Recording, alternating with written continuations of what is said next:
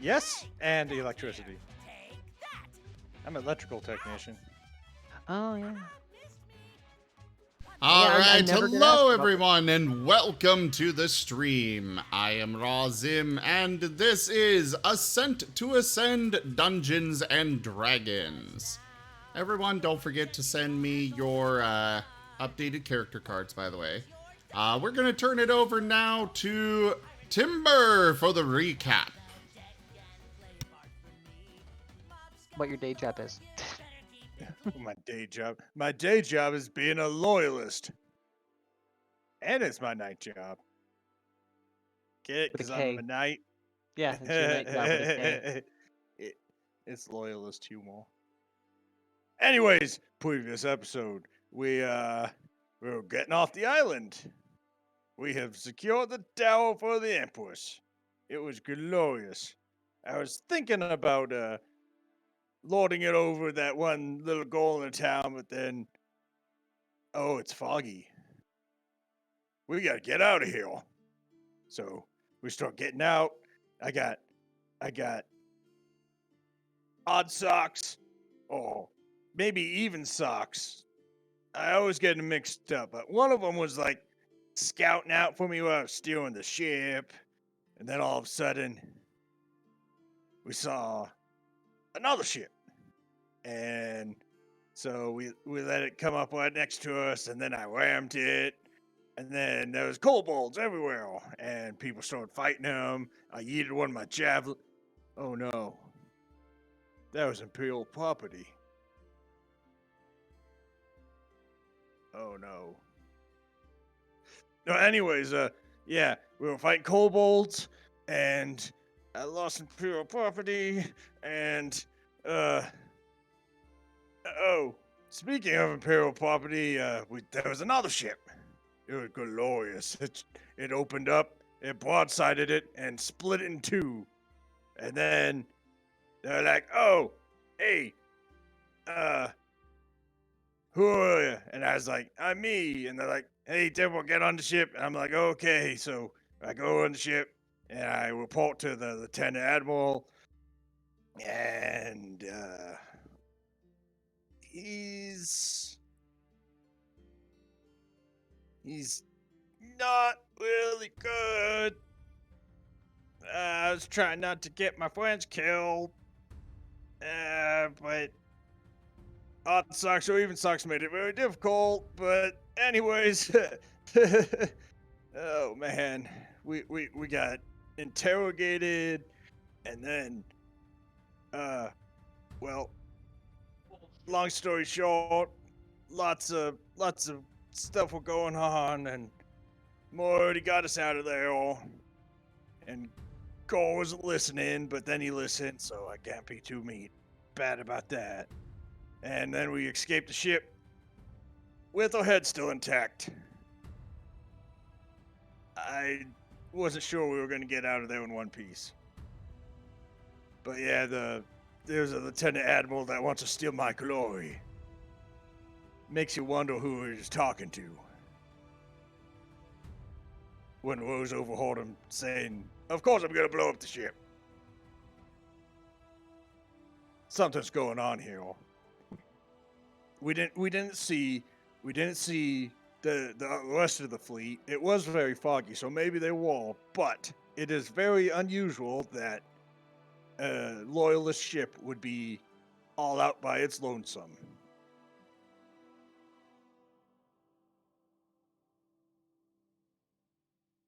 And that's about it. Did I miss anything?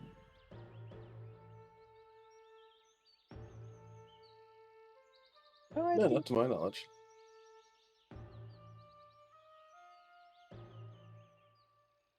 So yeah, we're sailing away. On the open sea. I just Come noticed that the sail card on away. the card on the stream still says Toshime and Tashime. I will get Oh, to and I did it in a moment. I did update the Thank character you very sheet. much.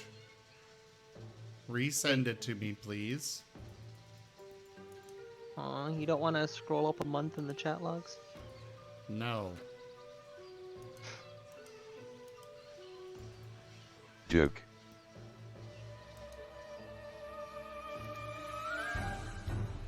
So anyways, Moriarty, Yes. it's to you. All right. So, as stated, you are all left sailing on the sea. The fog eventually begins to part, and you can see yourselves making your way back to the main dock of the small coastal town that you come from. Well, not that you come from, but that you've sailed out from. The party, in and of itself, may or may not have some things to discuss amongst itself, given the, near miss that was had on the Wolven ship. But you all have a moment to breathe and do anything on the ship that you like, if there's anything anyone would like to do on the ship, of course. The Martens are extracting chickens to feed their baby dragon. Well, All right. during that trip, I was studying a new spell, a new cantrip that I was trying to master. I Hey, assume Timber! you're I'm like the referring little. to what? I assume you're like in the little library studying your cantrip with the With the guy, librarian. the librarian. Yes. Hey, Timber! I figured out a new trick. Moriarty, you think you can hold the ship still for just a moment while I go investigate? Hey, shake my I'll- hand. Temple will grab her hand and awkwardly shake her entire hand and her arm, because he doesn't know what a handshake is. Like, why do you want me to shake your hand? Well, the cutoff mid-sentence totally fits.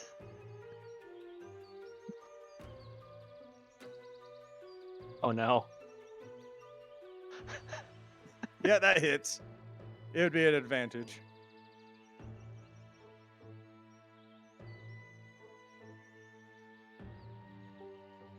That is a lot of shock damage. It is an advantage, so you should roll to see if you Yeah. crit him. Oh, I'll be yeah, fine. fair point. Yeah. Do. Just roll a regular d20. Kills Timber as a joke. Kills Timber as a joke. Shake my hand. Bzz. And he's gone. I mean, there is a disintegration magic crit card. Unless you could do over 50 damage, I'd be fine. It's There are crit cards that straight up kill. Yeah. that's 10 points of electric damage applied directly to the arm.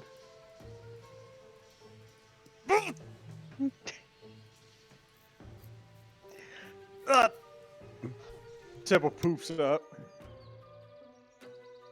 Now, next time we encounter hellhounds, I won't have to worry about getting bit.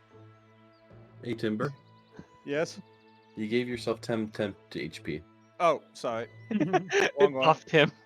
Yeah. It's It helped. static. It's the static. It gives him power. Yeah. I'm only stronger.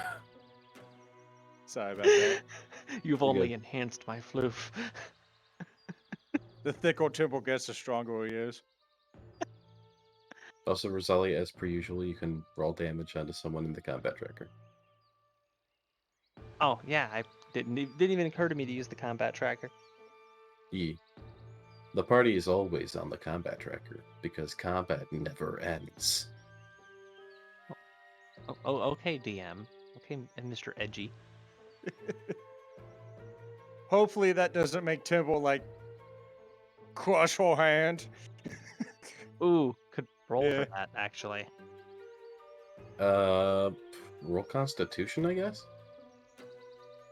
Con save? Yeah, con save.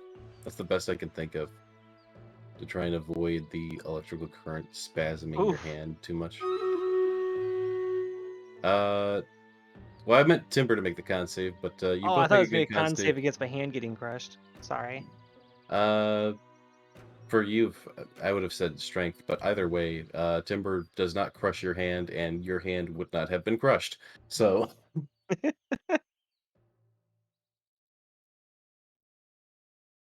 Temple's shocked, but he's able to hold his bearing.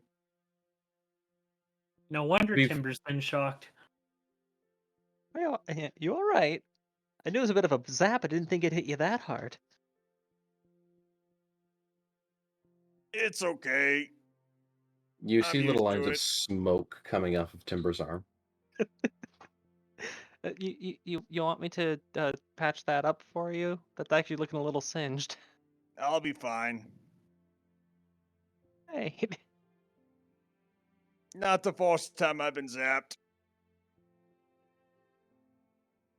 Temple starts returning to his duties.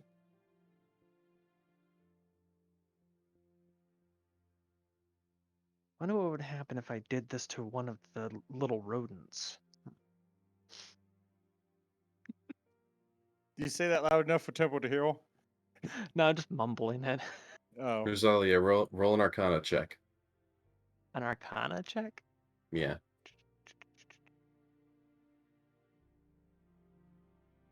It would die. I was actually referring to odd socks and even actually- socks, but No. The Marten twins. they have plenty of HP. They would just tank it. Well, That- I mean, that they and it can, also like- can be very easily immune to it now. Oh, Adaptive body. mantles. They have, yeah, a thing for that. They just take 1 point of damage and then the rest is all absorbed. Temp damage. And then you've got them angry at you. Quick, do a different type of damage. That's what chromatic orb is for, right? Don't Yeah. use magic. Don't use magic. No, that's where Tanya's strength comes in handy to throw the Martens off the ship. Oh man, I'm so sad. Moriarty would have gotten Chromatic Orb this level. Sad. He's still in the combat tracker. Temple will return to Moriarty, and he's still smoldering. Thanks for watching the thing. I'm gonna go back to steering the ship before I strangle someone. Moriarty just kind of like raises a brow, but like softly lets go of the wheel. You alright there? Wait a minute. Also, Moriarty's still in the combat tracker because Moriarty is still present and available Yeah. for combat. I'm just going through a lot right now. I'm just going through a lot right now. I got zapped. Well, that and the run-in with the Wulvin Inquisition. No, I know. I'm just, The joke is that was all that was upsetting him. So, yeah, Uh, Rose just wanders off somewhere to pick up random pieces of metal. Wax on, wax off. Wax on, wax off.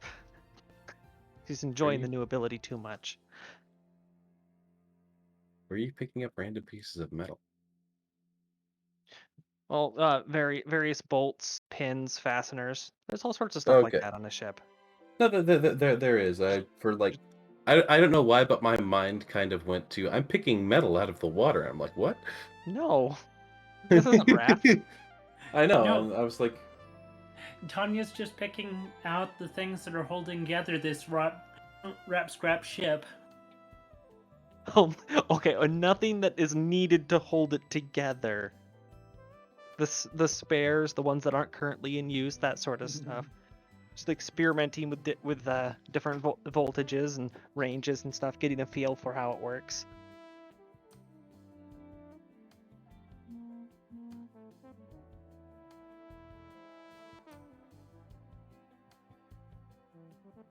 okay, but so you do that, Timber. You're piloting the ship. Are there any other actions people want to do outside of feeding the Zid Dragon? Gar, is there anything you want to do on the ride back? Just mostly meditate with the ancestors. Very nice, very nice. So in a few hours' time, it wasn't a terribly long trip, but in a few hours' time, the ship starts to slowly pull into the dock. You guys do notice something a little bit different about the town. Quite quickly. And that is that you do notice that there are some Imperial flags thrown up, and there's the occasional soldier patrolling here or there. It looks like they've decided to take this little coastal town under their banner, and they're basically just, it looks like they came in, put a flag up, said we're in charge now. Town didn't really put up too much of a fight with that sort of, thing, because they do seem to be an imperialistic sort of force, and now there's just Imperial guards about. I'm the new boss, same as the old boss. Better than the new boss. Wait, better than the old boss. You'll get there. You'll get there. It's fine.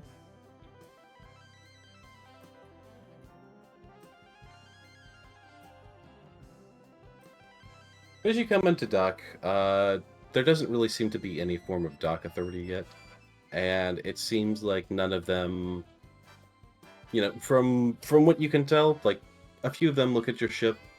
One of them even nods to Timber. It doesn't seem like they're outwardly hostile towards you guys yet. They probably either have not gotten word back from the Navy ship, or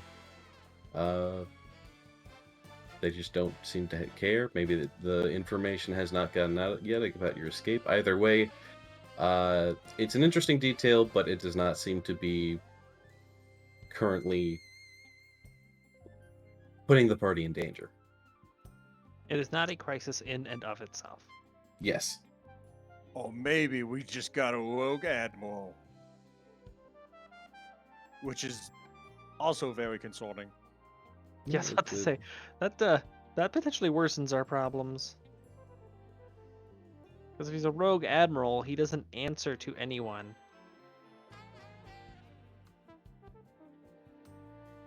I know the Imperial Navy.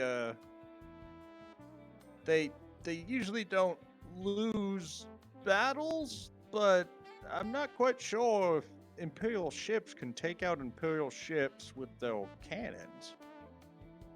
We never tried shooting them at each other, I think. No, that tracks. That definitely tracks. If you put more into armor than you do into weaponry, you don't have to worry about friendly fire. That is true. Timber pats his own chest. I know. I've been shot at many times. Some of them I actually felt. Like the stab wound. Like the time that he got dropped down to 0 HP again. Oh, yeah. I don't know if you felt that one. At that point, you got adrenaline going. It was fire. I definitely felt it. So as the party, as you pull into dock, one of the party members comes down. Or you could definitely have the kobolds do it too. Come down, tie the ship off, and make sure it's not going anywhere. Lower the anchor, etc., etc. Wait, Boop the vault kobolds, twice. plural? Lock the ship. Boop boop. Okay, so Kobold 11 being left in the combat tracker, that wasn't an accident? That was not an accident. That was one of the kobolds you stole. Still. Yes, I picked up and took him off the ship. You're my friend now. We're having soft tacos later. Yeah, Guard picked up and took Cobalt 11 off the ship. And for the inventor, he threw his grappling hook and grabbed the inventor and dragged him onto the ship. Right before his ship blew up. Uh-huh. He owes us. And Moriarty, did you want us to try to find out the person who gave us the mission to go after that merchant ship and take the wheel? That's up to the party. You were the ones that were able to talk to him, though. What's everyone else think?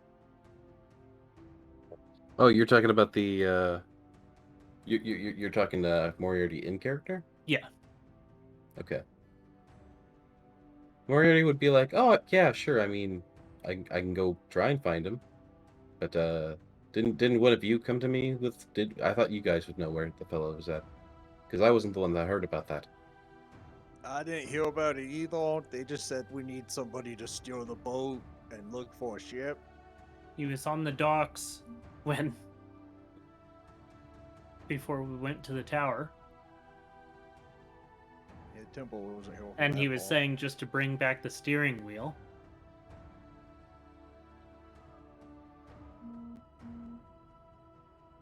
Remember that, Rose? Vaguely. This is specifically about the ship that was glowing and in the fog that they thought was a ghost ship. They wanted you guys to investigate it, but you found that it was just a whole bunch of trade merchants who like left their wives, and there really wasn't that much strange going on, except for the fact that they had some bioluminescent algae growing on the ship that they decided not to clean off because they thought it looked cool. And that made everyone think that it was a ghost ship. It made everyone else think it was a ghost ship who saw it and did not know what they were seeing, yes. And we opened their treasure chests, saw they had loot. Well, they didn't And have we that did- much loot. They had like silks and other stuff, and then some gold. They had that magic item that you put back. The magic candle that lights underwater. Oh yeah, that thing.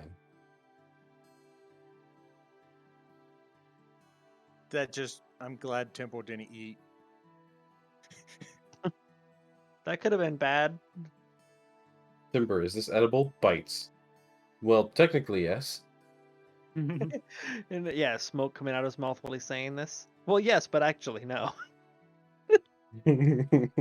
Is it edible? Yes. Should I eat it? Probably not.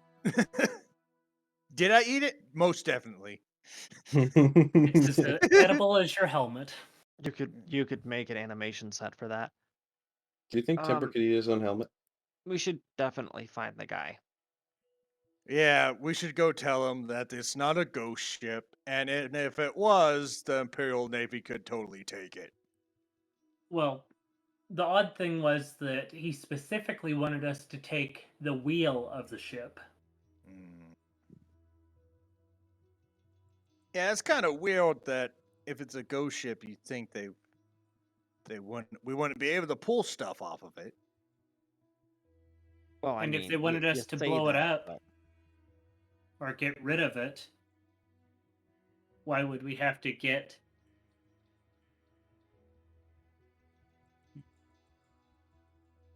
Just saying, just because something is a ghost doesn't mean you can't dismember it. Yeah, she does have a point. Well, let's go find this guy. Tell him what we know, and see what he Yep. what he So responses, and then maybe just tell the gold she did heresy, and they'll take care of him. well, say if he didn't know that it wasn't a ghost ship, he obviously would no longer be interested in the wheel. If he did know it wasn't a ghost ship, that would mean that he lied to us, and we're under no obligation to do jack for him. And there's also the other mission that we had from Rose with the merchant. I can't remember that one. So I'm like hard blanking. Yeah, this is like months ago. Yeah. It was... Rose wanted to get back at the merchant. Who Oh yeah, the upsold one the- who sold her too much. Who Oh yeah, overcharged that her. one. So actually, when we had our run-in with Moriarty and kind of had a deep discussion there, that reminded Rose of her vow of neutrality, and she felt that she was letting her karma sink too low, and that if she were to go after that merchant, that it might have negative repercussions. If she were to go too far into the deep end on the evil. Okay. Yeah. Because yeah, that's the thing with her being neutral alignment, is that it's not an excuse to be able to do evil whenever I feel like it. It's that character has a vow of neutrality because death is unbiased.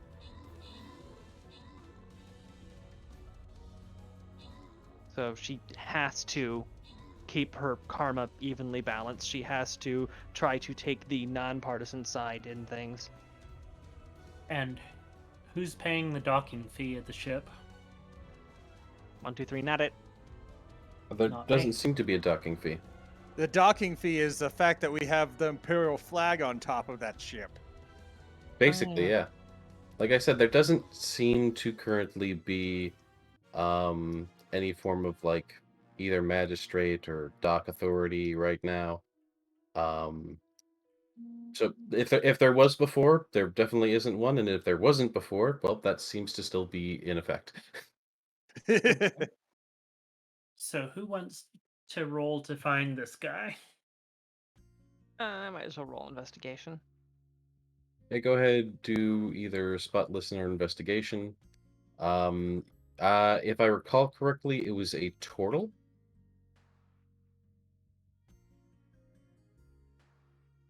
Oh, nice. Yes, Yeah, it was.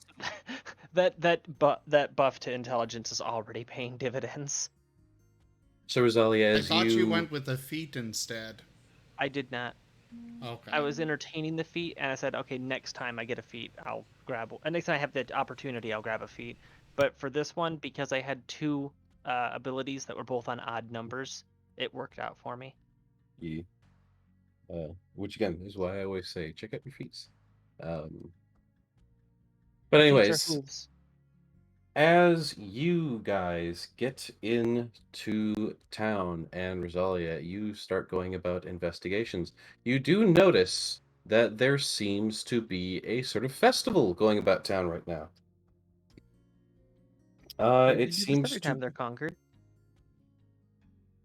no. I It heard it that it, timber. it does not seem to Yeah. be related to the recent Woven interjection that came seemingly overnight. Which, let's be honest, the Wolven are probably really good at doing this kind of thing. So what you're saying But is that they weren't expecting it.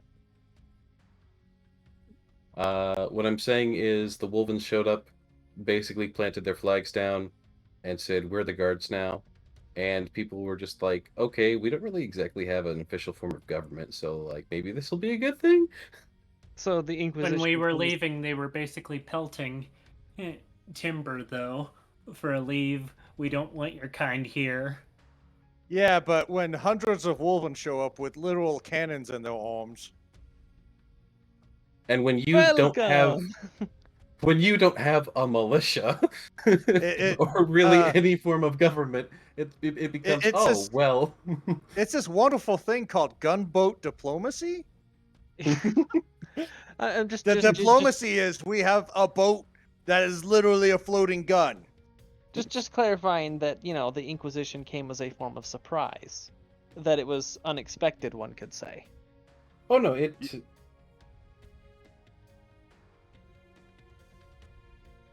You can't see it, but I'm glaring at you. I wonder how long it would take to click. That's why I'm giggling over here. So, festival. The festival does seem to be somewhat of a strange tradition that was started. This appears to be the third annual festival of this sort, and they call it Crabbing Day. So long as it's not like Weasel Stomping Day, we're fine. I love Weevil Stomping Day. Weasel Stomping Day. Why are we so silly today? Thank you, Weird Al Yankovic, for that Well timed. absolute horrible, horrible piece of music. Still love you though, Weird Al. Call me. Anyways. Bard? No. Listen, I'm interested in his music. Alright, yeah, sure. Mm-hmm. We're never going to make any progress. Alright. Okay. Yes. There's a festival going on. The Woven Imperium is here. As you are investigating for this old turtle who told you tales of the ghost ship, that lingers out on the water. You would find him in the local tavern. Again, the town's not too big, so finding him wasn't that hard, especially since he's a big guy with a big shell.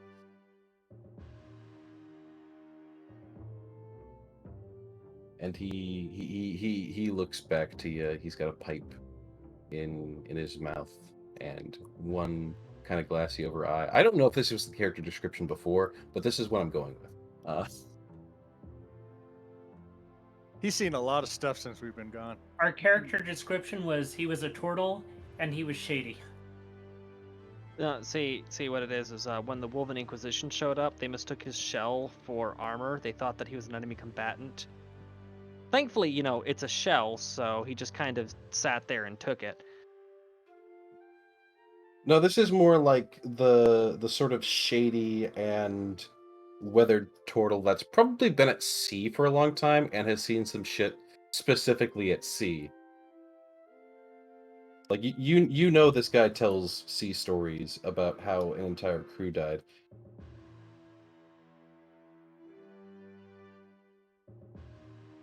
Are the Marten twins here? Toshime, can I get your character card? And yes, the Martens are kind of just following along.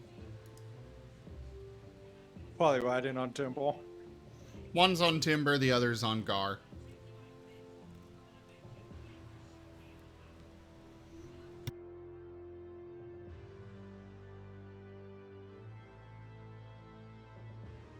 Well, when you guys are done with your quest, I do want to visit the armory. The weapon armory or the food armory? The weapon one. Or the book armory. There's a No, food not that armory? one. He's afraid of the book armory. I'm pretty sure once the Wolven find out there's a book armory, it's going out of business very fast. What about going to the clothing armory? Are y'all just calling places that contain things armories? That's a easier for Timberism, Timber. yes. Yeah, that's a Timberism. It's easier for Timber.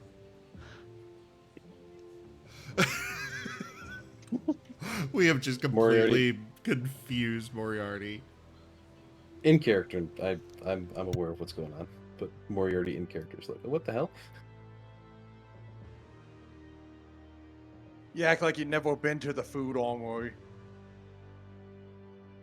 I haven't. I've been to the kitchen, or the pantry, or the food court, or the tavern, or the Or the bar, galley. or the restaurant, or The pub, or any other word. or the lemonade stand. Well, if you went around the ship and you saw the place where there's food, that's the food armory. It's probably filled with hungry Woven soldiers eating slop. I don't think there's Woven soldiers on our ship. Speaking of, we're making that your ship. I So- meant when you're doing your sneaky hiding thing on the loyalist ship that we were just on. So anyways, hey, turtle guy, you know that ghost ship? Not a ghost ship. Yes. What? It wasn't a ghost ship. It just had a lot of glowing algae on it.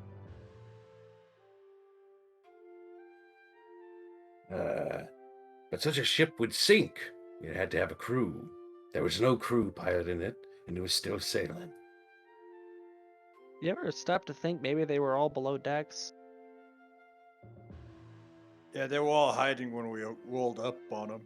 Because they thought that we were pirates. What kind of ship goes all below deck in total fog? One that is covered in glowing algae and pretending to be a ghost ship to scare people. Oh, Cowards. man. Well, I guess if there's... We found the ship. Makes you feel any better? I was disappointed too. I was hoping to recruit some new people. Did he promise a reward before? The reward was if we brought the wheel. Gotcha. But he also thought it was a ghost ship, so perhaps informing him that no, that was not a ghost ship, I think we could talk our ways into the same reward. I think it was 200 gold. I feel like it was an absurdly high amount for just that. Now, bringing back the helm of a ghost ship, you were offering 200 for that. Obviously, there was no ghost ship. There is no helm to return. But we did still embark. We did still incur costs.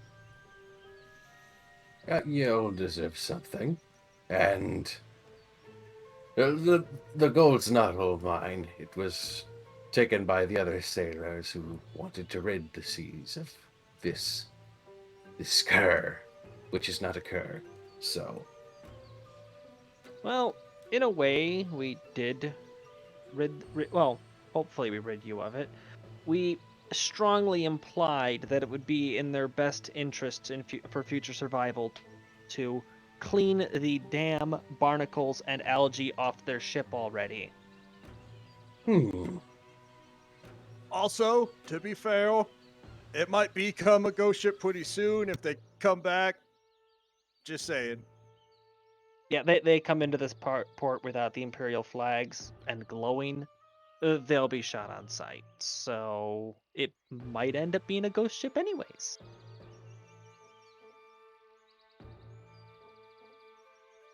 All's well that ends well. well, he seems to think it over slightly. We did Anyone incur go a ahead and lot give of- me... We did incur a lot of costs and such with going out there to take care of this for you, and we did take care of it. Anyone roll me any form of charisma-based skill check. Oh boy, that's like my strongest. I should have just intimidated him. There's nothing that says you can't.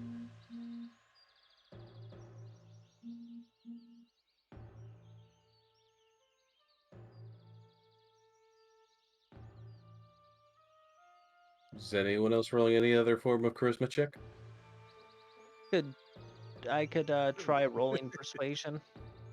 Yeah, you can roll the actual skill. I meant charisma based skill. Like you don't need to do just the plain charisma check. I somehow got lower. Well, you have the same modifier. Yeah, I just rolled an 11 instead of a 12, and my inspiration box is checked. I don't remember ever. Did I pick up an inspiration point at some Yeah, point? it was from the role playing on the Imperial Navy ship. Yep. Everyone who is present on the Navy ship has a point of inspiration, Ah, as was I'm announced saving in that the for something Discord. that actually matters. Yep. inspiration. I- That's a free D20, right? Or is it a free D10? I D20. briefly covered. I'll go ahead and pin it, but I did briefly cover everything that I'm going to allow point of inspiration for. Where's this? There it is. But I'll go ahead and pin that real quick.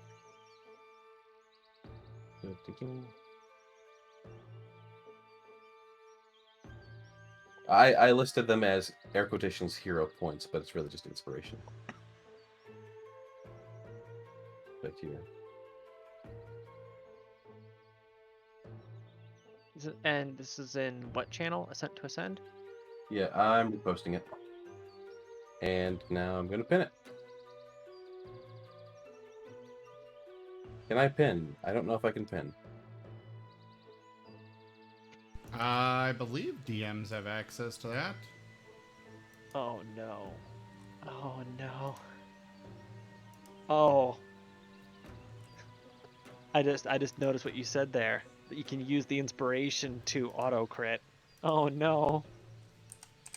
That's definitely not typical for inspiration, it typically just gives advantage, but that's what you want to allow.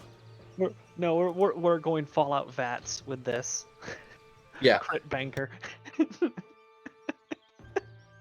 The deal is it's probably going to be slightly harder to achieve, but having very invested character moments, having good roleplay is going to be the main way to get inspiration.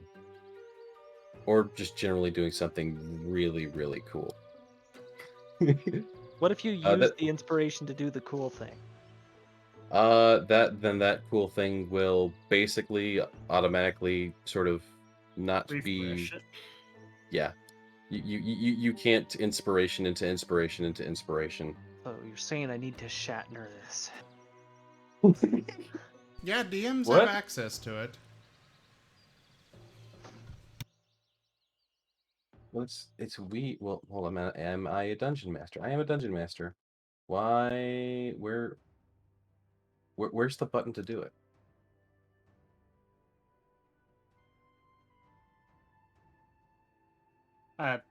What I had to do is right click, and it was the second action. I got add reaction, edit message, reply, create thread. Yep, And it would above have add- been in between add reaction and reply. I only have edit message there, so I for some odd reason don't have it. That's weird. Question mark. For But me, I guess you know, I've got to click the ... and then I've got the options for pinning and such. when I click the ... it's also just edit message, reply, create thread, mark on red, etc. So I don't know what that is. The thing that's especially weird is that you have more access to the server than Toshime does. So I know you have access to doing this. There's some other role that's overriding my pinnable. Oh well. One of the great mysteries of life, I guess. But let's not get too bogged down in that. So after you guys talk to him for a bit, he goes ahead and says, well, I've no real use for gold. Not at this age anyways. But some of the gold should go back to some of the folks who donated. I can still give you about 150. That works. Joke. I'm not even gonna attempt to push it higher. Oh wait, hold on. I suppose I can accept that much. Sorry, 160. Okay, we can accept that much. Y'all get. And assuming you decide to split it properly and leave the kobolds out of it, it'll be 40 gold each. Moriarty will forgo his share out of kindness and because he's not a character anymore. So shut up. I insist that each kobold is given exactly 1 gold coin. Well, how are you getting that out of that, Moriarty? What? There are 5 people here. No. No. There are 5 people here. You do not get 2 votes. You do not get 2 shares. Listen, you can debate that with the party. Okay, let's hold a vote. Do we count those 2 as 2 people for voting purposes?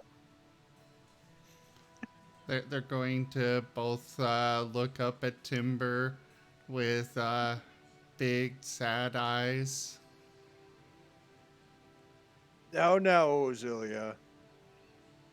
I can't count, but it's only feral. They are of one mind. I could even prove it to you. If I barbecue one, the other will start smoking.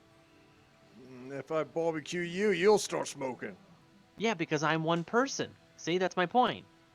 We're Let's just see. connected together. That's 1. 5, 2. You're confusing him. Carry the 7. You can't, what? It's just... Divided by W. Okay, in order to prevent Timber having an aneurysm, I'll just leave it as it is. As them being two? For the time being, yes. In the Gar, future, I may use duct tape to rectify this. Gar, do you have any input on this? They then go over to Gar, also Color it giving him blue. big sad eyes. I'm not in on this. Subtract the bacon. They both throw their front legs up in the air. Yay, we're two people! Crack an egg. So Okay, instead of Somebody everybody snap getting Timber out of 40 it. He's gonna gold, hurt himself. instead of everybody getting 40 gold, we're all getting 32, right? Oh no, we'll go ahead and give up part of our share this time, and everybody can have 40. And we'll take 40 between the two of us.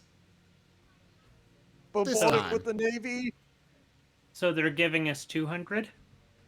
No, they're giving us 160. Yeah. Hey, I'm only taking 30 of that 32 because I'm setting aside 2 gold coins when we go back to the ship. I'm going to give each of the kobolds 1 coin. The Martens are giving it up a little bit of their share, so each person does get 40. And they split the 40, 20, 20. Okay, well, 50, either way, 50 still between setting them. aside 2 coins. Okay. I could offer a really dark joke here.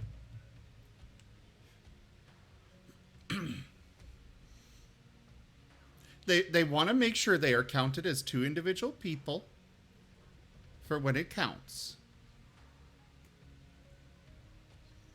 And they don't always agree. It's just that they figure out and settle their disagreement internally between their heads so fast that, nobody ever realizes that they don't actually agree on some points. color it There's- blue. Timber! Yes. We solved the problem. It's okay. Okay, I was losing track. I noticed.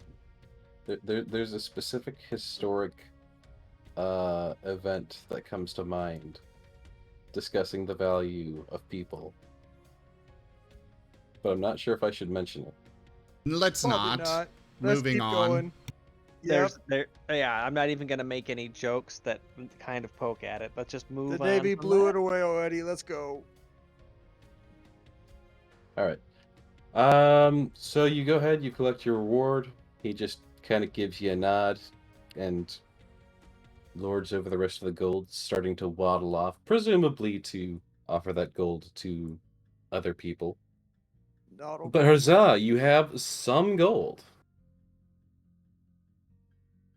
And otherwise, the various festivities seem to still be going on. You do notice amongst the festivities, they seem to have various sort of weird gambling booths about. Seems to be a little bit more sanctioned than just, casual tavern gambling. Like some of these booths and tables that are out by the beach, of course. It seems the majority of the festival takes place on the beach, which for a festival called Crabbing Day seems to only make sense. But these various booths, some of them even have armed guards around them, while someone in a snazzy suit or something of the like seems to dish out cards and trade in gold for chips and stuff like that. It's the closest thing you've ever seen to a ramshackle casino. In fact, you probably would have never even thought of those two words being in the same sentence until you've seen this. Oh, great voice in the sky. What is a casino? Oh no. Well, you see, a casino is... Wait, hold on.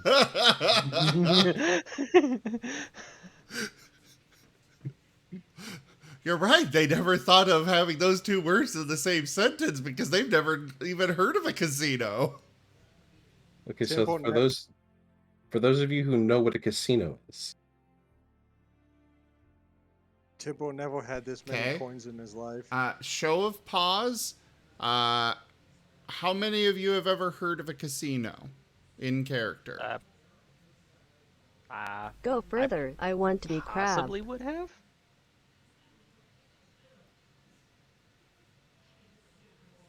Do you Considering want to that, be crab, Toshime? All right, Toshime or Gar? Gar? Did he fall asleep? Rose has a very high intelligence and a good Rose? wisdom, so she'd probably have heard about a casino before. I'm trying to talk to Gar here. Gar? Out of character. You're not feeding your sound through your stream sounds in. Ah, right. Let me fix that. But either way, Toshime played a sound in chat. Gar, could you give me an intelligence saving throw, please?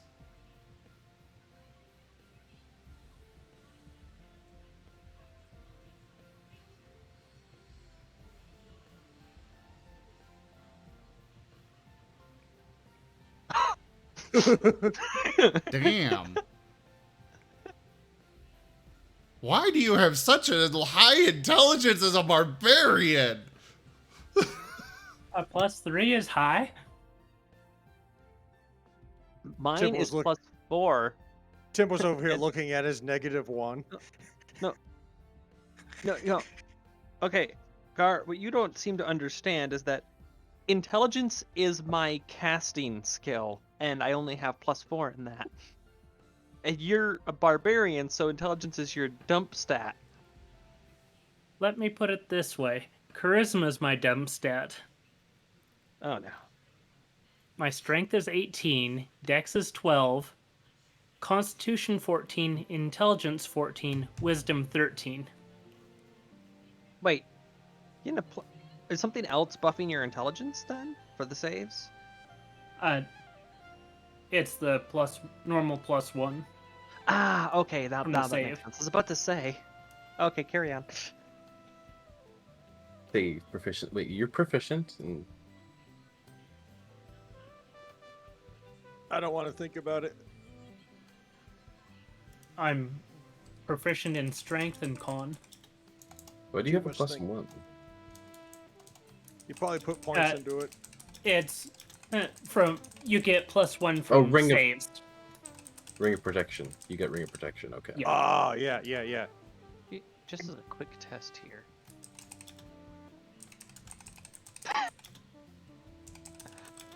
That's interesting there, but yeah, I have a +7 to my intelligence saves now. That's good to know.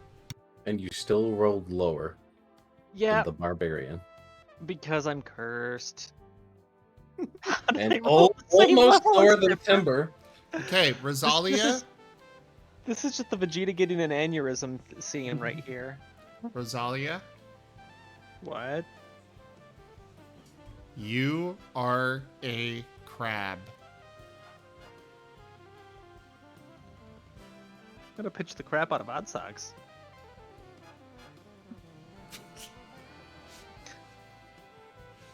Occluded Mind. As an action, you target one creature you can communicate with via telepathy. The target must make an intelligence saving throw. On a failed save, the target believes one statement of your choice for the next 5 minutes that you communicated to it via telepathy.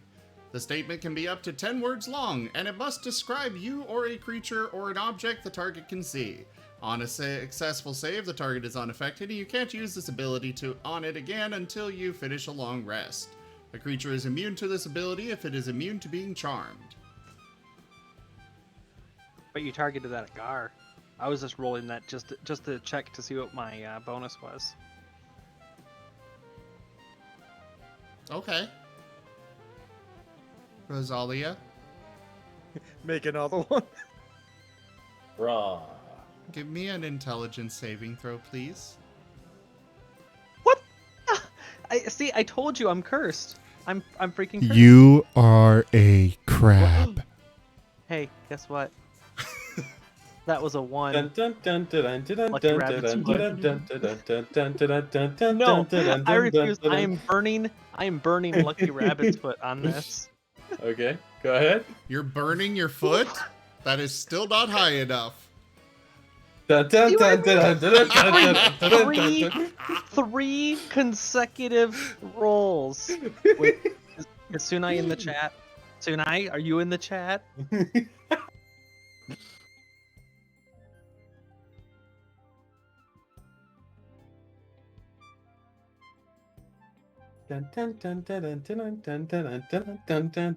Okay, Temple will pick up Rose before she makes a total fool of herself. By pinching the crap out of Odd Socks. I don't know how you did it. Turn me back. Zim, make sure to mark this on the stream. This is clip worthy. I'm just waiting for Sunai to post. No, I'm not in chat. Temple's just gonna like casually grab Rose by the like back of all chainmail and just pick her up. She can pinch Temple all she wants. Nothing's gonna happen.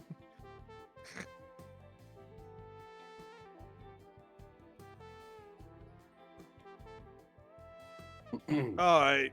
Rose is acting weird.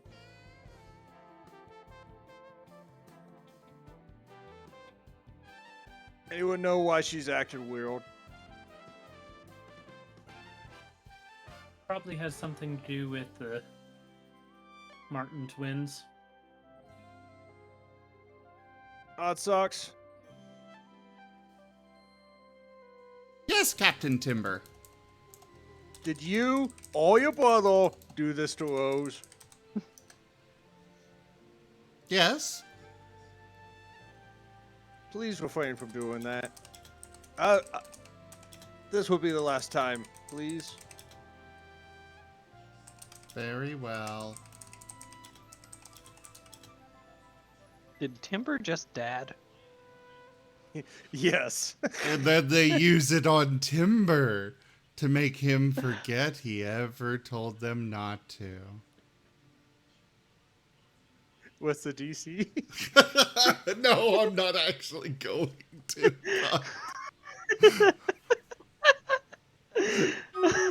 Okay, Kaiser Soze.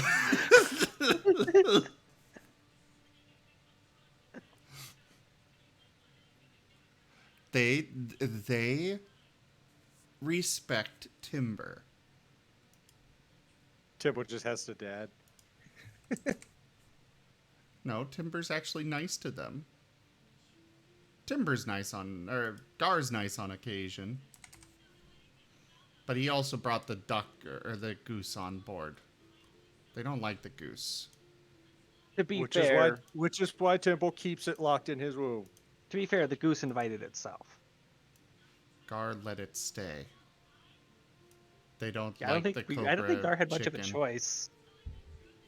Hey! If you don't like the goose, go get rid of it. They were going to, and then Gar stopped them. I thought the goose stopped them. Or did we not talk about that? This is the big bad evil guy. No, of the no, it campaign. was Gar that stopped it. Yep. Y'all can almost swear that you hear the angry honking of the goose in the distance.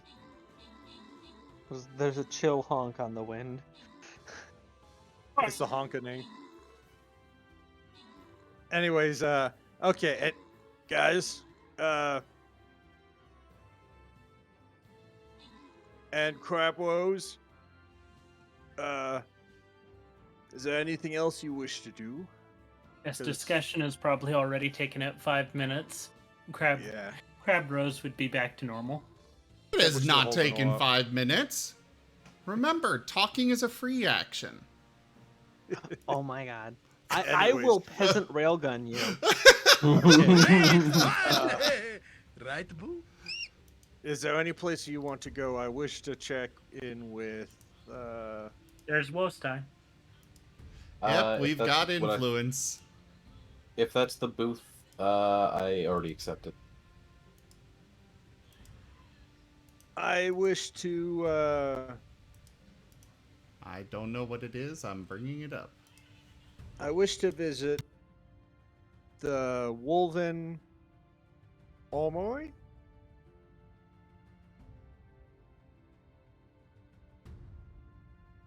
The Maybe Woven they. Armory? Yes, maybe they got an extra ball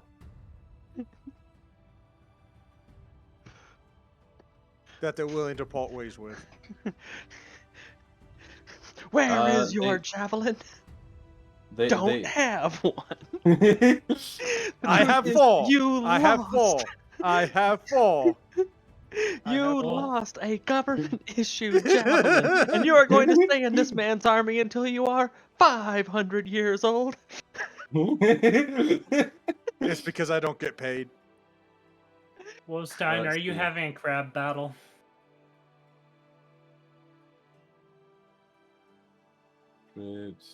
Okay. So, you guys, you guys do notice that there is a large amount of gold being placed on crab races specifically. But you don't see anyone with crabs. Well, I mean, I should hope not. But the curiosity becomes, what crabs are they racing if there are no crabs present? Well, clearly people pretending to be crabs. Odd socks? Well, see, you would think Yes? so, but then you see a crab race, and there are crabs. There are crabs only on the track racing in a little sand race. Wait, are there crabs or are there no crabs? There are crabs specifically on the racetrack, but then after the crabs finish, they disappear. Magic crabs. They're magic crabs. And then eventually someone who's like seeming to hand out flyers and collect bets and stuff like that comes up to the party and says, "Would you like to enter the crab races?" I have a policy against betting on magical games. They're too easy to rig. Well, it's not you're a crab magical. right now. It's not magical. Okay, then where do the crabs come from and where do they go? Up night, Joe.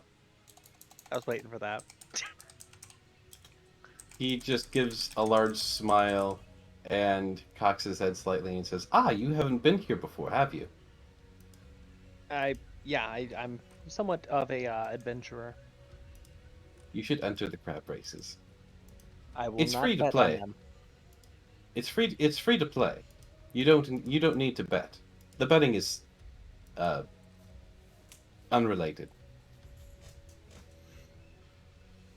If it's free to play with no entanglement, then sure. He I see what's gonna he happen. goes ahead, gives you a nod, and hands you a scroll.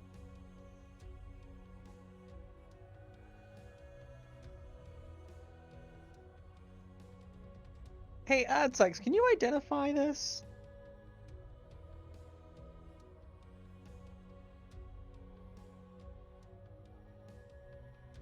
Oh, come on, Woes. It's just a scroll. That's how you play. Just open it. The person okay. says. Timber, if Casual it's just stuff. a scroll, then you open it. No, you're the one that Here. wanted to play, so you open it. Here, I'll open it. Yeah, there, just give it to the Yeen. Okay. He poofs away. Called it. Dungeon Master? Yes, and this person proceeds to offer more scrolls to the rest of the party. Temple will literally pick this guy up by the shawl and snarl at him. If you don't tell me what happened to him, I'm going to send the entire Imperial fleet into this place in like 8 seconds. Timber, you're at about an 11. We need you at about a 5. Oh, crap. You're at about an 8. We need you at about a 5. The guy seems scared, and he blinks a few times, and then he goes, "You mean those guys?" And he like literally points to some Imperial soldiers who are like giving Timber a confused glance, but they don't seem to really be interjecting. Again, there are literally just random Imperial soldiers all about, as though they've tried to set up makeshift patrols and guard stations here. Yeah, Timbo was more threatening that he was gonna make sure they come, but angry.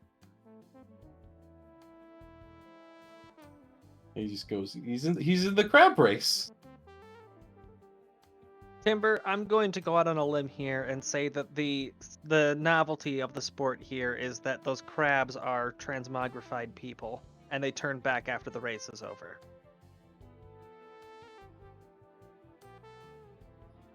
Timbo will nod. He will He- grab he- one gold coin, and he will give it to this man. And he tells him to hold on to it and never let it go. He very confusedly takes it. As you can see, he's a little bit afraid, but like he's all like when you mix fear and confusion, it's like that sort of okay. Oh, wait a minute. Gar is in the race. I'll put 10 gold down on Gar. I'm not gonna bet on magical races. Wait, my friend's in the race. I'll bet on magical races. Specifically, my hyena friend. Well, Okay. I mean, I could explain what Timbo's doing. If you wish to know. He's offering more scrolls to the rest of the party if any of them want to compete in the crab races. I'm not fast at all. You might be fast. You might be fast as a crab. You know, there was this one time oh wait, no, that was. Say I was about to reference a previous campaign. But see, there was this one time he got turned into a Marten. He was kind of fast when he was like that. But no, that was a different campaign. Should Timbo join the Crab Boys? Yes, no. I'm gonna say no. Everyone should totally join the crab race. I am not joining the crab race. I will bet on Gar. But I Odd will not Socks join is going to myself. join. There Even we Socks is go, going that's to his bet on code. his brother. Okay. 10 gold. So Timber, is that gold a bet? That gold is, I want you to cherish this thing forever and never let it go. Okay. He I likes we are still trying to understand Timber. We've made very Yeah. little progress. we all it's a general it's a thing. Yeah. However, Okay. unbeknownst to the party, Timbo knows a spell. He does. Yes. You know what the spell's called? Intimidation. Yes. Locate object.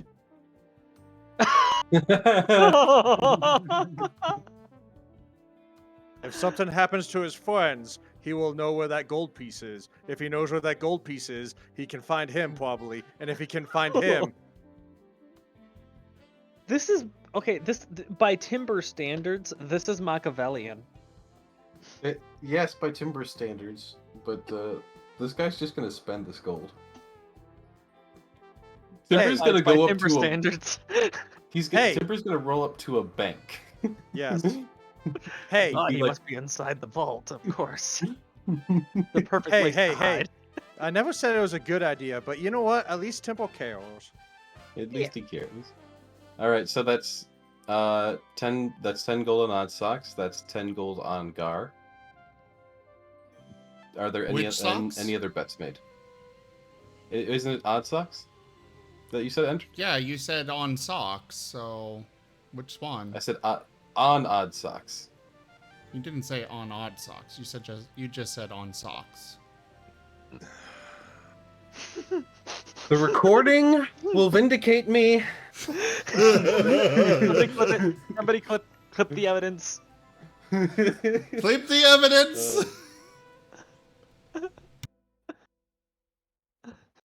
Anyways, You know, as a rule of thumb, you shouldn't piss off the DM.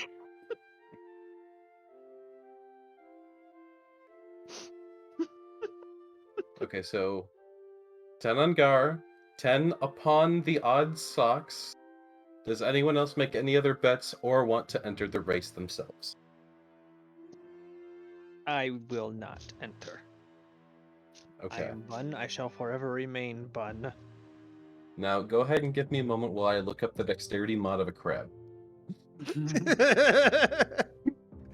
And I'm assuming that none of Gar's innate abilities will transfer over to Crab? Such as his stamina buff? Would Temple be a larger crab? So this is basically kind of working in the same sense as like a polymorph would, where your physical stats are basically just replaced with the stats of crab. Temple just becomes a king crab. Oops. So any direct physical stats that you had would not be affected. now crab. If it's magical, it would probably still affect you. For all intents and purposes, you still have your gear and materials on you. Oh. I'll be right back. Dungeon Master. Yes. Temple wants to bet on Gaul. You may. Temple goes back to the guy, shakes him down again, and says, "My hyena friend," and just gives him all of his gold. No! Timber, why? How much gold is that? 39. 39? Okay. Yeah. Temple can't count, so he hopes he gets something back. Where did you put that gold in your inventory? I don't see you having gold. Well, we just got it. He only had 40 gold. Oh, right. Yeah. You gave him 1 gold, and then you gave him 39 gold. All right. Because his starting character gold, he couldn't afford it with the stuff that he got. Fair enough. I guess, fair enough. Temple literally spent all his money on buying water skins so he doesn't dehydrate because he goes through water skins like crazy. Okay. Just buy barrels. Okay. Well, I'm sorry, princess. They didn't have that in the Adventurers All Us. Okay. Absolute last call. Are there any more bets to be made? Are there any more entries to be had? Nope. Okay, then I think we're just waiting on Even Zim? Socks is No. also going to put he's going to put 10 gold on Gar as well. Okay. So 10 on Odd Socks and a collective 60 on Gar. To note, the more you bet on Gar, the better his quote-unquote odds. So, like, if he was a 1 to 4 winnings, the more you bet on him, it might go to like 1 to 3 or 1 to 2. That's not the exact winnings, but that seems to be how they're working, where the person who gets the most bets on them has the smaller payout. If that affects anyone's decision to bet on Gar. Nope. Bold of you to assume 'Cause- Temple can count. I'm not taking any risks. Just the 10. Okay. Because there's a chance you could double your money instead of triple or quadruple.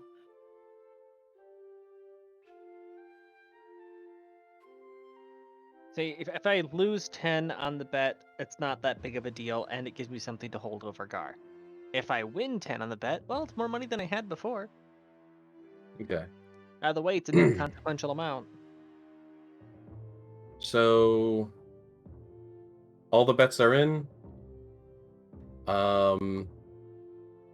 There are currently once all the bets are made, Gar, you are given 1 to 30. Odd Socks is given 1 to 100. And there are a few other contestants. One is 1 to 5, another is 1 to 3, and one of them apparently even seems to be such a crowd favorite that he is 1 to 2. Hmm. So Gar and Odd Socks are currently the outliers. They by the standards of the bet taking people, as far as they can see, these two are the long shots, and will probably have the highest payout, assuming that they win. But of course, the bet takers don't really have any metric to judge them on, so they don't know if that's good or not. So you're gonna have to show them your true skill. Crabs have a dexterity of 11, for the record. Dang it, Dungeon Master. I would have had a better dexterity if I was a crab.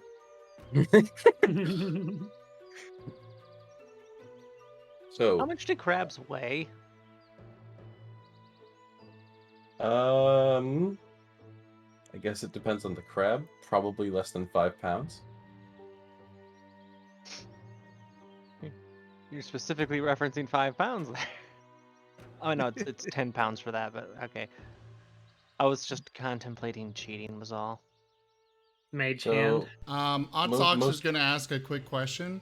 What are the rules? So each crab is put into a lane. Run down that lane as fast as you can and cross the finish line.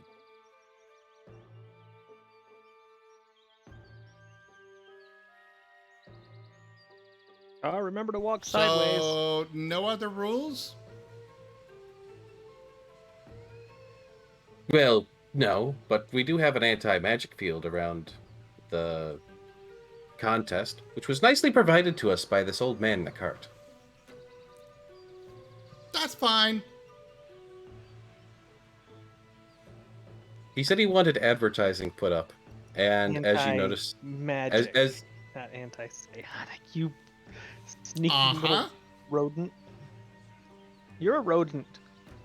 No. and as you notice, the sidewalls of the contest have Greaves Traveling Merchandise Co. or whatever it's called.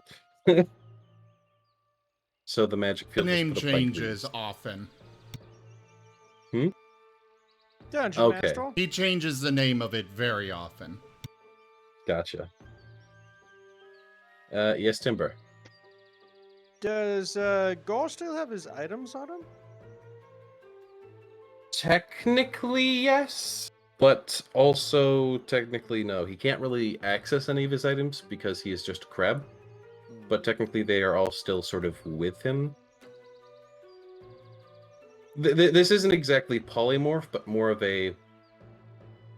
You're kind of like possessing a crab. Because But also you physically are the crab? because I know Gaul has something that can help him with speed. Yeah, the bunny hood, but I have to put gold into that. You would not be able to in crab form, unfortunately. Well, dang. I still have faith in Barbarian Yin. Honestly, if it's just sand, there's only one advantage that the Martens can get, and that is sprouting wings from their back.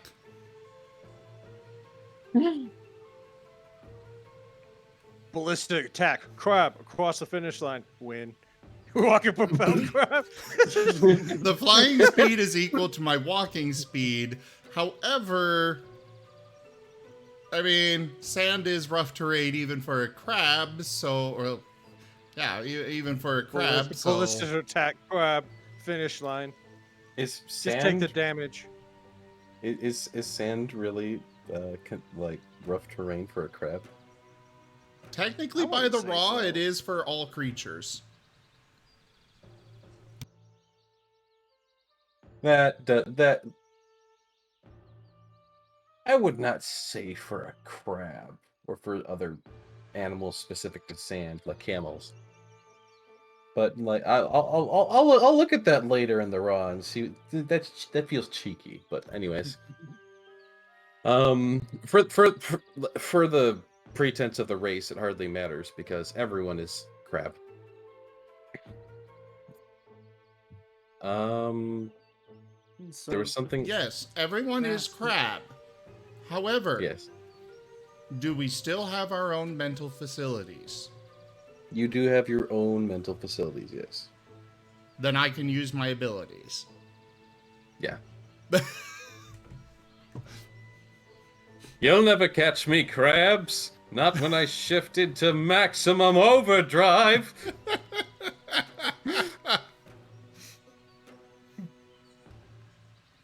My God, that crab, so it has a little plankton on it. my traits don't count. My features don't count, right? Sorry, say again. Traits don't count and features don't count. Your abilities don't count. If you have like feats and inherent traits, probably not your racial traits, but if you have feats, they would probably apply here. Yeah, we were told no feats.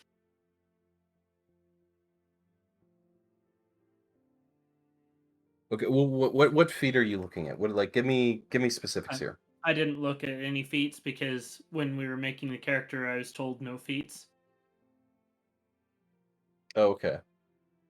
I mean, if I guess in that case, if any of you want to retroactively look back at your first attribute point by, you can take a feat if you want to take a -1 to something. If you remember what two things you put an attribute into.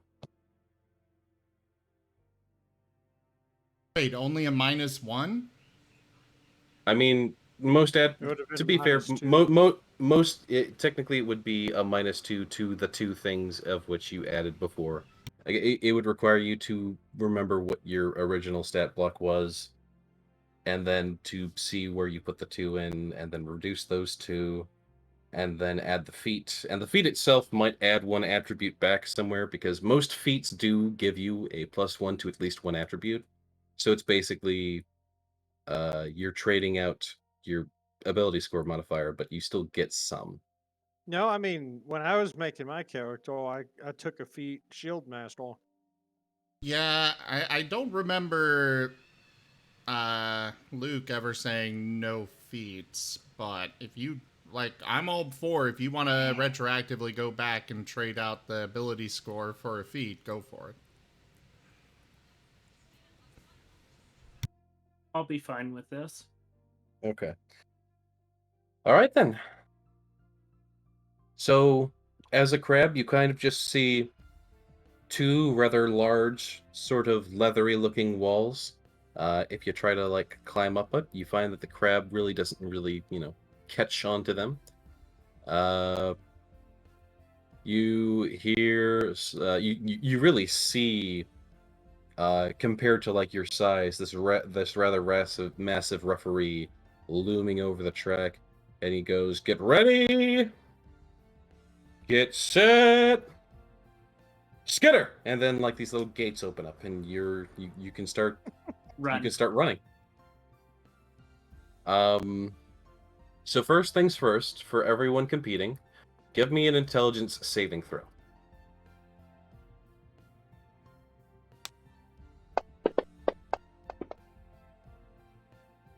Okay, so both of you are easily able to sort of, like not only do you like kind of understand the skittering physicality of a crab, but you're able to jump into that mindset and be able to like start running and skittering down the way. And Though you can't really see the other crabs, so you don't know how well you're doing. But you're starting off, and you think that you think you're going really fast. You think you're doing really good. The first turn starts to come up, and do any of you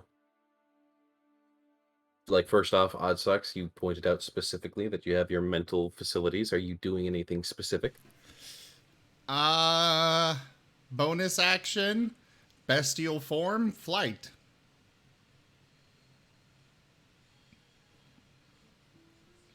All right. So what specifically does that do? Wings sprout from your There's a back. You wing. gain a flying speed equal to your walking speed. Okay. That's it. That's what it does. I fly. Okay, so the crab sprouts wings and starts flapping around. Though I'm fairly certain that in all technicality that just means you're flying, but you're still moving the same speed. No, More or less. instead of running, he's walking speed. No, it's you gain a flying speed equal to your walking speed. That's the same way it works with everything. Running speed in 5th edition, you've still got... Basically, I move the same speed as everybody else, but I'm flying. So it comes down to whether this is difficult terrain and at all slowing down everybody else, or not, because I'm at least not having to deal with the sand itself. All right, I'm gonna have to look up this difficult terrain rule then.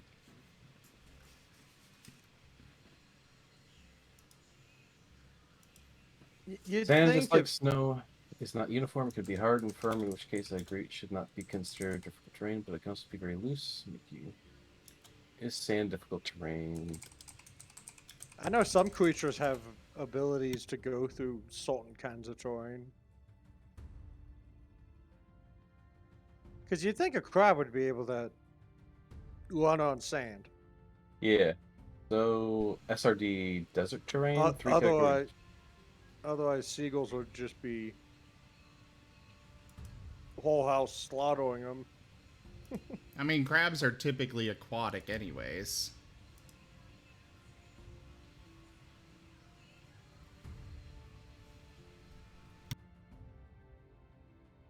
Dungeons and crabs- Dragons broken by a crab boys.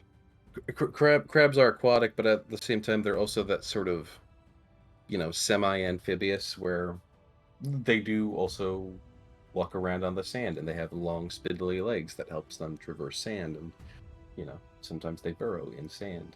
So there's a lot of arguments both ways for this, that, and the other thing, but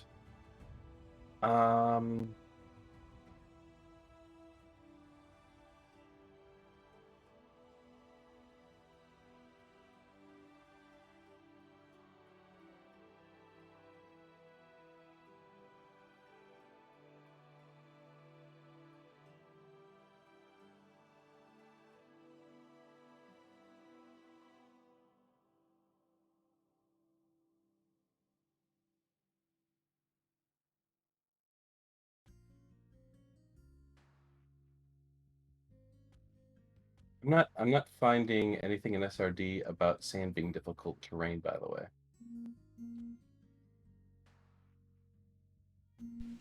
I mean, have you ever walked on sand? I have. It is definitely difficult terrain. That said, whether it's difficult terrain to a crab, that I will admit is debate.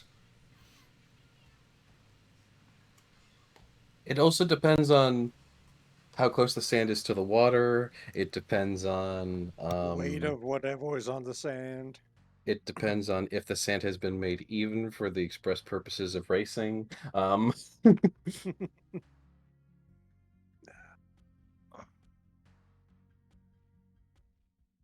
Yeah, voice, crab voice. I am not finding anything definitive via some basic searches, and for the purposes of the game, I'm just gonna roll. I'm gonna roll to see if that gives you any form of advantage. Hey, Moriarty. High or low? gonna go with high. Okay, Like to make a real life Arcana check. sure. That's basically what's going on here. Basically. Okay. So you develop little crab wings and start flying. Are you flying high above the ground? Are you trying to like keep it low to disguise the fact that you are in fact a flying crab? I mean, he's not really trying to disguise it. He specifically asked for the rules, so he is not breaking any rules. But, I mean, he's still going to stay in his lane and stuff. Okay. So he stays in his lane, he sprouts some wings, and he starts flying. Okay. Gar and Oddsucks, give me a dexterity check.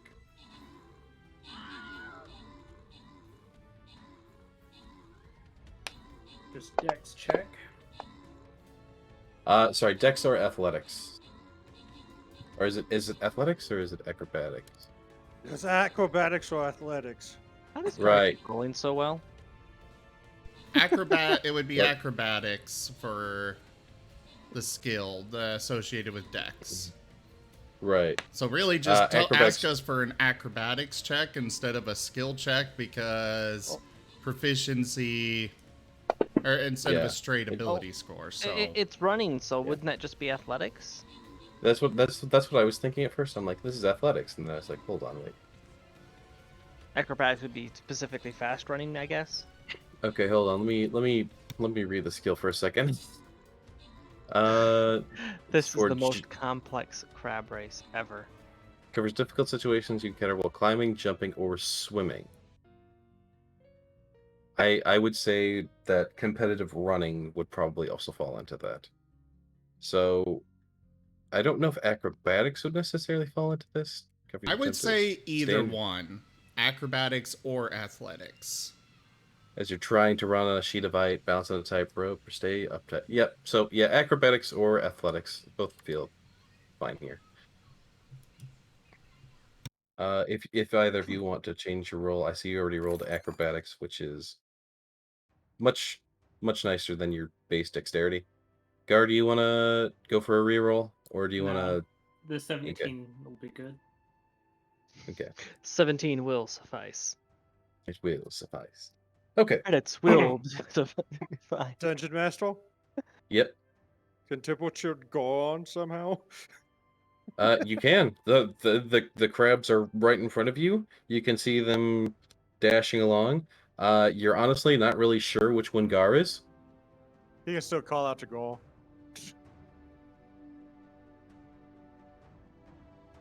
Just And keep running. you see one crab is flying. What? It had Red Bull. One crab is flying. Gar is skittering along. He's even sort of like leaning his little crab body to one side and really just going for a full-on sprint. As they sort of make the first turn, it is sort of like a little, horse racetrack, so to speak. So there is like a full circuit to be made. It's a much smaller circuit, like enough that a few people can probably crowd around it because of course crabs aren't that big, but it's decent size that enough people can stand by and watch it, and that it can be like a bit of a spectator sport, especially for the sort of community that they have.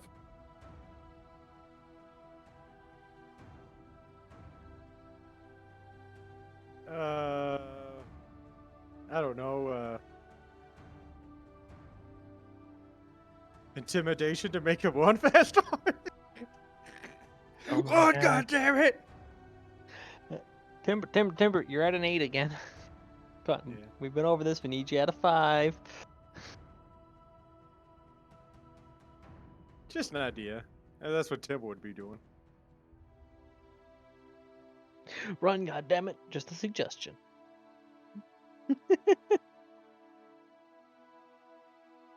Someone is I like messaging to- me about a potential.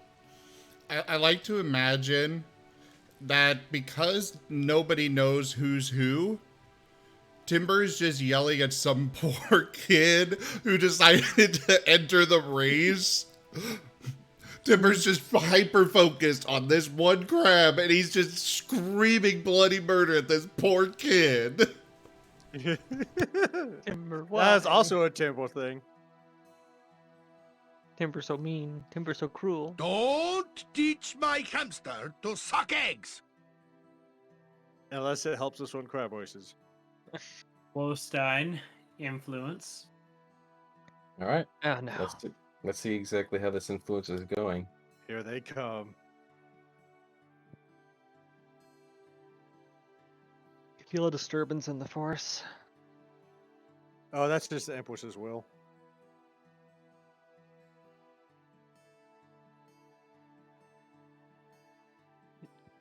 Now that I'm Barbarian 5, if it was an actual foot race, my speed is 55.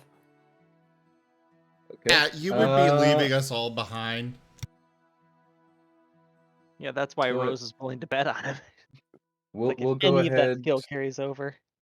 We'll go ahead and accept that, but I'll go ahead and, for your purposes, as you guys are watching, there's a little bit of a breeze that comes in from the ocean that seems to affect the flyer, but I'll go ahead and give you a dexterity saving throw, which will sort of determine how much you are or are not affected for the race.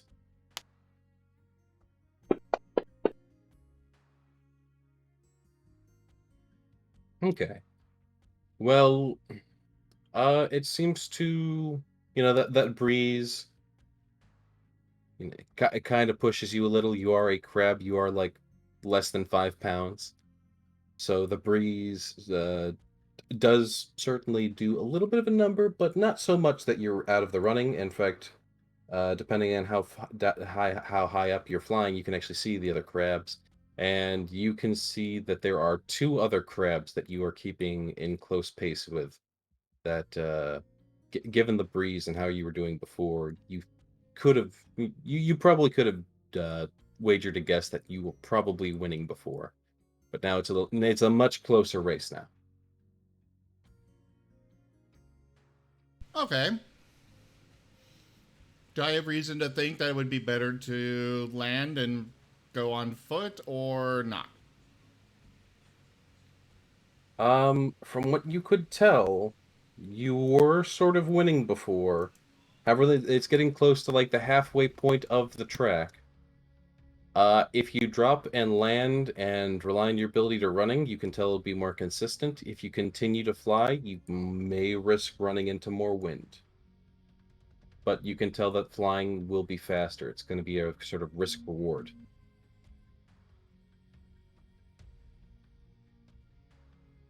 I'll keep flying. Okay.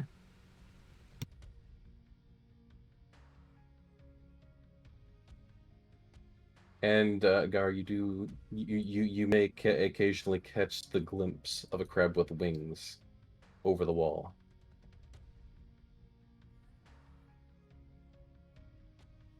Otsocks is going to reach out to the minds of the ones that he's right next to. Mm-hmm. Does he know which one Gar is? Yes, he is in the lane just next to you, and he is one of the 2 that is keeping pace. Great. Perfect. Domino isn't here. I need the other one to give me an intelligence saving throw. The one that is not Gar. Okay. I am using Broken Will. As an action, you target one creature you can communicate with via telepathy. The target must make an intelligence saving throw. On a failed save, you choose the target's movement and action on its next turn. On a successful save, the target is unaffected and you can't use this ability on it again until you finish a long rest. A creature is immune to this ability if it is immune to being charmed. Okay. What's the save DC? 16. I just see. Okay. I just imagine Odd Socks wearing a checkered suit, holding a finger gun and saying, "The game was rigged from the start." Okay, they just barely seem to make the save.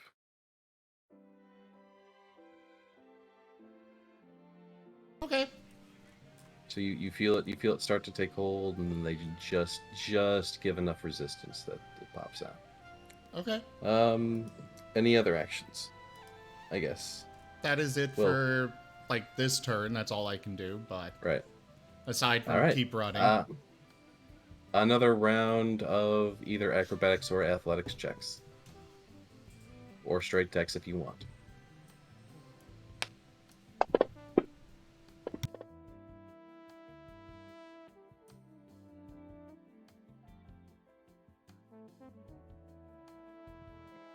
Okay. Sort of as you expected before, even though you rolled with even socks, odd socks would be slowly starting to take the lead, inch by inch. Gar, you are definitely keeping pace. You're not letting him take that victory so easily. they have the same stats, so it's the same regardless. Except for they do have slightly different skills, but they both have acrobatics. I mean, just because they have directly the same. It's less of just taking their same walk speed, but also just like, it's a race. There's got to be some determining factor instead of just they both move 30. I'm saying for the acrobatics. Oh, okay. Yeah. Odd socks and even socks have the exact same stat for that, so it doesn't matter that I rolled from odd or even socks' sheet. Fair enough. Okay. The both of you, odd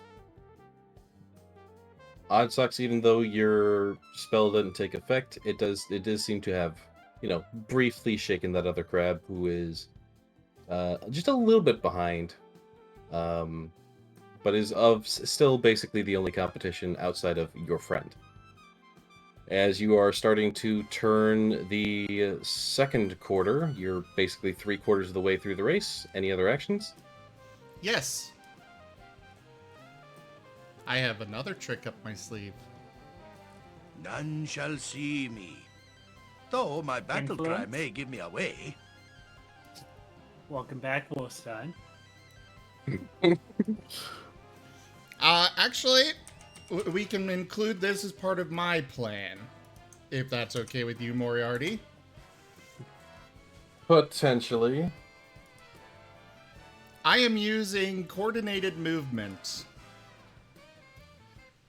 As a bonus action, choose up to 5 allies you can see within 60 feet of you. Each of those allies can use a reaction to move up to half their speed, following a path of your choice. Both Odd Socks and Gar are going to be moving forward along the track, half our movement speed. Okay, and that does give you a generous boost. Wostein, I'm just gonna go ahead and directly ask. With that, do you want to keep that influence to give Gar more competition specifically on Odd Socks, or are you happy with that? I mean, Odd Socks is happy if either one of them win. He just doesn't want any of the other competitors to win. Fair enough. Fair enough. I mean, he did give you a breeze to hinder you, so I don't know if he's trying to make it interesting or I don't know. You know, that is a good point. I mean, it seems like he's favoring Gar over Odd Socks. It's kind of mean of him. So he is favoring Gar. He's trying to give Gar the edge against Odd Socks' flying. So Gar, you see what is probably Odd Socks flying, and Odd Socks gives you a little boost, but you just have that moment of I don't need a boost, and then you really start scuttling for it. You scuttle like you've never scuttled before. You're starting to dig your claws into the wall to try and Drift. Not well, sort of drift, but more. Odd Socks is trying to cheat to have me win. I can do it by myself. Go, go, go. Exactly. And You could say he's raging. it's almost like you're trying to dig your claws in to act as extra legs against the walls. And somehow it's working, so you're just going all in. And it's neck and neck between Gar and Oddsocks as they round out the final quarter of the race. They're getting closer to the little finish line. Everyone is watching in anticipation. People are screaming, "Go!" And so is Tibble. At like volume 9. They're pulling up to the final line. It's neck and neck. We can go ahead and do rolls, but are there any other last minute trickeries that Oddsocks tries to pull, or is it going to be full clean sportsmanship at this point? Full clean sportsmanship. Okay, then go ahead. Let's go ahead and get those acrobatics and athletics checks.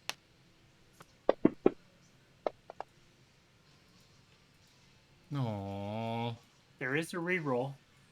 There is. I mean, we're coming up on the end here. Kind of depends on if the group wants to let Oddsocks get it. If they want to have more of a chance for him to get it, that is. That. You also have inspiration, though I would not recommend using it here. Could you imagine, like, down the road, like, oh, I'm hanging on the edge of a cliff or whatever, or I'm about to fall in lava, but you know what? At least I won that crab race. Sploosh. At least I won the crab race. Well, anybody against Oddsocks using the reroll? I'm okay with it if you wish. Go ahead. All right. You okay, Tanya? Ooh. Okay. Now I have to question if Wolfstein is going to do anything of his own. I will go ahead. I will give a minute for anyone else, here or otherwise, to influence the game. I'm watching the timer. There's 1 minute left to in any way, shape, or form further adjust the result. 30 seconds left. No, we do a Marten video to if we're wanting to buy time for something. Okay, Marten video. There we go. Epic music. Oh my god, he's in the floorboard.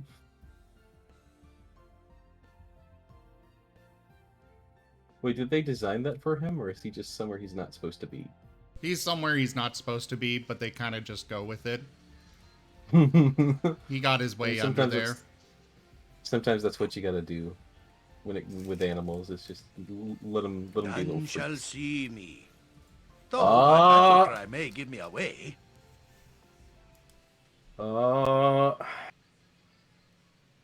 It's a tie. Ah, I see, Wostein.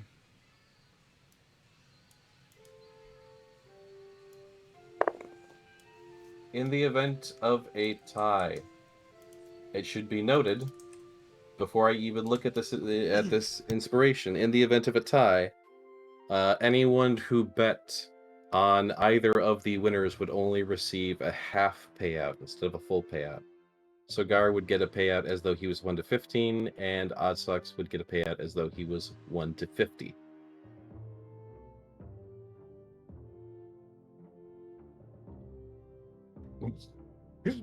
Wind again. Okay. Wostein's throwing out wind again, and I am going to allow, just as before, another dexterity saving throw for Oddsocks.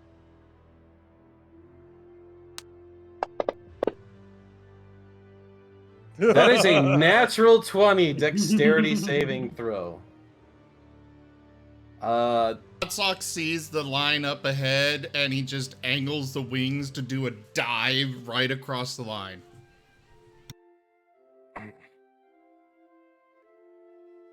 Okay, I'm going to roll one more thing. This is going to be a secret DM roll. Because the wind still does probably something. All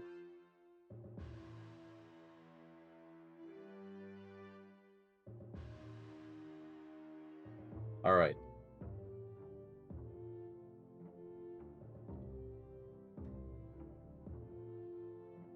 I mean, it is also a minor influence, so generally, like, if it's something that requires a save, we just, well, that didn't affect him. Yeah.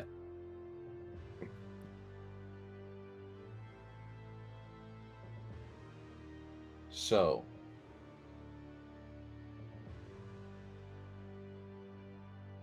Da, da, da, da, da, da, da. You go in for this swoop. Gar, you can see him going in for the swoop, going in for the little dive for the line.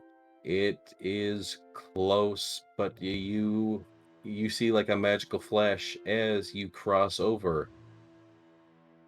And as you flash through, you find that you are still crabs and that you are on a little podium.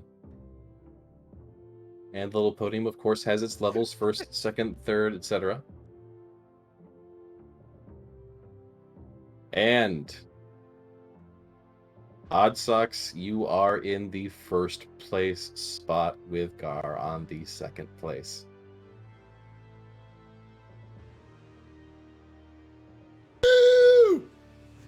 Raise two little crab legs up.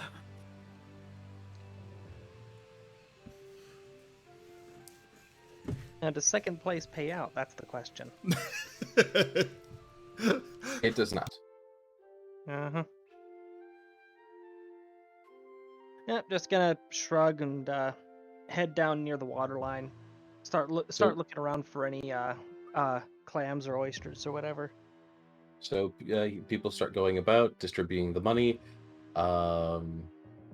Even Sucks, you are given not gold, but a sort of note worth 1,000 gold pieces, it said. Which is interesting. You've never seen a piece of paper to stand in for gold. Hopefully he doesn't eat it. Temple kind of deflates.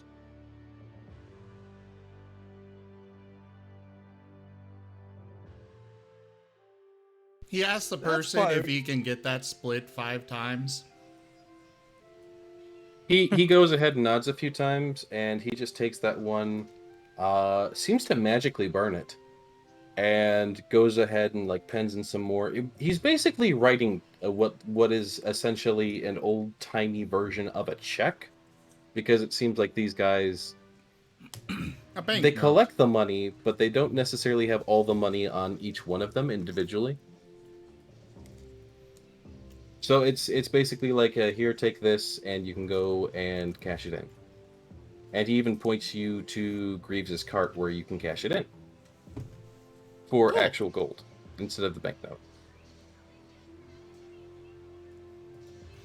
Well, Odd Socks and Even Socks are going to go find everybody and give them each 200 gold note then. Yep. So, everyone, you can feel free to just add 200 gold to your character sheet, unless you want to specifically eat the note or something, which, you know, given this party, I wouldn't be surprised. But, you know. Somebody please tell Temple. Odd Socks will tell him not to eat it. So this is worth gold. You could go take it over to this guy over here. Why do I want gold?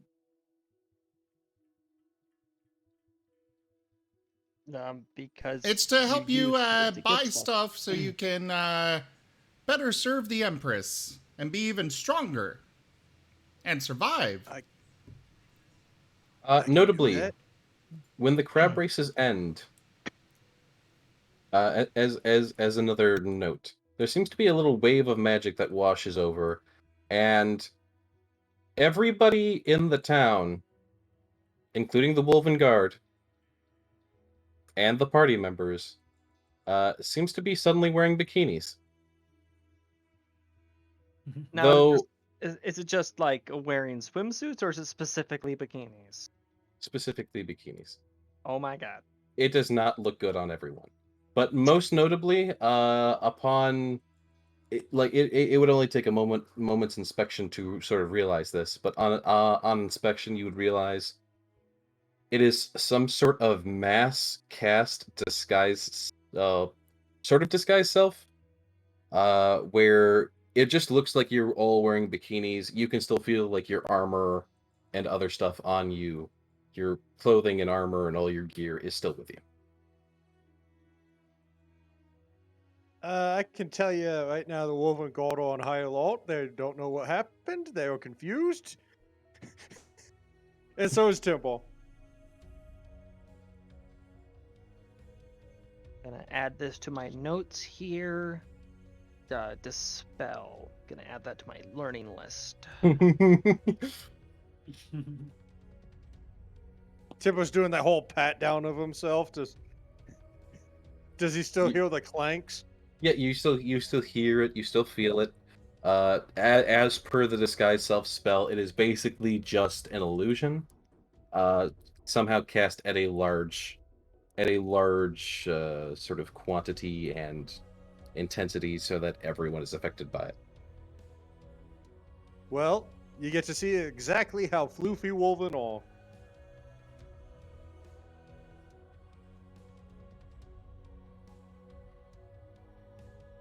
I'm also gonna roll for something here real quick. This might be interesting. What color are they? They seem to differ from person to person. Go ahead and roll me. Specifically Timber. Go ahead and roll me. Spot listen. Sorry. What? Sorry, not spot listen. What the heck am I talking about? Perception. Perception? Okay. Yeah. What kind of perception check? Like visual? Visual. All right. Does this have to do with colors? Yes. All right. Let's go perception.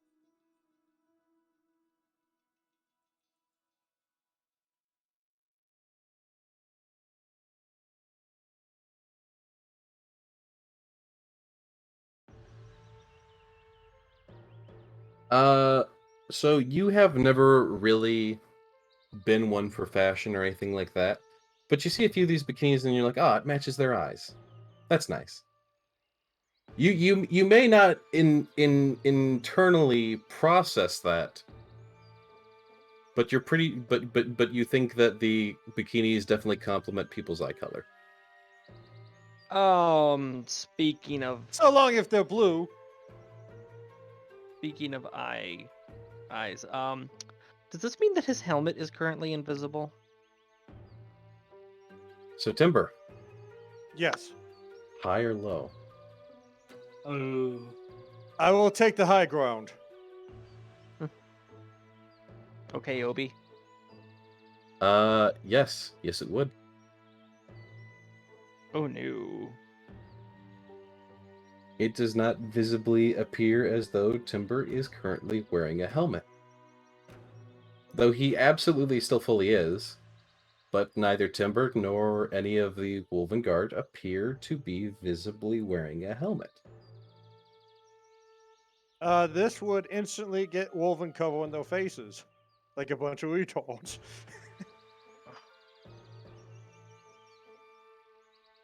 Like universally, they all don't like showing their faces. More like embarrassment. What would the roll be to determine the significance to the marking, to Rose seeing the markings on Timber's forehead? You know what I'm trying to say. I can't word. Yeah. Well, that's a good question. Hold on. Instead, can we have it where their heads just are invisible as well? Oh my god, no! The helmet is their face. I rolled specifically. Also, if the helmet was their face, then you would be seeing like a bunch of just exposed muscle and tendon, and that'd be horrible. Anyways, They but do I have did faces under their face masks. I did roll specifically for this, and since it is affecting everyone's clothes, it does affect their armor pieces unless they have some sort of anti-magic on their armor. They don't. Okay, then yeah. The Wolven are running around trying to desperately cover their faces. Rose would Timber. notice every Wolven has at least one walking on their head. And So Rose, has your character ever like lived under Imperial rule or anything like that? Do you have any sort of experience with the Imperium? Imperial specifically, In- unless they were Timber's interesting Imperium. I assume none of you share a backstory. And okay, I am under the assumption that the Imperium is a rather new faction for all of you. She would have done extensive research on wolves. As far as the Imperium goes, she only would have done research on that if if books about them were present on board the ship's library. Otherwise, no, she wouldn't have any advanced knowledge of them. Okay. Then you are able to see them and perceive them. You have no idea what they mean. Just take note that most of them have one, whereas Timber has 4. That could mean that he's like a really important one. That could mean he's not important, It's or Timber. that he's. Yeah. I mean, you have no idea what it means. There is absolutely no insight, unfortunately, that you can look into in any way, shape, or form. So it's a mental note for later. Mental note that all Wolven have it, Temple has more, and they all seem to want to hide it.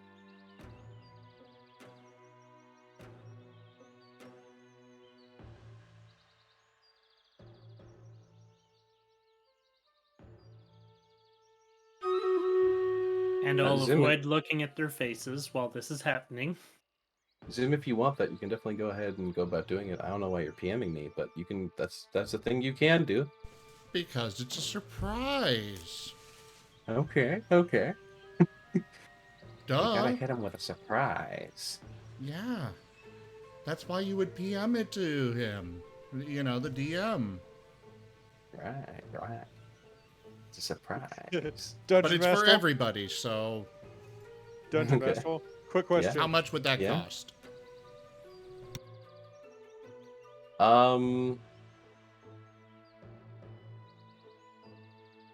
Depends on a few things. And Timber, you were asking a question? Do Wolven have a uniform bikini color? Or the Imperial colors at least? Do they have a uniform eye color? No, I mean...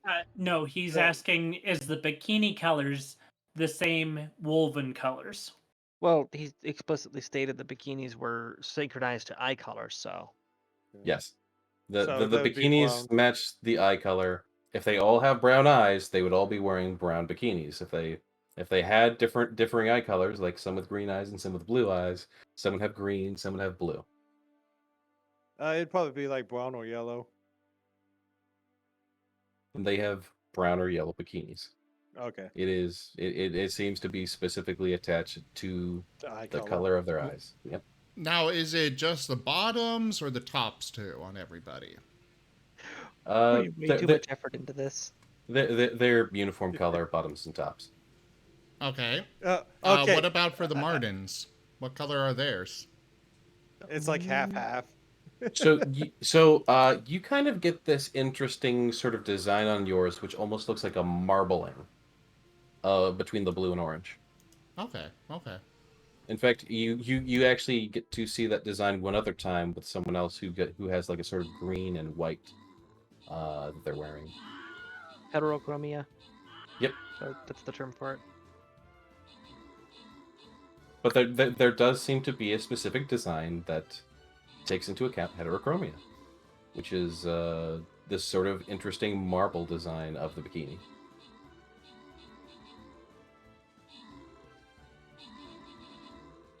I'd assume Timbo's like blinded right now since he's got his hands over his face. Sorry, what? Timbo would probably be blinded since he's got his face covered.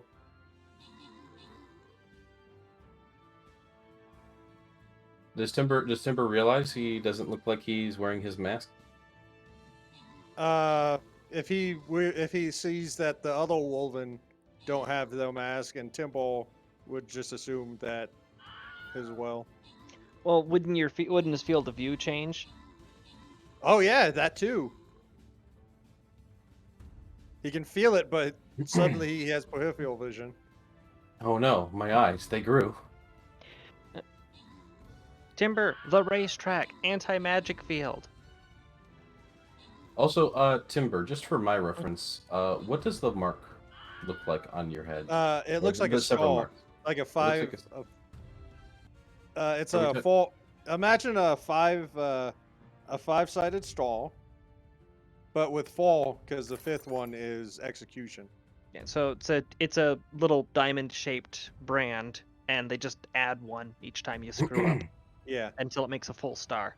Yep. Okay, so it's like a little pentagon in the middle, and then they just. It's basically in the shape of a stall minus the top.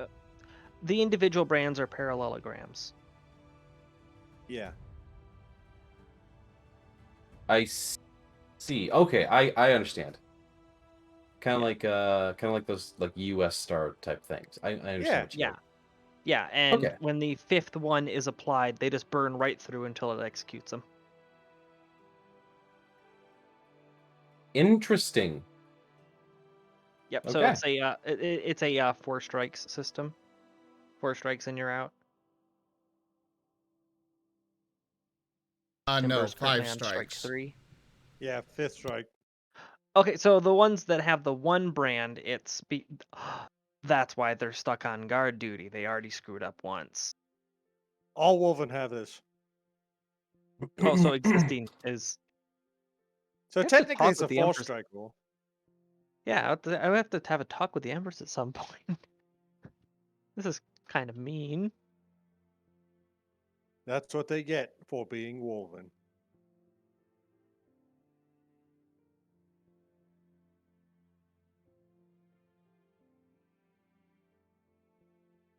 By the way, yeah, Rose just says timber, racetrack, anti-magic field. Temple thinks this is a good idea, but also knows he's a blind, walking, still armored.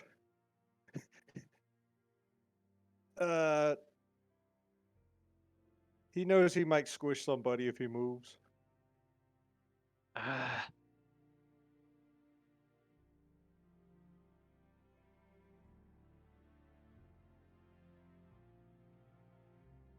Oh, Rose will attempt to guide him towards the racetrack. She guides him there.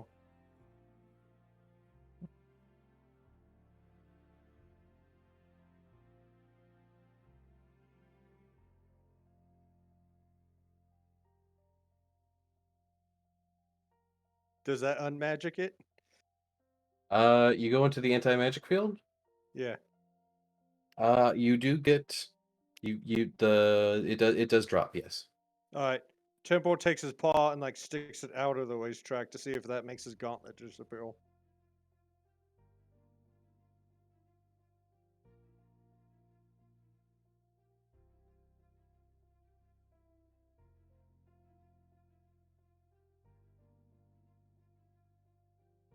He's testing to see if he walks out of the racetrack, if it's Oh. going to go back to bikini. When Yeah. you walk When you walk out, it seems as though it does not reapply itself. No. It seems as though it was a one-time application to most people. After noticing this, Temple's Hold gonna up. go Most out and... people? Sorry, what? Who's the one that cast this? Because they're probably the only one that's not affected. Good Unless question. you want to be part of the fun. Would you like to roll investigation? Yes.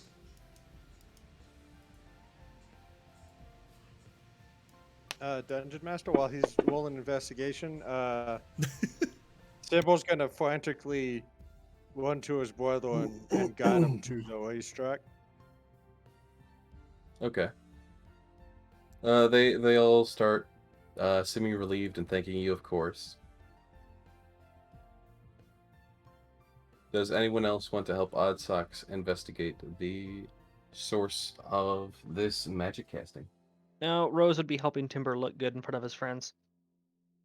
And I'd be helping Timber's friends get him to the racetrack. He already got to the racetrack. He's now helping his I know, I'm comrade. helping the other comrades over.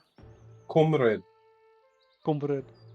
Most of them just have towels on their faces, like just drooped over it, and they have that sort of cheap ghost vibe going on, where it's just like, ooh, but it's less spooky and more, I can't see.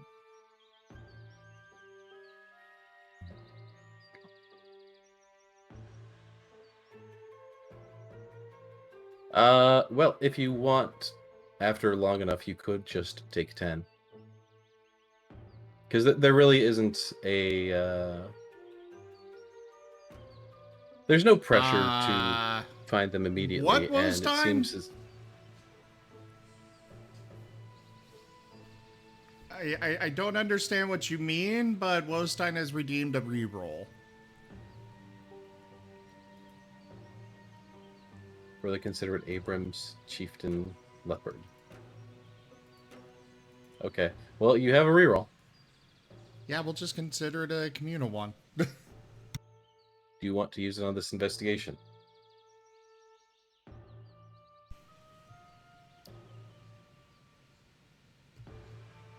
Okay, so you're giving that reroll to Timber. Or is it you rolled a 4. I think it was for you. I'm well, not I actively asked looking for anything. clarification, and he said for the tank being considerate, and well, Timber's the tank, so... He's being considerate. No, I don't know main battle tanks. And either way, I know please be clear on who it's going for. Now, when she gave the context of tank, I got it. I recognized the models. But is it for Timber or is it for Oddsocks? That's the question there. Or is it for the party in general? Who's the roll for? Yeah, because Know I'm your active. role. I don't need a reroll. Meant for Timber's favor. Okay. I don't... Okay, Timber, if you're ever trying to do anything, let me know. You've got a reroll, apparently. Only for the rest of the session, though, because I do refund them if they're not used. Right. So, Alright. Oddsocks, because the effect seems to linger, and you can probably keep track of all the Wolven who are brought into the field, you can probably take 10 on the investigation if you do want to really look into it. I mean, they can't really help guide Wolven, so yeah, they're gonna do it. Okay. With taking 10 on an investigation check, it's not that big of a town. You can really see that everyone in the general area of the beach and the Crabbing Day Festival was affected. The only person who does not seem to be affected, who is sitting almost dead in the center of it, would be Greaves in his cart, who is just sitting there twiddling his thumbs, adjusting his top hat, and he seems as though everything is fine and dandy in the world. They are going Out of to character? approach Greaves. Out of character, Yeah. Dungeon Master? I'm Yeah. pretty sure the Imperium is going to be like, yeah, no more of this festival anymore. It's banned. After they get to reports of whatever weird magic happened at said festival. Just They saying. gotta stop. They're gonna have to stop Greaves from coming. Anyways, I know. I'm just saying. Odd Sucks and or Even Sucks is approaching the cart. Both of them. Okay. He gives a little smile as he glances down to them. Doesn't even move his lips as he says, "Hello there." Hi! So did you do this?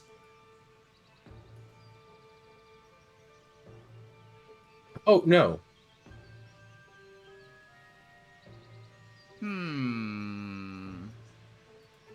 But I have something you can buy if you want to. He says with a wide smile. I don't know if I want to buy... I don't think I want to do this to people. Bikini Bum. Then again, He it sells could bikini possibly bums. be useful if we have to deal with the Wolven again. And this is literally, you're not really sure where one ends and the other begins, but they're basically having this conversation back and forth. This is the best. He because it's Greaves, he does not seem even remotely bothered by it. Oh, of course. Just saying, this would be the ultimate weapon to infiltrate a Wolven guarded place. In fact, even as they go back and forth, between each other, he looks to the one that's actually speaking mentally, like he knows.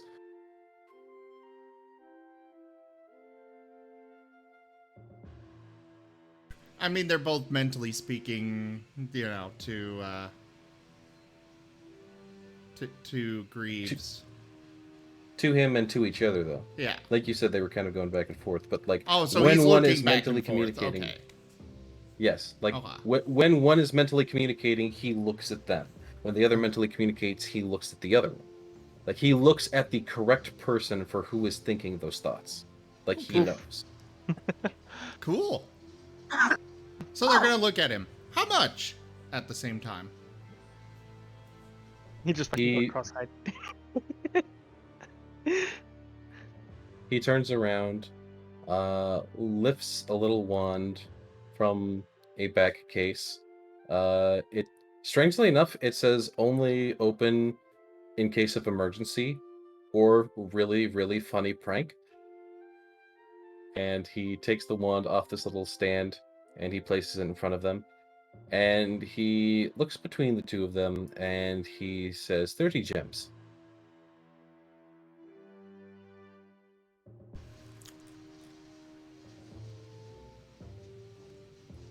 Do we even have any gems? You do not. And for the record... You have gold. For the record, they do know him. Or at least of him. Yes. And then he smiles and he does that sort of, you know, pencil/pen trick where you take a stick and basically twirl it around between your fingers. Mm-hmm. And he says, or you could owe me a favor. Nope, I've seen this movie. Nope. Deal. Because we don't have any gems. He gives a nod, pulls out a piece of paper, and slides it to them. Sign here. They will both put one of their paws on it. One the right, the other the left. After you slap your paw on it, the piece of paper burns up, and he gives a nod. All right, that's magically binding. So, here you are, and I will let you know when that favor will need to be cashed in. He says with a wide smile. allow you to do things again? I don't know. Why do you let Moriarty do things? I was talking Oh, to right, you, because Ethan he's the Slugs. DM, you know? Oh, Alright. Rose, He that's kinda what you get gets- for leaving him unattended. Alright. Now listen here, you fuzz noodle. Okay, so, want to add that item to the inventory? With all its details and stuff? Yes, Yes. 1x Devil's Deal. Add it to Odd Soxes. So, what else you got?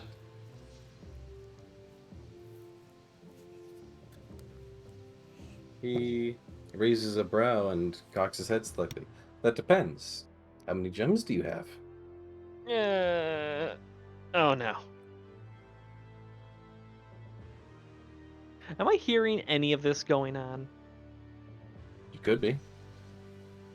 Should I roll a check? I mean, it's Do you all want- mental, so... No. Yeah, I'm hearing his side of it. He's saying it out loud, isn't he? He is speaking to them mentally. Yeah. Oh. You could physically see them doing a transaction though, and them looking back and forth at each other. He is making little gestures as though he's talking, like, you know, a little nod of the head, eyes softly changing. Alright, so that would the weird negate smile. the hearing advantage. It'd just be a straight perception roll. It's just a straight visual perception roll. Where are you? There you are. I'm apparently very busy with the wolves. You're very busy with the wolves. Everyone else who wants to roll is allowed to as well, of course, because anyone can spot this. They're not exactly hiding themselves.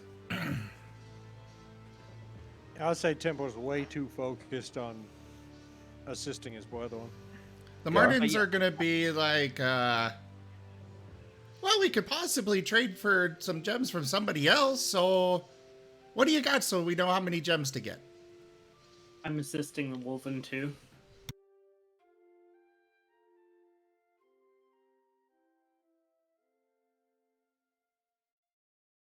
Well, we've got a Um, few. Go on. So while we're on the topic of the timber thing right there, as I'm going to quickly ask him the question, Timber, can we talk Yes? about those markings on your head later? You know, Timbo was going around all serious and stuff, and then he just like stops for a moment.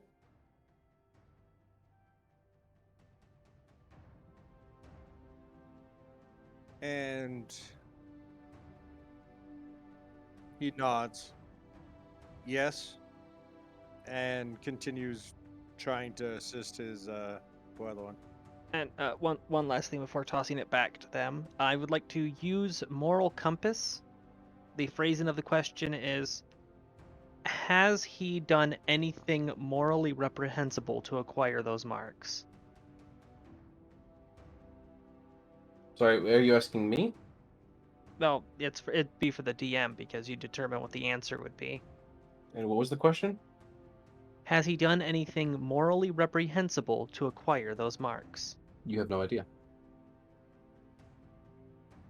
Well, the moral compass it would be a... Tanya's using a spell. Okay. would- I think the compass only says if it's guilty or not guilty. Yeah, is he guilty of a morally reprehensible action?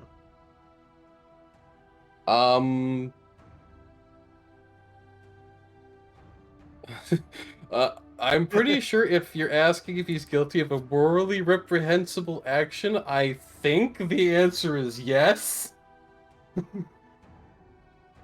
Well, specifically, what led to the acquisition of those marks? It doesn't No, tell you. it It tells you doesn't- if he's guilty or not. Yeah. And I It's guess a yes or no question. If you ask if he's guilty of being morally reprehensible, it'll say yes. That's all Yep. you get. Yeah, this thing's useless. All right, carry on. Did the Conquest Paladin do bad things? Yes. Well, I've got a bad signal to noise ratio because of all the other crap that he does. can do bad things. Well, yes and no. It's a matter of perspective, really. Well, that was my little thing there. Carry on.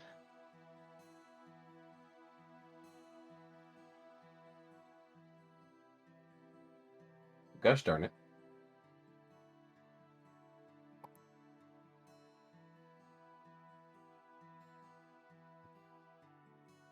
Well, Greaves is continuing his deal.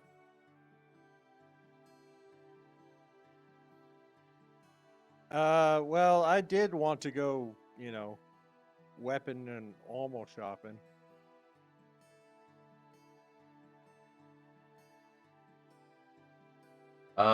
He has a headband of intellect for Chimpo, you fucking yeets it into a I'm just kidding.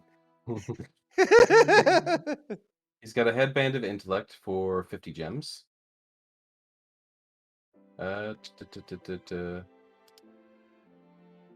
Cloak of many fashions for about 10 gems. There's nothing that we can afford.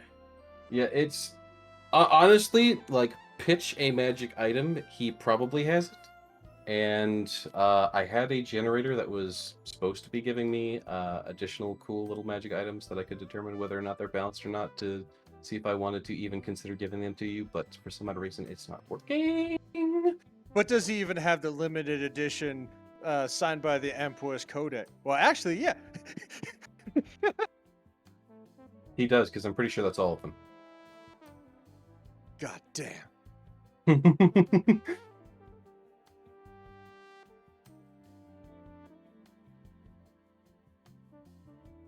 But it's basically a situation of, if you can think of it, Greaves probably either has it or can make it. And he does make that apparent. We want something that makes it so it's harder for people to resist our abilities.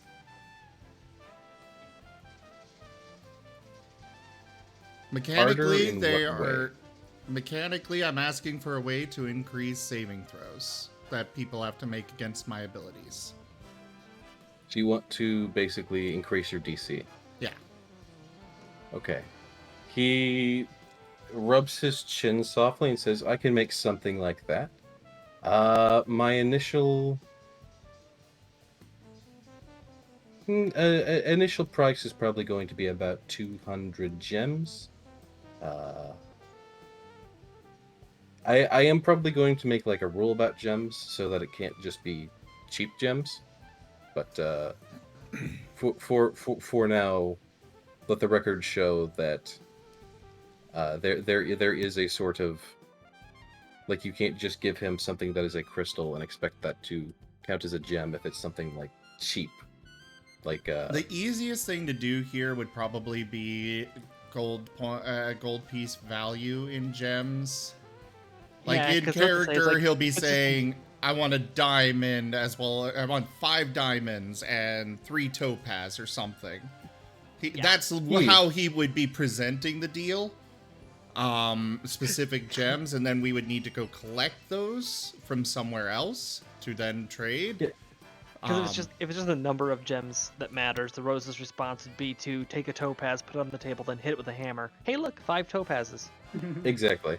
And then Tim will come over and smash his head against it to make even more. We're getting rich. There will be a specification added at the very least that they are cut gems. If I want to, I'll try to parcel it out better. But yeah, for now we'll go ahead and do what you sort of said. So 200 gems. It's probably close to like I think 10,000 gold is approximately for something of that nature. Let me just double check.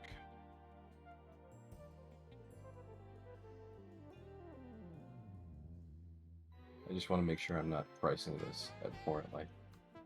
How much bigger is that than 8?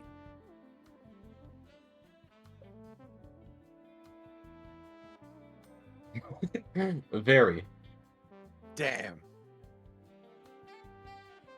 Yeah, so basically an equivalent price of 10,000 gold to raise the DC by 1. I mean, one more point is definitely can be helpful.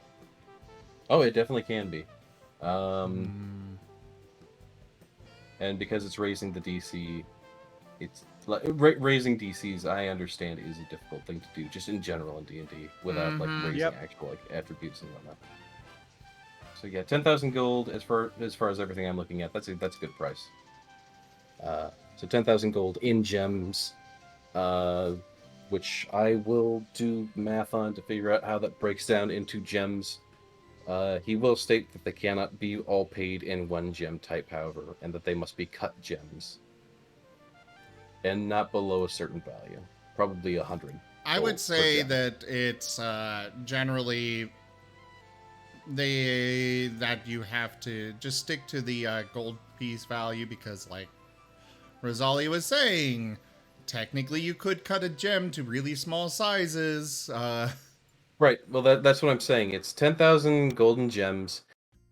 It can't all be the same gem. The gem needs to have been cut and processed. And those are basically the rules. And it can't be below a certain price of gem. So if you bring him a smashed gem, he won't accept that because that is not a cut gem. So smashed gems are not acceptable. It cannot all be the same type of gem because that's boring. And a viable gem cannot be below. I'm gonna go ahead and start with a 100 gold price tag on it. Anything less is just not valuable enough for him to spend his time on. If I may rebalance that as necessary, but those are currently the 3 rules I'm going with. Could make it as simple. Don't try to cheese it. But it basically is, yeah, don't just try to cheese gold being turned in for gems. He does have a one-time deal, though. You can buy any one singular item with a deal. It is a one-time offer, though, and him knowing the nature of odd socks and even socks, the both of them only get the one deal. But we established that they are 2 individual people. But they both signed the deal. Slowly slinking into frame. Could you put that in writing? That you only consider them to be one person? No, he didn't consider them to be one. It's just they both signed it. Okay, we'll find your gems. How will we contact you? Oh, I'll be around town. We don't really have a nest set up here yet. We're still trying to get that all set up. But don't worry, I'm around town. Oh, okay. They're running off to the gem merchant, the jewelry store. This town is definitely not established or ritzy enough to really properly have one. Actually, Rose did acquire one from this town before. There is a... Yeah, Luke did. He did canonically put one in this town. There's a very specific merchant here with a very specific set of morals. And whatever shenanigans they get up to at that store to acquire those gems, Rose is going to say, "My, what fine yet rustic architecture. I think I'll have a closer look." I do know that there is a particular church with a particular symbol that one can go purchasing wares at. But, yeah. Alright. Yeah, you better go to that church and, like, take advantage of the fire sale. I'm just saying. Moriarty, this is the thing that I was hinting at when we were getting off the boat. The revenge. The revenge is... I don't know what you mean, but okay. So Greaves is basically here all offering deals? He's offering deals. There are magic items that you can buy here. Basically, almost any and all magic item you could want can either be bought or made here.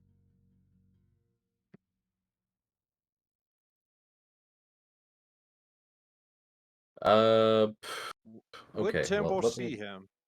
So, give me details about this gem store that supposedly existed here.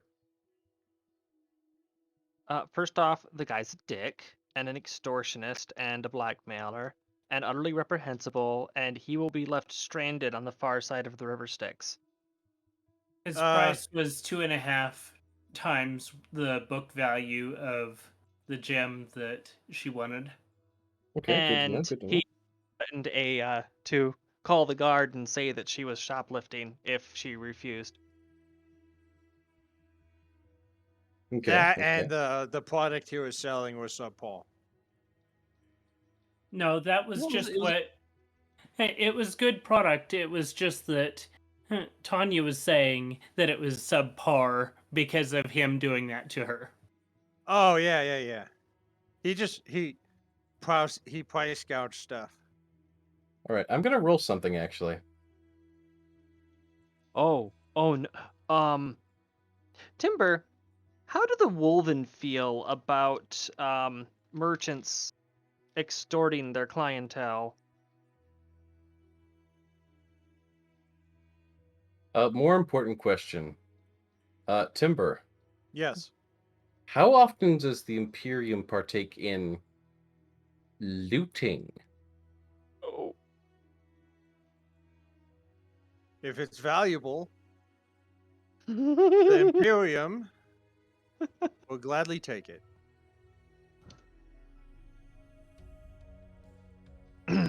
This is No. going to probably Joke. I will say they generally go after weapons and steel or metal. that is not in high quantity in this Go to town. the jewelers, Yeah. be like, haha, I collect shiny rocks.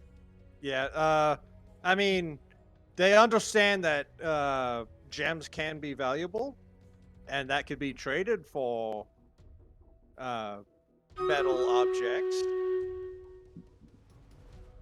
That the store might be, imperial property. Just saying. Okay, yeah. So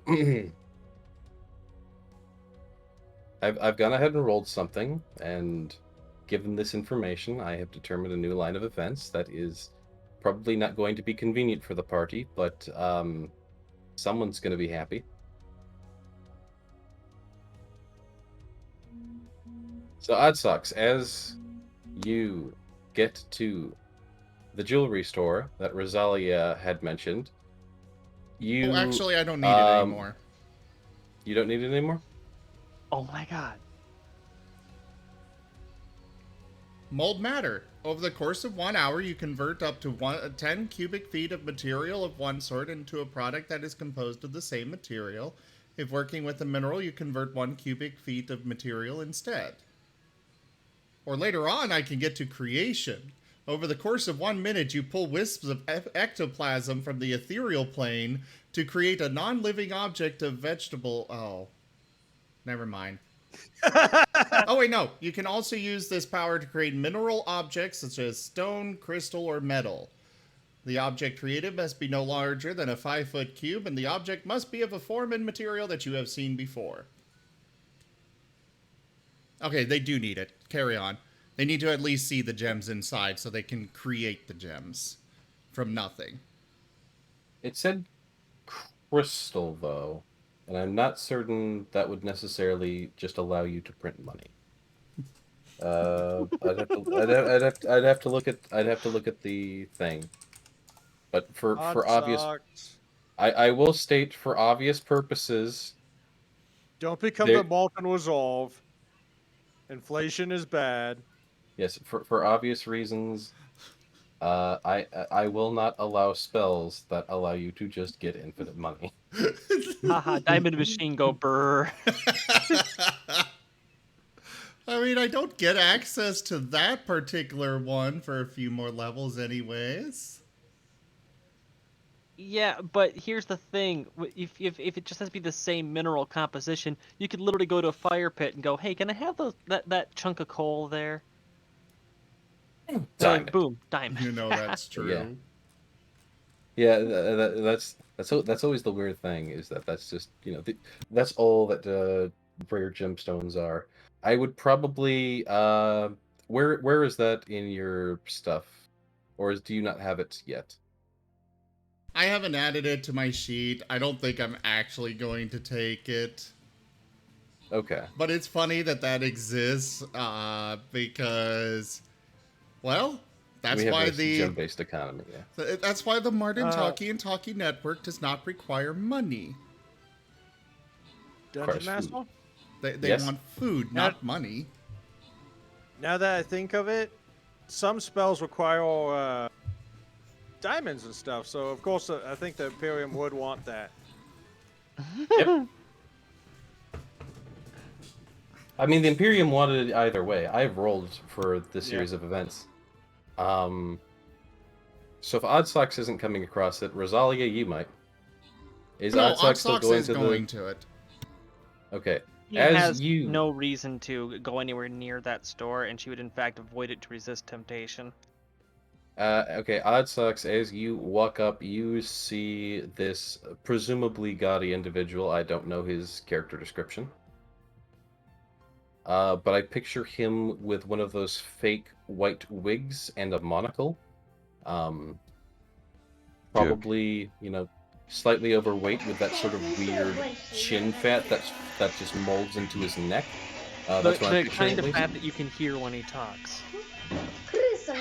Yes, indubitably.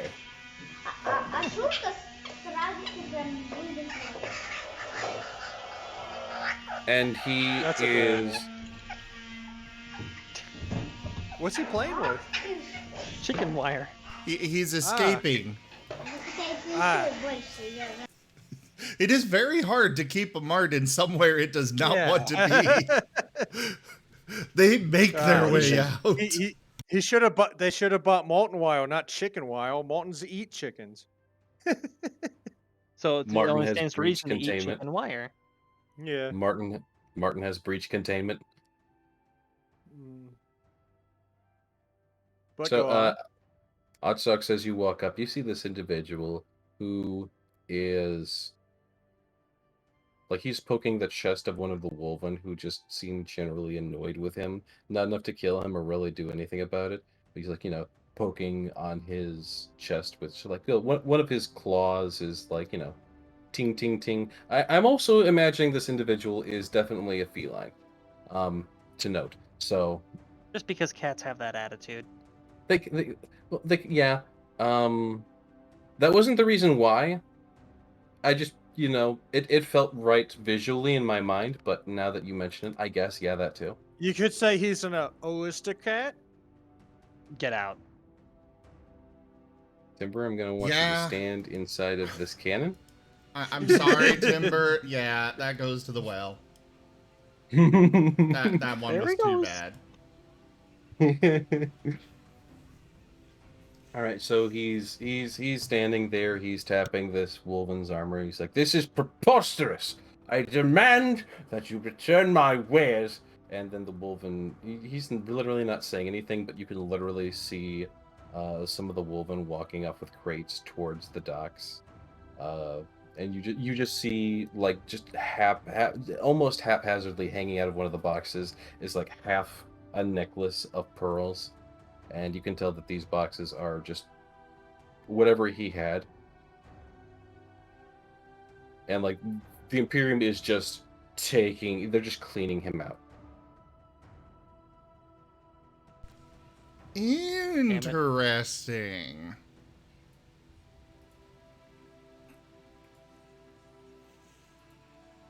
Very interesting. And you know what But, Rose's responsibility quick to be question. if she was there.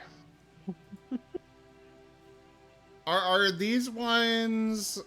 Were they all not getting, ushered over to the racetrack to get the dispelling thing done? No, they seem to have been outside the range. As I said, the range didn't hit the Oh. entire town. It just hit generally the area of the Crab Day celebration thing, which was mainly the beach. There was some non-beach area which was consumed by it, but this store was not in that area. Assumed.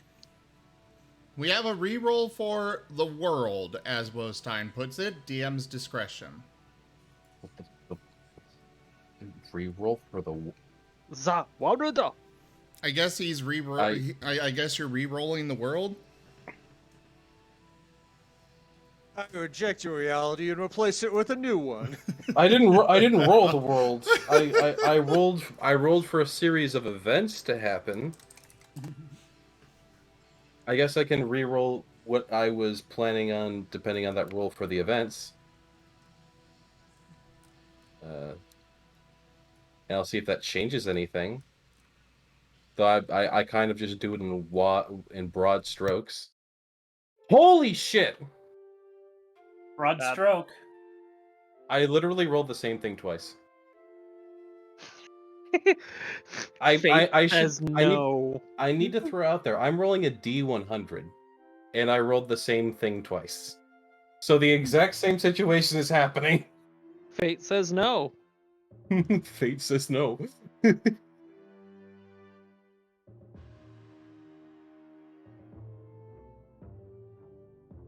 All right, so continues as normal. Thank you for the reroll, Wolfstein. Doesn't change anything. Didn't want it to, anyways. I was kind of Cannot happy with this. escape Fate. Cannot escape fate. Al is amused. All right. So, So, these crates are being taken... Maybe, yeah, his materials are being taken. You literally see one of the Wolven starting to, like, board up one of the windows. Okay, and Like, where are the goods being taken? So they're transporting these boxes down, and it seems that they are being loaded onto one of those big metal ships that you saw before, which at first would probably make you concerned, but this metal ship is not firing on your ship. It doesn't seem to be doing anything or bothering you, so you can't tell if this is the same ship or a different ship. You haven't seen too many metal ships, so maybe it is the same ship. It's hard to tell, but they're being brought onto another one of those big Woven sort of navy ship things.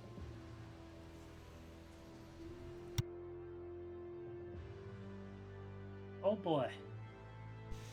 Okay. I Good to would know. probably state this one is a little smaller. Not notably smaller, but like if you actually take time to study it, you're like, oh, this one is kind of smaller. It still looks intimidating. It's still like, you know, an iron vessel on water, which you, again, do not see many of. Okay, Wostine has If at all. clarified. He meant that as akin to a community reroll, but the DM can use it too. But for the DM's use for any roll made by... Well, it doesn't look like it's for the community, but more just for the DM, like, I can re-roll against you guys. Wostine, we are going to put it firmly, you choose for the players or the DM. I think this is for the DM.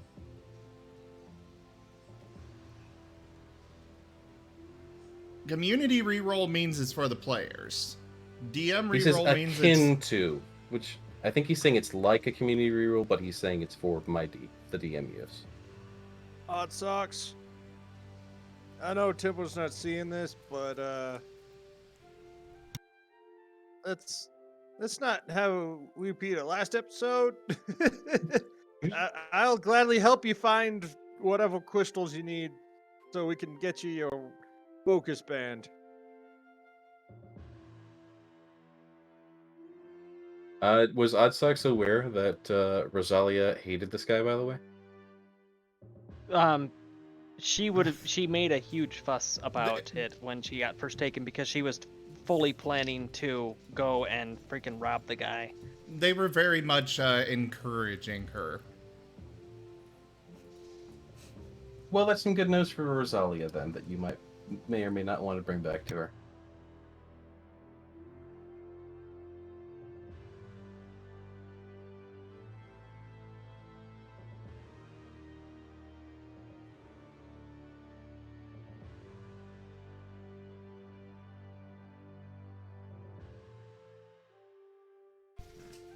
I might. Right now, All right. I'm trying to do... How many Wolven are around?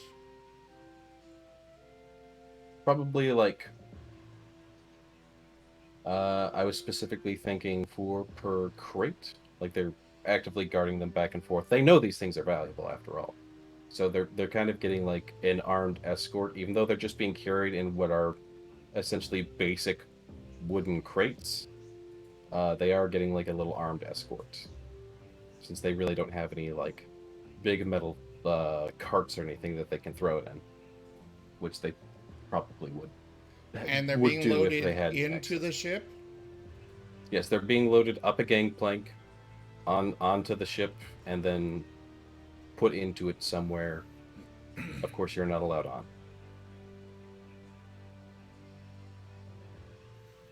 You're talking about 2 Martens that have acid breath. They could get in there if they want. Look at me. I am the cutting torch now. I mean, they can. They might blunder into triggering combat, but they can. As was somewhat shown last time, where they almost quite literally fell into a bunch of Wolven just eating their meals.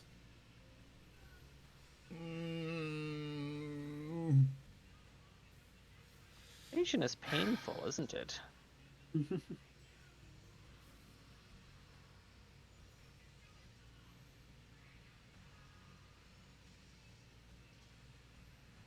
Part of me really wants to try and just rob them. Like, out of character, because I think it would be fun to try and do that. We could, But I also know it would not go well. Well, hey, if you guys want to do a heist episode, we can do a heist episode. I mean, it could go well. It's very highly unlikely it will go well.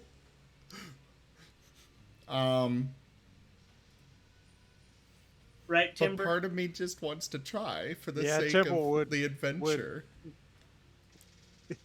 Timber would be against it. So there are 2 things to note here, I suppose. Timber, with your knowledge of how the general structure of the army works, there aren't too many things you're knowledgeable of, but there are some things that are quite literally physically beaten into you. Yep. And one of those things is chain of command, so you understand how the chain of command works. You understand who has what power when. You would understand that a lieutenant admiral would likely only be outranked by a fleet admiral, and that any Wolven ships in this area are likely under the command of that fleet admiral, and the only one higher than him would be under command of lieutenant admiral, and the only one higher than him would probably be the fleet admiral. There may be, and of course the Empress, obviously, but given the sort of disconnection of this area, of this sort of weird place where there's these towers and the gods are involved and there's all this, that, and the other thing, you don't necessarily think that there is a direct line of contact back to the Empress. So for all intents and purposes, whoever the Admiral is probably the one who is directing everything here. There may be 2, 3, maybe, very maybe 4 lieutenant admirals like the one that you met. So you can probably tell that this ship is likely part of his area of command, if that adjusts your feelings on it one way or the other. Temple would try to, find a different chain of command. Okay. Though, It's if he specifically could, not going to be easy to find a chain of command, notably, because that's basically going to have you going to one of their big old battleships. mm-hmm.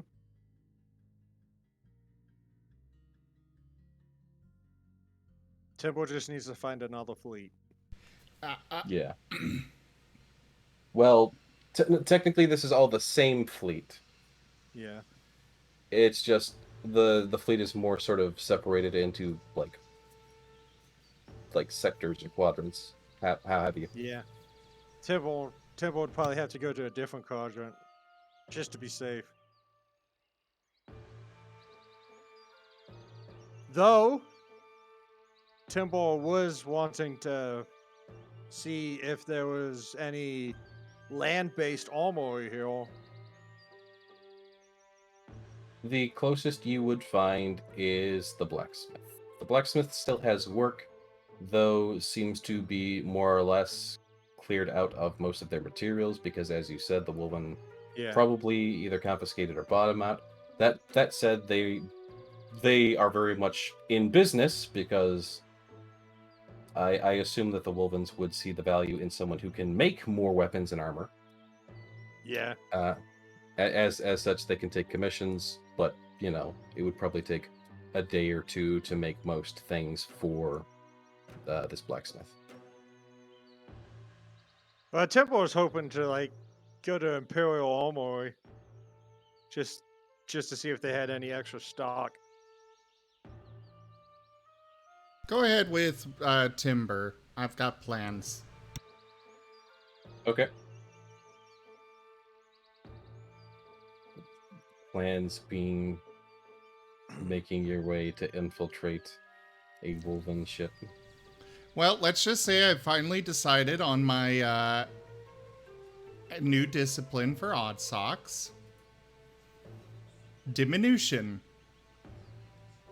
First off, while focused on this discipline, you have advantage on dexterity stealth checks.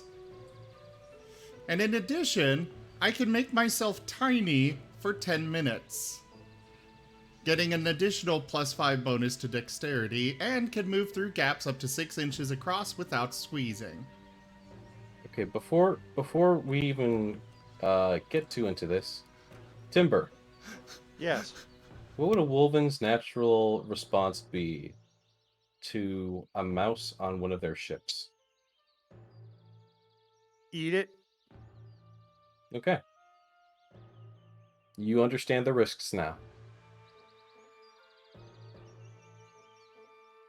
Well, funny you should mention that, because another ability I get here, Toppling Shift. As a bonus action, you shift to an incredibly small size and then suddenly return to normal, sending an opponent flying backward.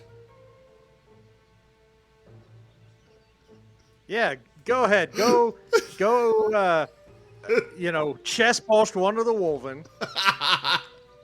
He's gonna scream, or death gargle, or I don't know, make a loud clanking noise. I'm gonna kill Other Wolven are Thanos gonna the way show they're up. supposed to be. The way Ant-Man should have. Wait, what? Yeah. He wants Did to you climb not up his hear about butthole. that? Yeah. Oh. Anyways, I couldn't hear you because two people were talking over each Oh. other, but yeah, I get you. sure, you take out a couple. Now they're on high alert. And now you got more. And then you got more. So And then Timber, you got more. Timber, if you go to the whatever sort of quartermaster is available for the Woven Imperium, they're gonna say that if you want any weapons, any armor, anything from them, that you're gonna need a requisitions form that's signed off by an officer, and that it needs to be approved for the proper Woven Imperium stamp. And as he's just talking about the necessary paperwork. This is paperwork you're familiar with and actually kind of know, but it hurts. It physically hurts. Yeah, because Temple hates it. Yeah. Everyone hates this kind of paperwork. Like, even as he Yes. talks about it, he seems to like he really hates it. It's kind of like when you like tell someone to do something that you yourself would never want to do. It's like, yeah, you really gotta go and do this, and yeah, it's a pain in the ass, but I can't, and you know. Understood. And we're gonna actually take a step aside from everything here. And I'm gonna go ahead and I'm gonna grab Gar by the shoulder here. Hey Gar, how you doing?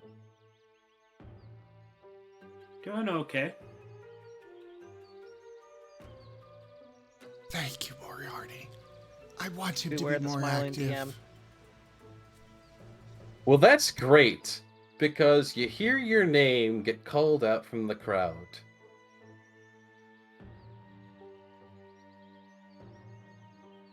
Oh boy. Let me guess, the dwarf buddies? Yep, you see a little dwarven fella waddling towards you. He's got his arms up wide. He is delighted to see you. He recognizes your face anywhere. And he's like, Gar! How's it going? It's good to see you're still alive, lad. And he gives your arm a punch. And you know it's one of those well-meaning, not meant to be too hard punches, but it hurts. It's a dwarf. Yeah, it's a dwarf. Glad to see you Please again. tell me it sets off his rage factor. Not quite. It's a friendly punch. I'll throw it out there to be optional. You can take 1 damage from this punch. Okay. If you want to, that's optional. He's like, well, this place is rather odd. I could have sworn the road led somewhere different now. But we've been making our rounds, and we're quite happy that you've led us the right way. We found another town way up north on the coast. And, well, it's lucky that there's another town at all, or else there wouldn't be good trade, eh? You wouldn't know the way to the closest keep, now would you? And when he says keep, you understand that that's really kind of like a sort of dwarven slang for a dwarven keep. They don't want to just go to a random castle. They want to go wherever there are dwarves. Though, to your knowledge, there really aren't any dwarven keeps on this island. Not a whole lot of major cave systems on an archipelago. I can call Rose over to introduce him, but I'll be telling there isn't any really good ones around here on this island.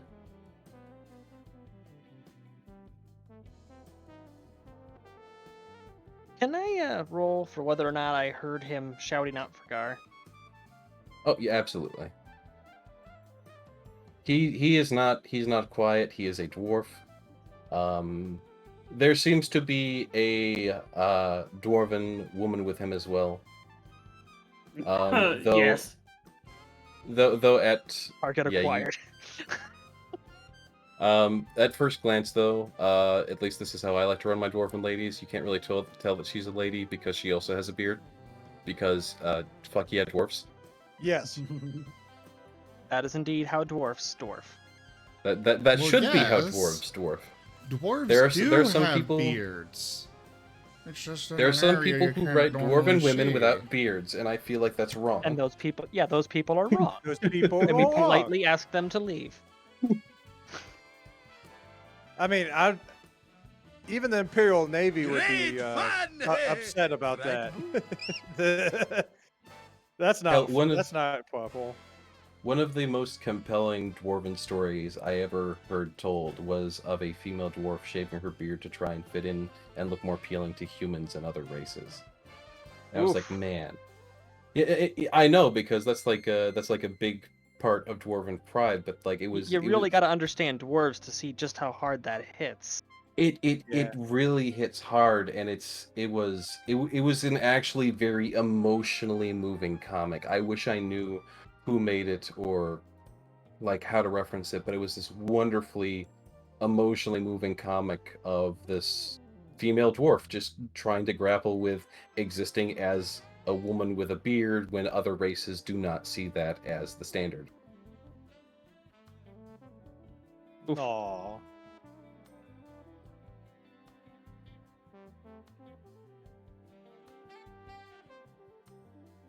Minor traumas aside. So, yeah, going to make my way over there. An old buddy of yours, I see. Timber. Yes. And this is just a really quick for the influence that just came in. Timber, as you are going to this quartermaster, because this quartermaster is probably like on the docks and whatnot, near the Woven ship, you do see a glint coming from your own ship of something that seems to be stuck about halfway up in the mast of the ship. That was not there before. Oh no.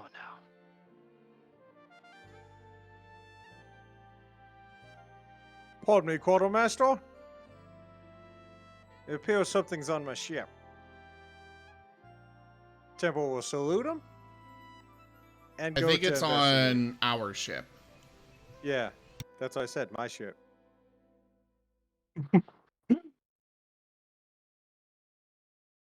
Oh yeah, the Martens are the quartermasters.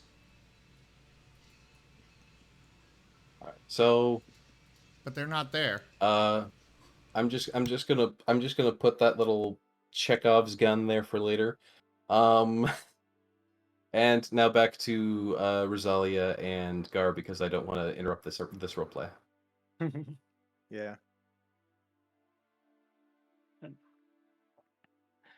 Yeah, Rose. And these are the dwarves that helped get me started on this whole adventure. I actually don't remember you mentioning them before. And if you have, and I didn't notice, I sincerely apologize. I've understandably had a lot going on. It's fine. It's fine. I was helping my tribe, and they had a hunt going, and they were in the way of where the hunt was coming, so I navigated them around. Oh, wait, no, yes, I actually do remember them now. So This you- fine fella here, kindest gnoll I've ever met. Yeah, from the way he tells it, you may have ended up being dinner.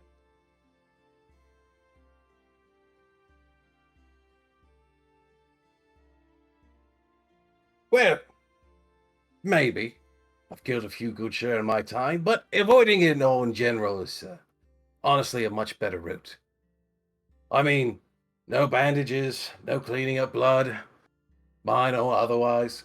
It's great. Yep. No using up resources. Well, Yeah, we're resources trying- exist to be used. Well, we're here to sell. We're here to sell our wares for gold. We've got fine dwarven craft, all kinds. And he's got the sack on his back, and he takes it off, and he shows off a few items like some dwarven tools, a dwarven mug, and they're generally bronze with the well-known sort of dwarven, almost Celtic sort of knot pattern to it. And then some of it, of course, has more of the Art Deco style to it. That sort of mixing of the two styles of art that is very well known dwarven Finely crafted. craft. Definitely more embellished than the sort of things that I have the pocketbook for, but I can see where there'd be a market for it. Yes, and well, we'll need to resupply soon, so we get back to a dwarven keep where such fine dwarven crafts are made. But Yeah, that is gonna be a heck of a trip for you, isn't it? right, you said that we were on an archipelago. Yeah, it's an island chain. If there I don't think there would be any dwarven capes around here. In fact, I'm surprised to see dwarves at all. Right, you're cute. No, seriously, where's the road back to Okay. the mountain hole?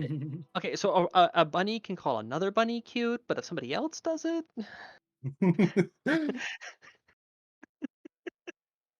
I'm not joking. By the way, I where would you find caves in an archipelago? Maybe some limestone caves here and there, but those are unstable. Right, we followed the road here, though. What road? It's an island. You know, The same road we took to get here. I kind of like the idea of there just being a massive network of dwarven tunnels under the ocean. Just Oh, no. looks like BioShock down there. It's just Rapture. That exists. That's called the Underdark. But does the Underdark go under the ocean? Yes. I would be willing to fully say yes.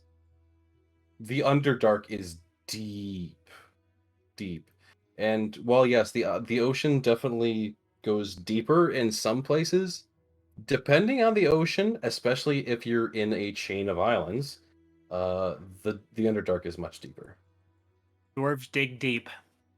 Like if They you do. are in a gulf, the Underdark is definitely deeper. If you're in the middle of the Atlantic, like we're talking like the Bering Strait, yeah, maybe the Underdark doesn't go that deep. But if you are 9 times out of 10 anywhere else on the planet, the Underdark is deeper.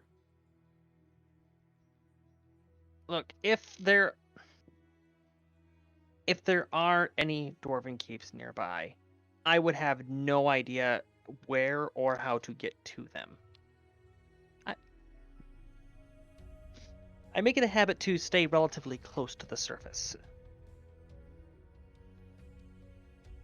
There should be a mountain nearby. Like 3 days travel away.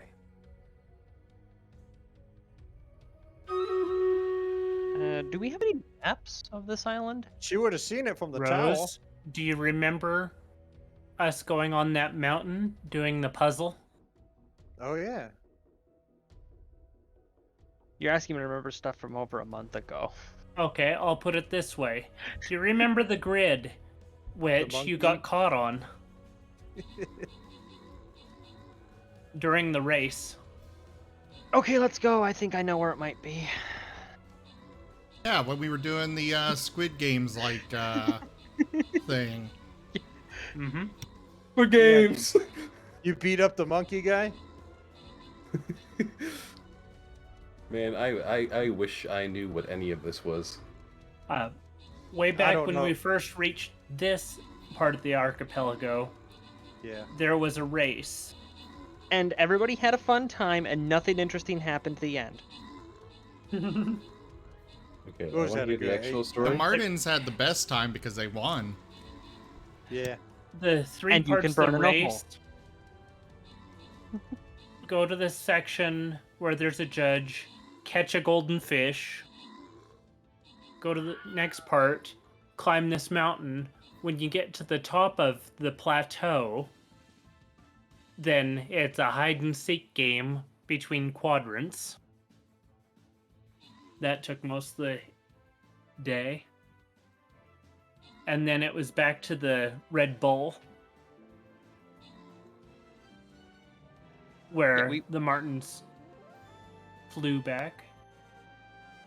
Yeah, we literally played in the freaking Red Bull games because it was being Oh my orchestrated by a bright Red Bull. Because the Red Bull bar is still here. Oh my god. All right, good to know that the Red Bull bar exists. And does I think the Red Bull does bar anybody is remember the name of the owner? I wasn't Nope. here for that. I didn't think it would continue to be a relevant thing, so I didn't make a note to note it. That was the ultimate way to win the race, is you had to get back there to the guy who introduced the race. I remember that Luke wouldn't let us make a history roll to remember his name.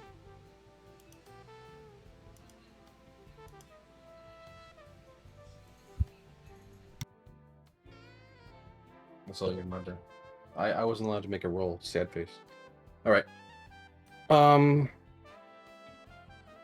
Anyways.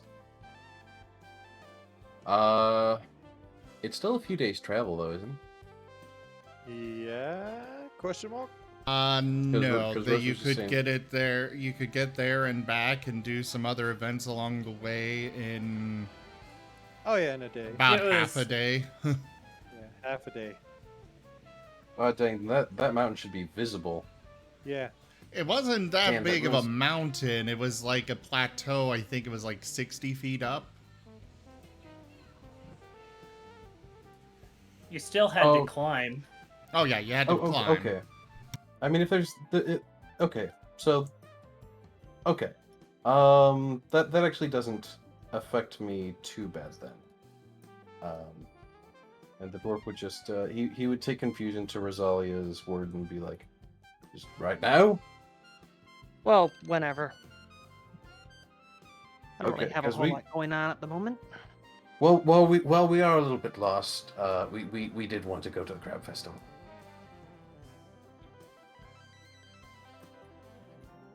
Oh shoot, you just missed it. No, the crab festival is still going on. You just missed the crab. They just missed the crab races. You missed the crabations. But the festival is going to go like on into the night. There's going to be bonfires and cooked crab. And drinking. Oh, definitely drinking.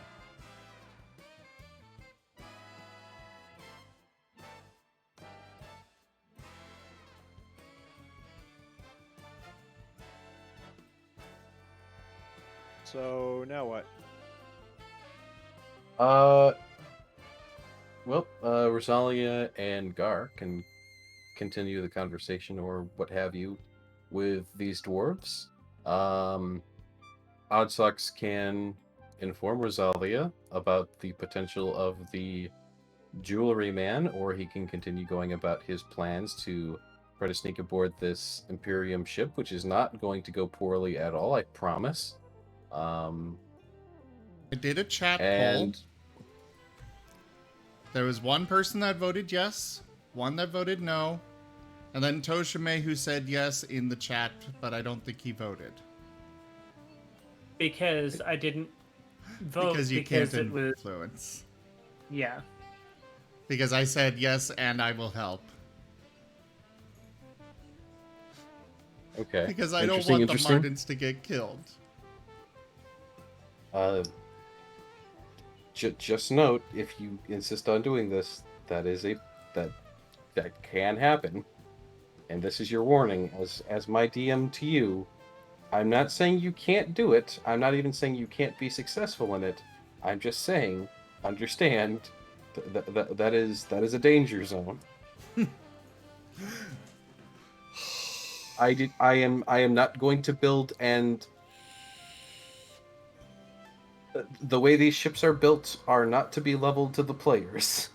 They are not exactly built to be fair. They are built to be, you're sneaking onto a place you shouldn't be.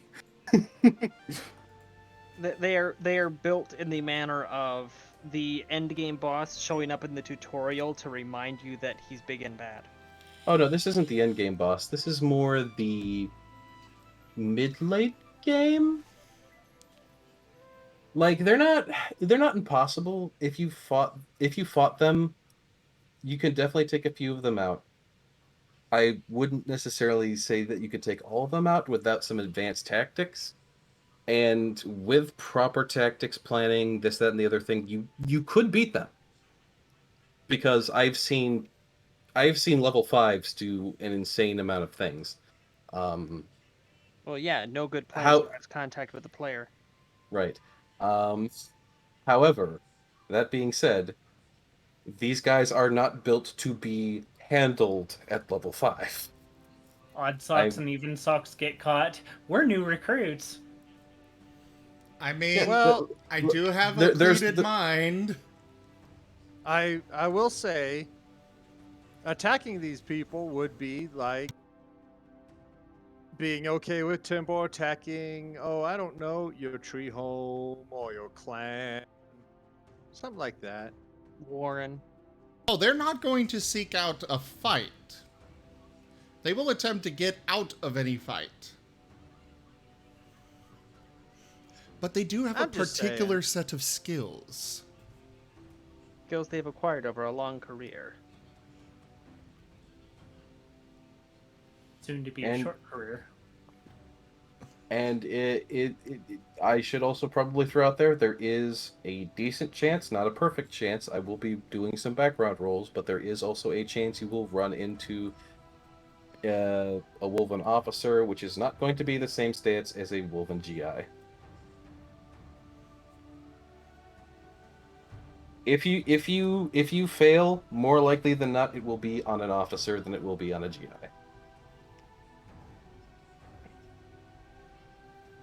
Well, yeah, Anyways. because they're As woven. That's all the behind the curtain I'm going to give. That being said, I'll let you. I'll allow you to continue to make your. I will at the very least. I will add one more thing. I will recommend as a GM, you either wait till you're slightly higher level or take good practice to prepare. But I'm not going to say no to it because it does sound fun. Okay, And so in the end, the fun is the important part. character, like actual gameplay, I will not do it. However, I am going to request an alternate universe session, if you don't mind, where they do attempt it. Just because like right now I am really torn between, no, they would not actually go try and rob them. But I really want to see if they could pull it off. You're All right. creating a mirror universe right now. Exactly. Do me a favor. Do me a favor. Save your character sheets. Save your stats. I probably won't have that happen right now, but I can state, if you really want to do it, there probably will be some plot reason to infiltrate one of these ships down the line. Well, no, I'm meaning like sometime this week, you and I have just a session of the Martens trying to break in and do this heist. I don't know if I would have the availability this week, especially because most days I have other things going on, and I'm also picking up a job soon. So most of my free time is going to be going into either my channel stuff or just preparing stuff for next week's DMing session. I will say Friday. I mean, you were going to join the Infinite Unknowns, and that's no longer a thing, but we are going to bring back another session, another game with that of Exalted for that time slot, so perhaps Friday after Werewolf.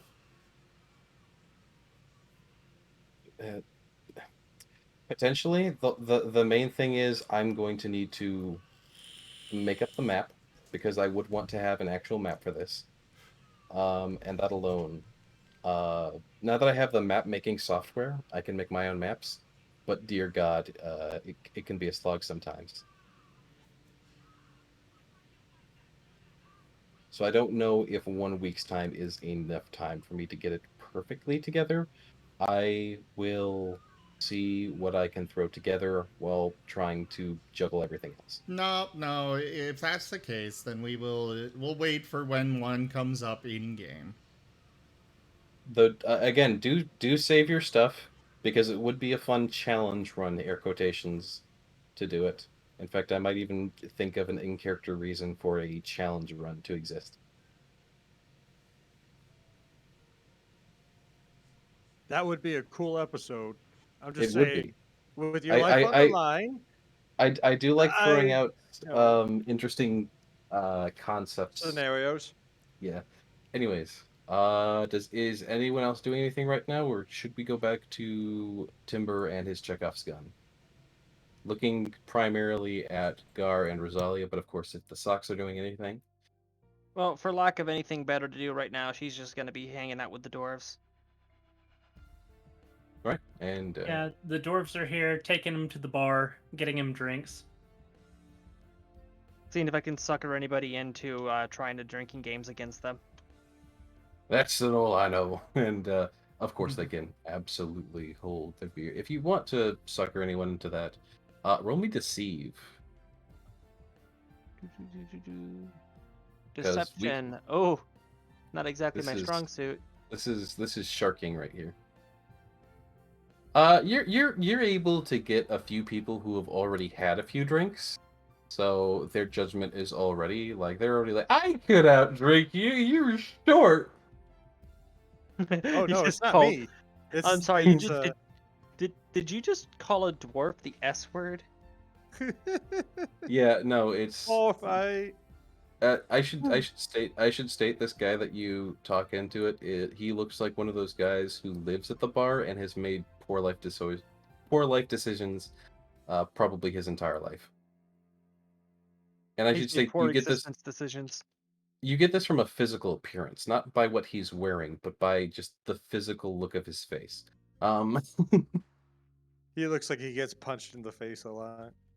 He has a smug look that is way too smug for how unnaturally ugly he is. Not that I'm saying that he is. I can picture his face right now. I know He has that a punchable.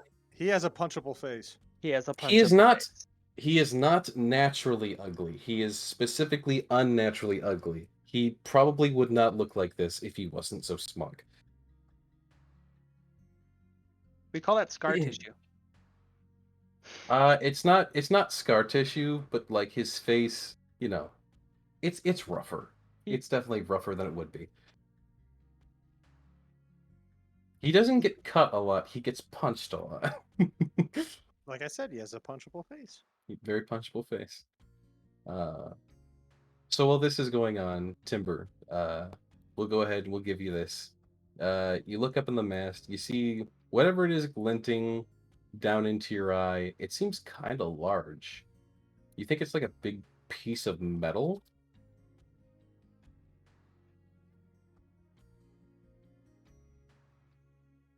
Well, Temple would go up and investigate, and he's pretty sure someone's been on a ship since he's pretty sure Odd Socks would have reported that we had metal things up here. Right. Okay. So you shimmy on up. Good. Good. Yep, I can climb. Mhm. Just because of your strength score of 20, I'm not even gonna make you roll. As we are hearing clanking across the entire island. Yeah, it's And not quiet as- at all. As you get up there, maybe he just missed it, but it's your javelin.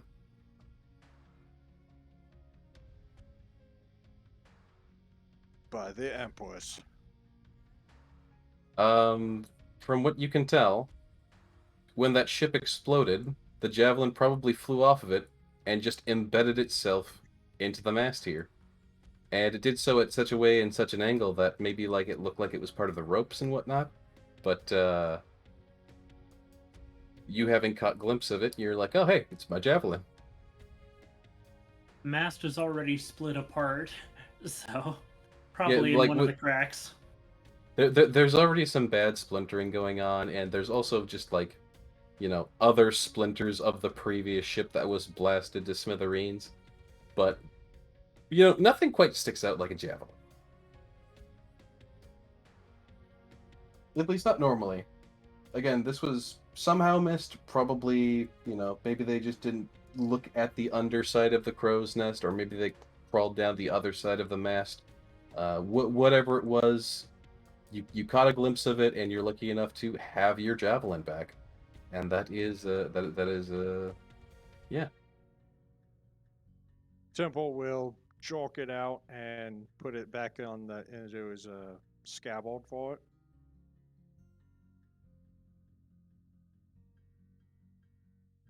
And gracefully clunk, clunk, clunk. And that was the Chekhov's gun I set aside All for the Timber. with all the grace and daintiness of an inebriated warthog. All right, so going back to the tavern, unless the socks are doing anything, or unless Timber is doing anything additionally. Well, Tipple was wanting a new set of armor, but I don't think I got enough money for that. You should have 200 gold, though. I don't know if I don't know if anything can be made that'll be better than what you have for 200 gold. Well, I mean, even just for the materials, Tipple's a big boy. Right, you have like a Tipple has You're- chainmail. I was thinking like split mail. Didn't you have like a thing where the cost or whatever of your items was like Yeah, and that's why I 1.5? was saying. That's why I was saying. I know the price of split mail, and I'm assuming it'd be like 4 times bigger since Temple takes up 4 spaces. Right, because you're large sized. Mm-hmm. I will say, just for armor pricing for you, I'm not going to subject you to multiples of 4, and just say that kind of in the same line of odd socks and even socks in this case, the Marten twins. You're just subjected to a 1.5 times multiplier. So just add half of any gold value to the normal price, and that's your price because of how big you are.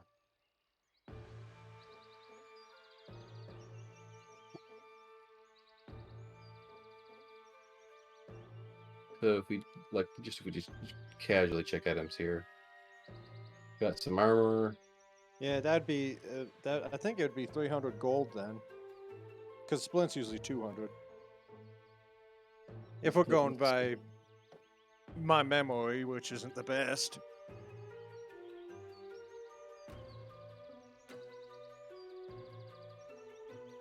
Oh goodness, I have access to all the armor. I'll just casually look up full. Yeah, just split mail. Whoop. Oh my goodness. I'm chugging.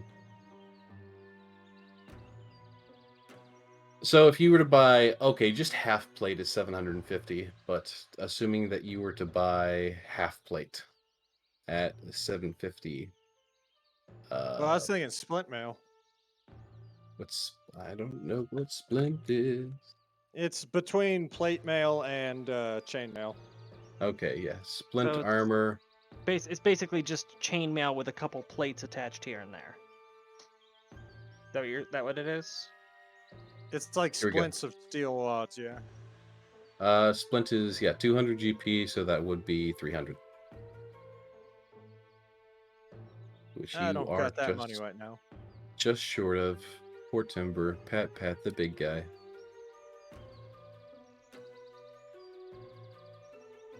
It's too bad you're only paying duty points in execution. I wish they took stickles. I have so many of them, look. No, I even gave away my only stickle. How much is he needing? 100 gold.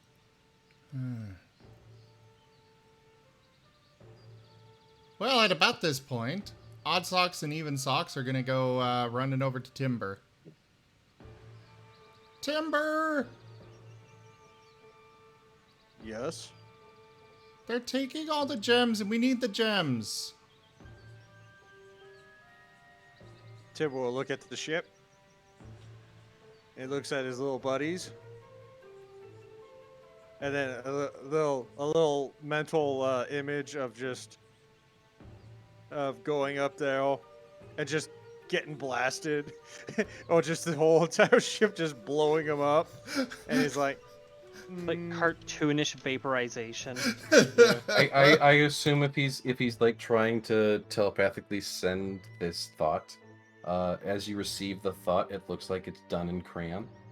yeah, it's just doodles. The Martens are just receiving all of these mental images going through Timber's head, but they're drawn in crayon. They're drawn in crayon, and then also noises made by Timble. Hey, oh shit!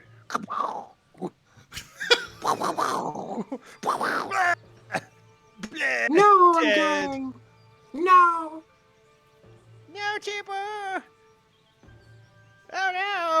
Okay, fire laser beam! Pew pew pew! Oh no, my armor! I'm melting! Oh, but there's more Wolven! Oh god! Oh no, we're also spaghetti! Oh Timber, god, you this is the okay? most horrible way to die. I need to say that out loud. Yeah, exactly. The Martens look at each other. Never mind, we're good. This is the most painful way to die. Yeah, I mean, blades will kill the body, but ballos will kill the soul. So, what you doing? I was trying to see if I could get better armor. Well, then you should So, get it. I don't think I got enough. You don't? I don't even know if I have. I lost count after 8. They're gonna look at the person. How much is he short? Oh, Temple hasn't even found a place that would be able, unless we go to the blacksmith. Oh. We were just discussing what the cost would be if we found someone who could make armor for Temple. Well, come on. Let's go to the blacksmith. He can make it. Guess we can try. Let's go to the bar. They can make it. I'm so glad Toshime's not here because Temple would literally march to the bar and ask for better armor. The dwarves can make it. They could probably, yeah. So technically, the answer is at the bar. Well, that's the character flaw of Temple. He believes everything people tell him. Most of the time.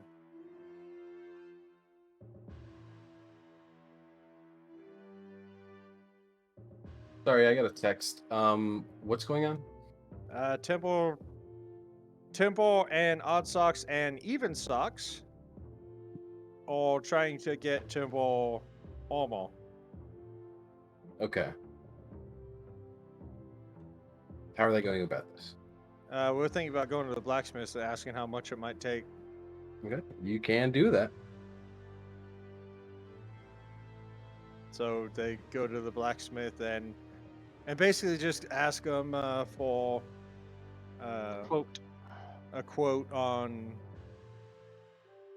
how much it would cost to get Temple equipped with splint mail. Split mail? Yeah. Let's see. And he, Probably starts measuring Temple. yep. He just like, pulls out the tape. Zip. You need a second tape. The Martens are happily climbing over timber to help him hold it and stuff. Yep. Please tell me he's like a halfling or something. Needs to rent an airship in order to do the measurements. He's a gnome. He just has his own little balloon, little hot air balloon. No, he's one of those bear folk people. I forget what they're called. They're like Hobbit. Ursanus, whatever. Urson. Urson, is that it? Mm-hmm. He's one of them. Depends on the Urson. setting. Joke. He is bear. Oh, that's her sign. Ursine, okay.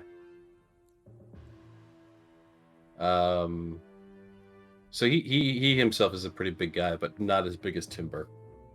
And he just gives a nod and scratches his chin a bit.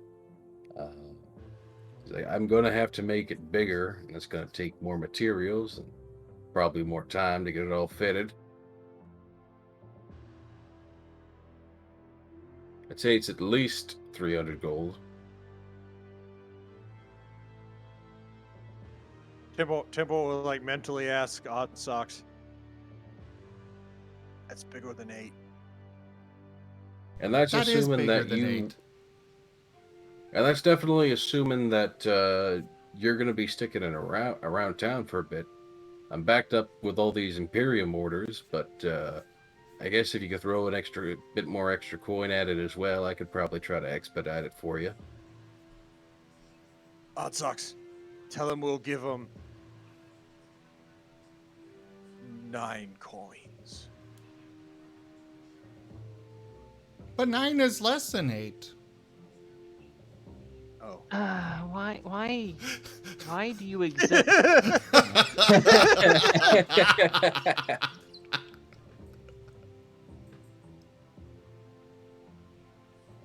So close. There used to be a world where you didn't exist. Can we go back to that? Temple almost lost something today. Almost. No, I'm worried. I'm not worried about the things that he almost learned. I'm worried about the things that he is learning. You're a bad influence. Don't come near me or my timber ever again. No, I'm kidding. That's bigger than 8. That is 1 bigger than 8. Uh-oh, math. So if you take 8 and plus 1, and you get 9.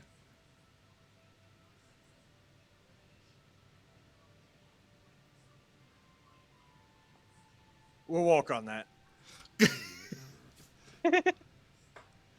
How much do you have? I have this much. Temple pulls out the sack thing he has. I'm gonna need help counting.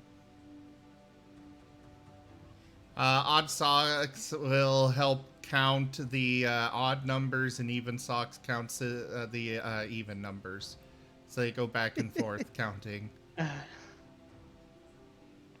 Why can't you be normal? But this is normal for them. Tipple's just sitting there all cross-eyed. Seems legit.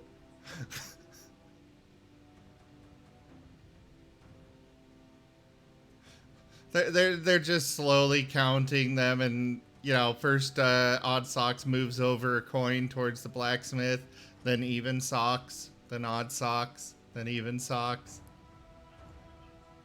Buddies, Yeah? can you do this a little faster? Oh, sure. And now they're using their minds to move the coins.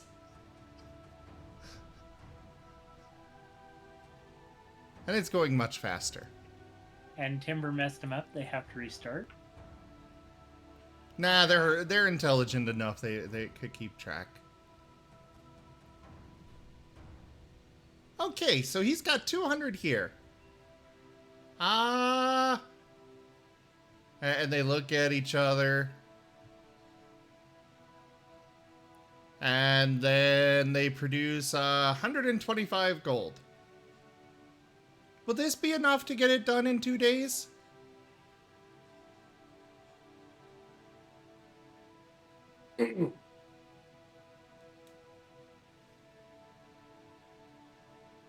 Sorry. I had Oh. something in my throat. Apparently I killed the DM. Nope, I'm alive. No, see, that's the sound that the blacksmith is making because you gave such an absurdly high number and you're like, is this enough?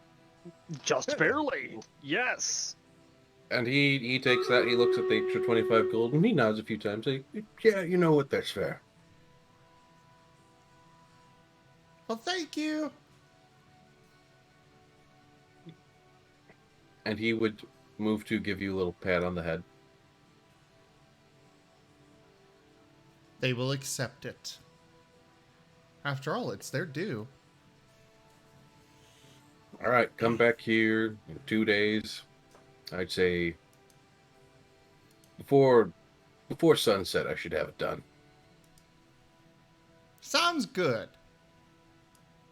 Hopefully we won't get run out of town and need to flee before then. And then they hop back up on Timber's shoulder. All right, let's go. Yep. It's an Sure hope not. It's an alarmingly common occurrence for us. Hey, and if you're not here, then for whatever reason, first come, first sold. Except we already paid for it. Yeah, but if you get chased out of town, I'm not gonna keep it around. But it was Oh, already, odd we socks already and bought even it. Socks. We won't be ran out of town. I'm part of the Imperium. Oh, yeah. We're definitely getting run out of town then. The doors sound right on cue. Have faith. Odd socks. Have faith. And Timber will walk out. And he has like this. I'm assuming this is like a normal sized door. The blacksmith kind of doesn't really have a door, but it's more just like an open smithy, like where the embers and the thing is right there. The anvil's out in the open. Joke. They're, again, it's not really a doorway. It's more just like an over. I'm not What I'm saying is I'm not squeezing through a doorway. No, you're not squeezing through a doorway because again, look, it's what? Just saying sweet. Oh, okay. Temple hates level sized doors.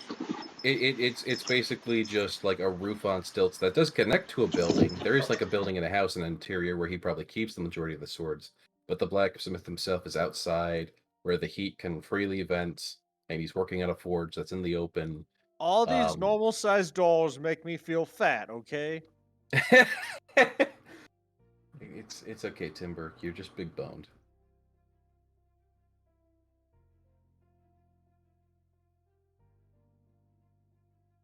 Wow. Everyone got real quiet after that. That's a little Well, bit. yeah, because you've been incredibly rude with that comment. So rude.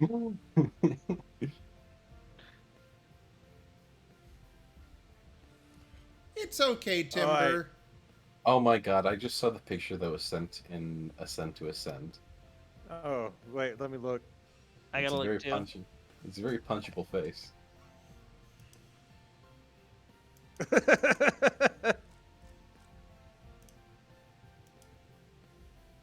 Alright, well, Timber will start looking for his pack members and ensuring everything is not, I don't know, trying to get the Imperium to open fire on us. Well, you still see plenty of the Imperium basically just acting as essentially town guards. Well, Yep. I mean, Timber walking around would probably, not be. He could be easily mistaken for someone else. He could be, but it's one of those things where you look like you're walking around with a purpose and that you're not just utterly lost. Like every time you're doing something, you're actively doing something. You're not standing around looking bored. It doesn't look like you're not doing something, so no one walks up to you and goes, "Hey, what are you supposed to be doing?" Like they see a fellow Wolven, they just occasionally give you a respectful nod as you pass. They don't really seem terribly interested in bothering you and your business. Again, it doesn't seem as though word of you has come here yet. So, at least for the moment, they are non-hostile. Timber is Timber's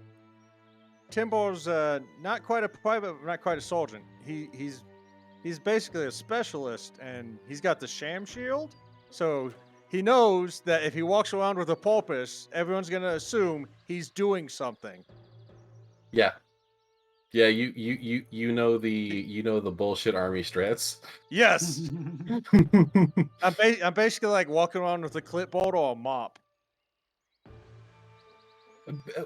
In a real world equivalent, though. Yes, I'm yes. saying like in game, literally everything you've been doing so far. It's like he's walking here, he's going somewhere, he's Yes. not twiddling his So yeah. I'm not just some lost private. I'm probably giving I don't know, delivering messages for an officer or something. Yeah, could be.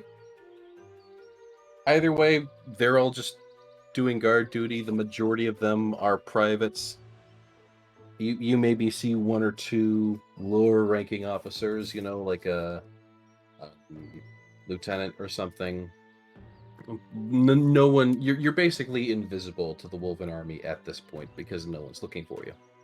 Yes. Actually, quick question. Compared to normal Wolven, is he like abnormally large compared to them, or are they all that size? Temple would be average size. Oof. The Like, only two really more- thing that makes Timber stand out the most is the fact that he is fully armored. While many of them do have the armored helm and whatnot, a lot of them do make use of probably slightly lesser materials here and there just to like save on costs, but to still be well armored. And of course, some of them just don't wear armor at all, such as the ballers. The ballers, I think, really mainly have the helmet, but otherwise wear loose clothing. Well, yeah. There's different types of soldiers in the Imperium. Some of them are more melee focused and thus need more armor. Right, yeah. So Well, I mean, I can understand why the ballers would need to be light and agile, because that way they can run away from Grove Street. Props trying when he gets that reference. I feel like I should, but I'm not going to ask. Grand Theft Auto. Ah. I knew that was tickling some recess of my mind. Anyways. Did you want to do anything in particular, Timber, or are you just saying hi to your local comrades? Timber's trying not to raise a stink, and he's trying to look for his crews and making sure they're not, getting in trouble or... Make no promises. Getting in trouble in the bar. Well, okay, fine. I'm making sure they don't get caught. Caught doing what? I'm just enjoying myself. Exactly, that's why I'm trying to look for you. You Okay. have no Alright, faith. Timber, I think we're gonna go, steal all the jewelry off that ship. And let Marten twins go to jump off of him. And they jump, but then they got like 2 gauntlets after. Really No. quick, Gar. I'm paying for the drinks. I invited them. Okay. Subtract 10 gold. 10 gold worth of drinks. Yeah, that's dwarfs. That's dwarfs. Yep. To be fair, they are trying to limit themselves because there's like 3 dwarves.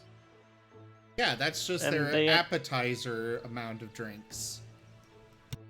They're only gonna have 1 keg. They're cutting back. So,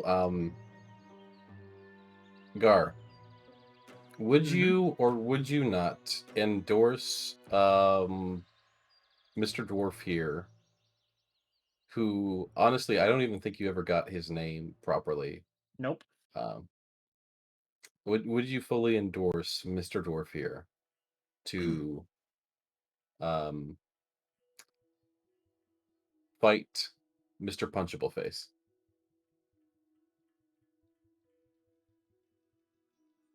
What do you mean endorse?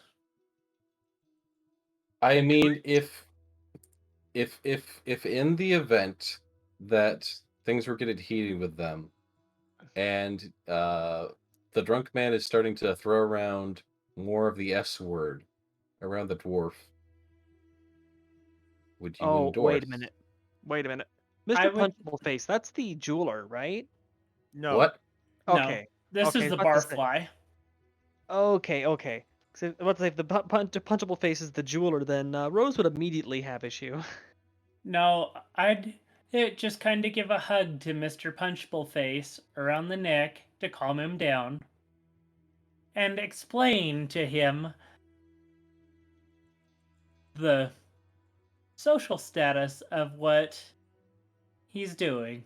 As you try to explain this to him, he goes, Intimidation. You're stinky.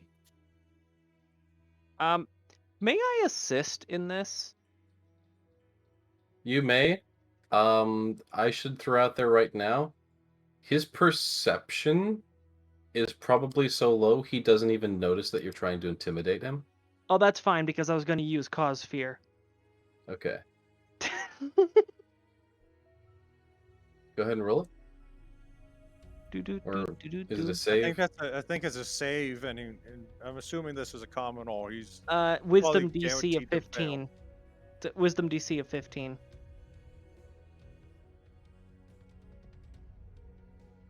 Okay.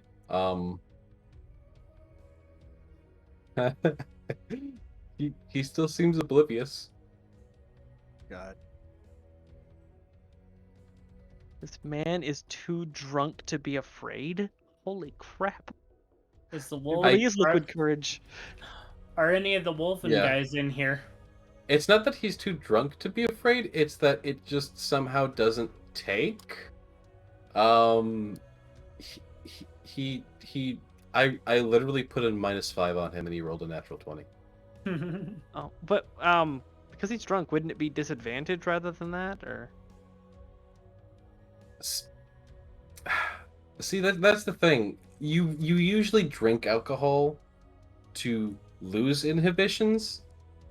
So I just gave it a flat roll because I was like, I don't want to give it advantage, I don't want to give it disadvantage, I'll just give it a flat roll because I feel like you can really argue either way.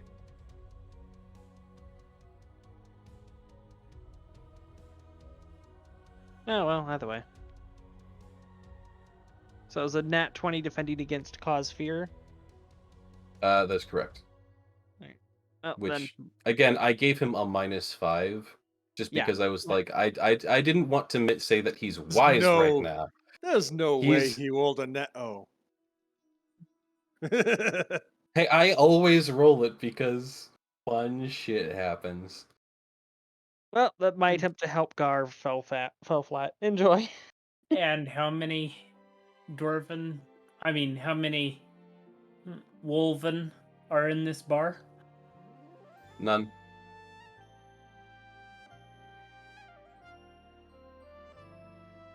And how does our dwarf friend react? He's gonna punch him in the gut. Predictable response.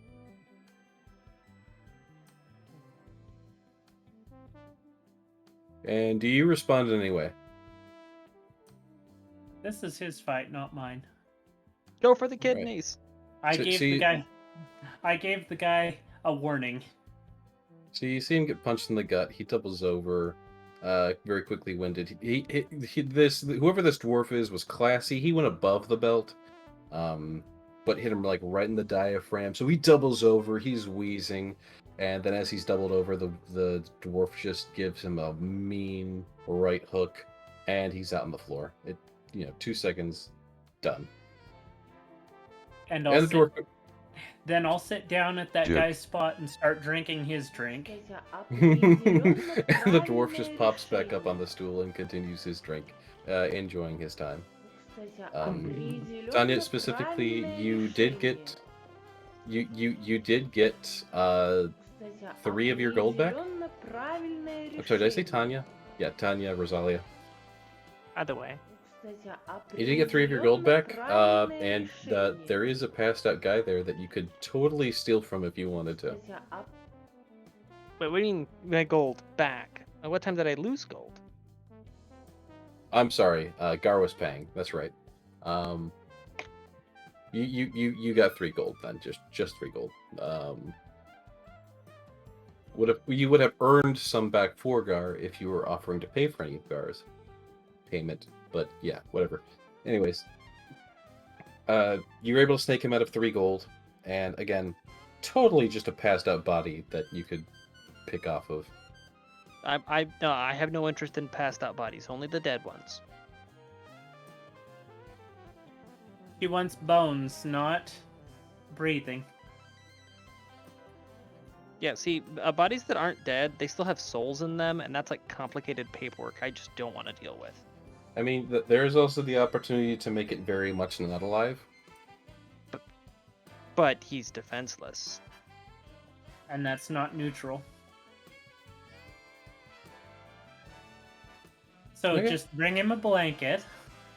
I mean, that to be fair, you can still do good and evil actions. You just need to balance it. Yeah, but here's the thing. I could easily abuse that if I just, it always has to get back to 0. Just do something super charitable, then something super evil. And then at that point, what even am I? Okay, you know what? That's fair. That's a that good point- moral compass to have. You're neutral. Yeah. No, Zim. Bad. I think by this time, Tip was like poking his head in to see what kind of trouble's going on. Zim is a bad influence. And Timber sees Gar sitting at the bar with his dwarf friends. Garbar. And Tanya nearby. Like, Tip I mean, literally Rose. has to take a knee and just pokes his head in and is like, what's going on in here? The Martens are squirming in Timber's gauntlets. I'm trying to stop them from committing to the firing line. They were Oh, really they- insisting on getting shot. They were doing war crimes again, weren't they?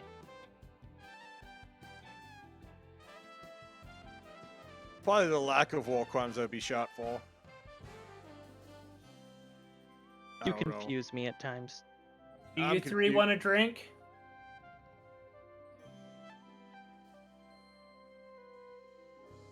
Which is- Sure. Oh. So I wasn't, for a second, I was almost not certain if you were talking to the dwarves who were already drinking. To the 2 Socks and Timber who walked in. Okay. Yeah, Timber can drink with his pair of socks. Now I just imagine Timber walking up to Rosalia holding like his actual socks, and he's like, they smell bad. And he shoves them in her face. I didn't know Giant Timber wore enormous socks. woven socks. Hold on, I gotta roll a con save. I mean, he does wear boots. You don't need socks to wear boots. It's horrible not to, but I don't know. Digigrade legs might be different because I don't know if you Yeah. can get blisters as easily with digigrade legs as you can with our weird human flippy flop feet. Flippy flop feet? Flippy flop feet. Well, unlike Flippy floppy feet. Flippy. Flippy. They Uh, go Temple flip. Have will- you ever flippy flip? okay, You get- anyways, I Tip will have butt never in flippied my to flap. the flippy floppies and be like, I am trying to ensure the safety of my pack. I can't do that right now because who's gonna be, oh, I don't know, driving the ship out of here if, oh, I don't know, some messenger comes and says, oh, hey, guys, you see that very shootable ship right there? It happens to be very shootable and full of It beautiful happens people. to Yeah, I be get very it. shootable, yeah. You know, for saying that you don't know, you certainly do seem to know a bit. Timber, You're all worried about you your discovered... ship. No, hold on. Timber, you just discovered sarcasm.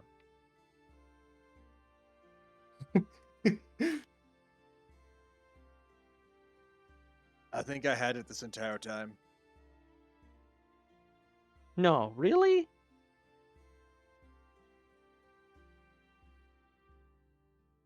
Yes? Question mark?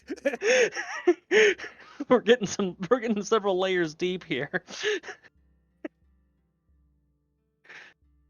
I'm Are losing you all track worried of about your time. ship then? I am worried about the pack that I have made with these wonderful, You can call us reprobates, it's fine. with these conscripts, That also works. that, you know, I'd help them since they let me take a tower, and I'm trying to stay true to my oath of not stopping the dwarf- Empress from. The dwarf is just nodding along, like, yeah, okay. That's not what I I'm in asked, a but very okay. difficult situation. I can't drink right now. I want to, but I'm not because I am being responsible. He's the Well, if you're- designated fighter. Well, if you're worried about your ship, when I was trying to figure things out about this weird area that seems to be changing or whatever, I did find a cove near the town. Thought that was pretty neat. Could probably put a ship in it and everything. In fact, I wouldn't be surprised if smugglers used it. You mean loot boxes? What? You said smuggler. What I believe you meant was portable loot container. Self-delivering. No, smugglers. Dungeon Master, Yeah, that's what I Yes? said. would Temple know, like, if the Imperial Navy might have difficulty taking those massive ships into a port like that? Into a smuggler's cove? Yeah. Absolutely, they would. All right. The whole reason why smugglers use the cove, or why it would probably be good for smugglers, is because it would require a smaller or more maneuverable ship. Yeah. I'm just saying, course- would Temple understand what he's trying to say? Because He's he trying knows. to, Yeah, he, because he's literally physically saying it's a potential safe spot for your Yeah. ship. Okay. Okay, so we Temple- understand what he's saying, but he understand what I'm saying. I'm What did you- saying smuggler is just a loot container full of goodies. And the best thing is, because they're breaking the law to carry that loot, killing Temple them sighs, is morally and then neutral. he just cocks his Marten shotgun, and then he's like, "All right." Burk, burk. Okay. No, I'm Spewing, joking. I'm joking. acid. No, don't. Don't melt Don't. the man. Rosalia, go ahead and roll That me was insight. that was out of character. I was just being. Wait, roll what? Insight. Insight. Boop. Meep. There's a smuggler's cove. Timber needs to grab that for the Inquisition. When you say smugglers are basically just walking loot boxes, he does that sort of smile thing where he's smiling, he's nodding along, like, yeah! And you can tell that, like, the smile and his agreement with you doesn't have the energy behind it. Like, it's literally just like he's saying, yeah, because that's the right answer. Oh, and I already used my guilt detector today. All right. Here's a plan. We're gonna get everyone on that ship. Mm-hmm. We get a drink for Temple once we get there, so I can maybe relax and actually go to sleep tonight because, oh my Empress, I am so stressed. Understandable. Continue. We let's just go. Unless you have other business here, I just need 2 days, 2 sunsets, And then I can get the armor ordered. And then we can... Then we can... Then we can. go find another tower or something and... I'm not used to making the plans, okay? No, you're doing good so far. Continue. We find another tower. Carry on, Captain. We believe in you. I'm glad somebody does, because I don't. And, anyways, Oh yeah, that reminds me. Moriarty pipes up, having a tankard in his hand. He just seems to have like disappeared for the longest time. He hello, probably. Moriarty. Yes, hello there.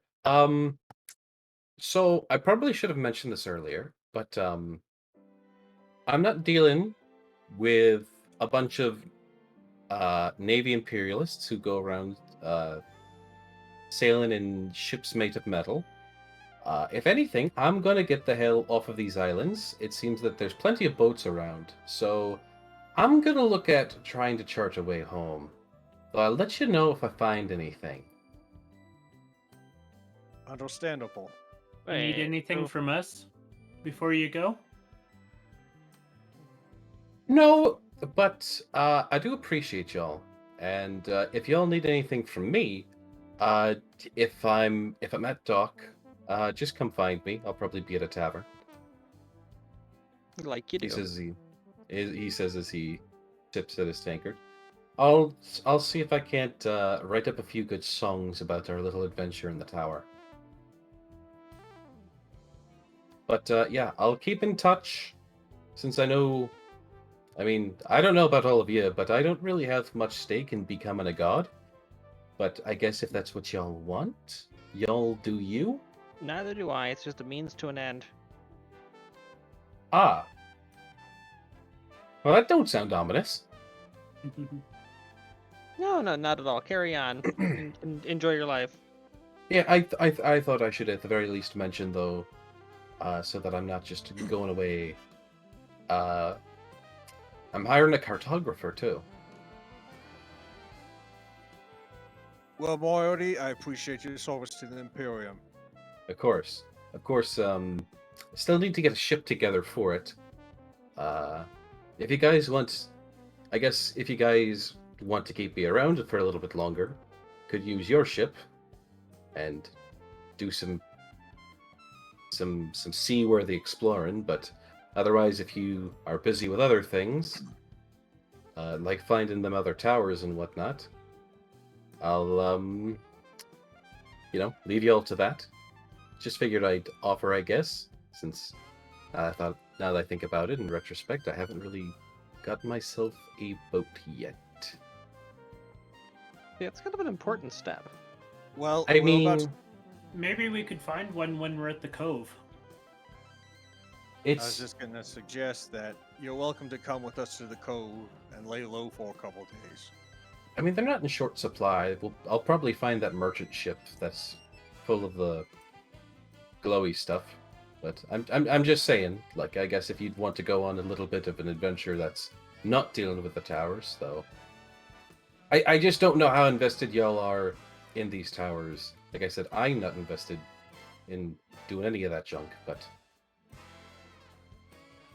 Well, you know.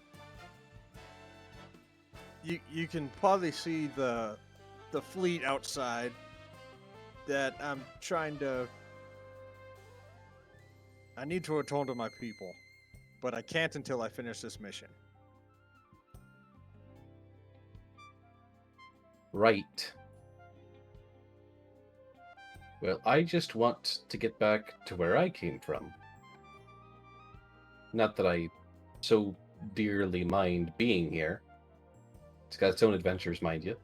But, figured I might as well figure out where we at least are on the sea. And maybe if I want to come back, I'll sail back here. Assuming that you can. It's hard to tell. You know, when you just end up somewhere you weren't before. And anyways. Yeah, still working on that part.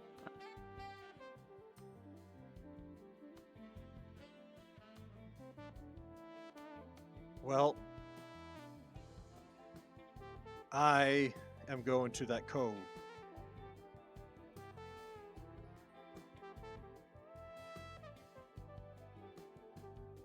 You're I've got welcome to nowhere else join us be. if you want.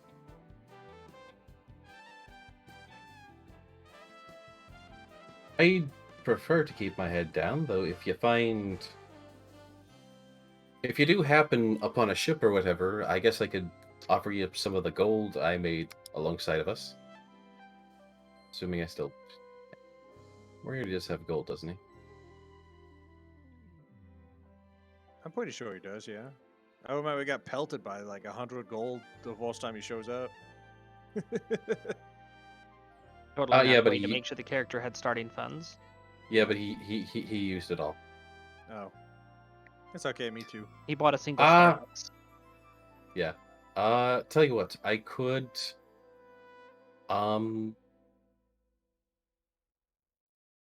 could give you my magic rapier that I bought earlier.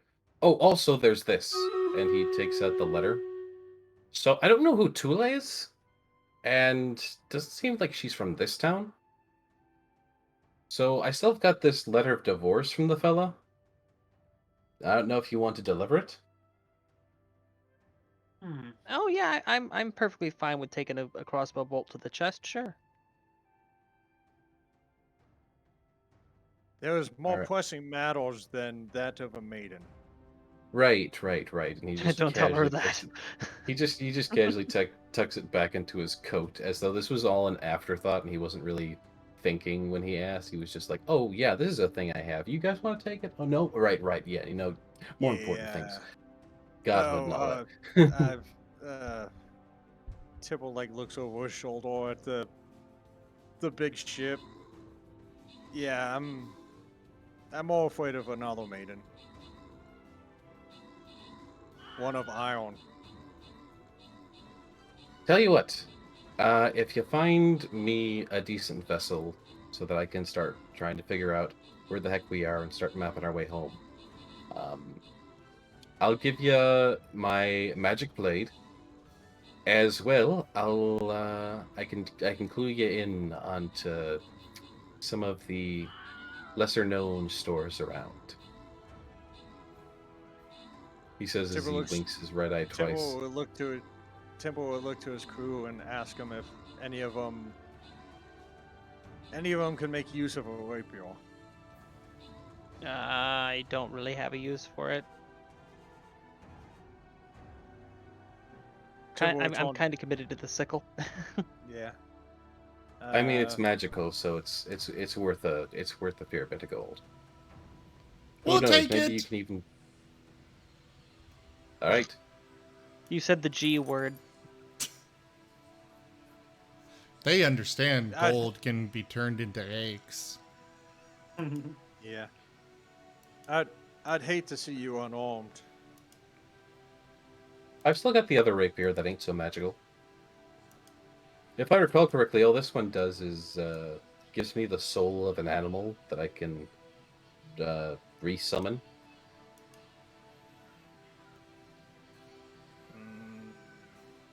That sounds like that needs to go in the Empress's vault. But I can't do that because I'll be executed. I mean, it's nothing big. It'd be like a dog or maybe a tiger. And it only lasts for a certain amount of time, and it's only once after you kill it, and you have to get the killing blow on it. The twins are going to take the rapier. They're going to wriggle out of Timber's grasp. And oh, they're free now. He hasn't handed it over yet. He's offering it as a reward.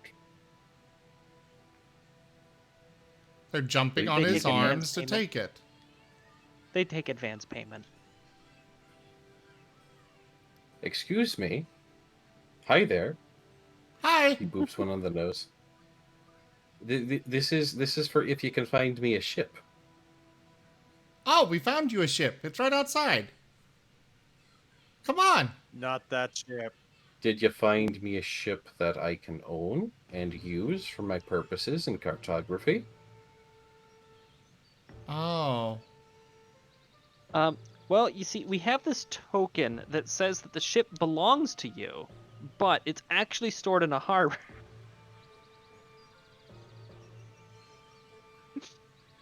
Let's get out of here, guys. Timber stands up, dusts himself off, and starts marching to the boat.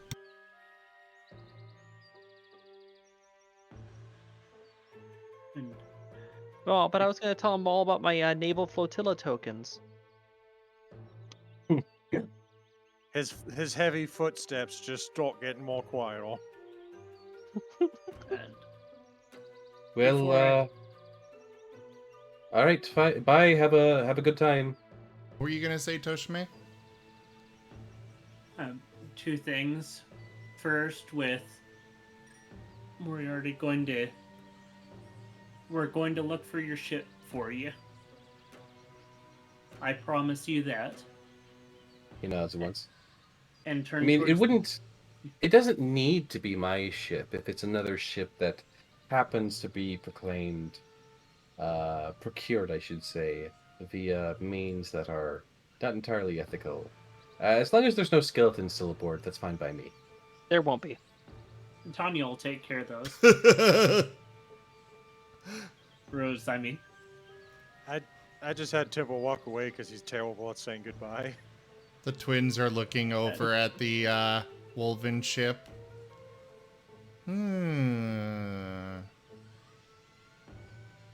And the other thing is, I was going to get the flagon, the copper flagon from the dwarf before we go.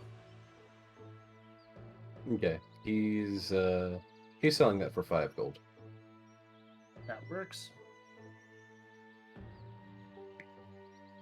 Yeah, you can go ahead and add a 2-pound flagon. Sounds It's a about little right. bit- It's a little bit heavier than you would have expected, but yeah. That's how you know it's good.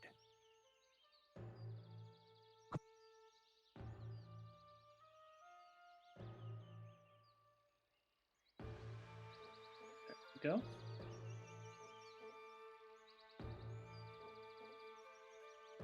And he gives you a pat on the shoulder, and he's like, "It's good to see you." And to note, he did give you a few gold off of that. So he did not he insisted not to sell it to you for full price. And yeah.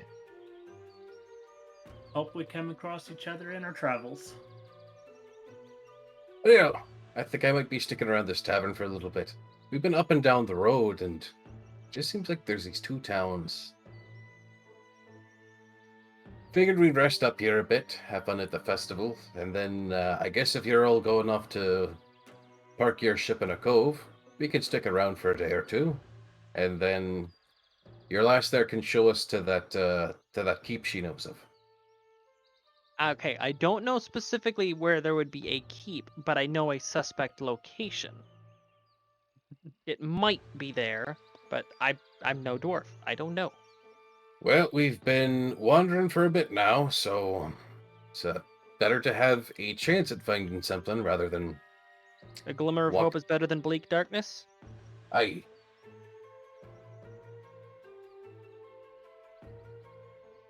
So good luck to you.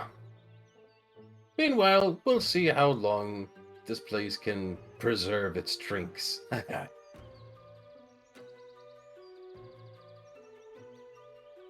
If you don't have it completely dry by dawn, I'll be very disappointed. So will I.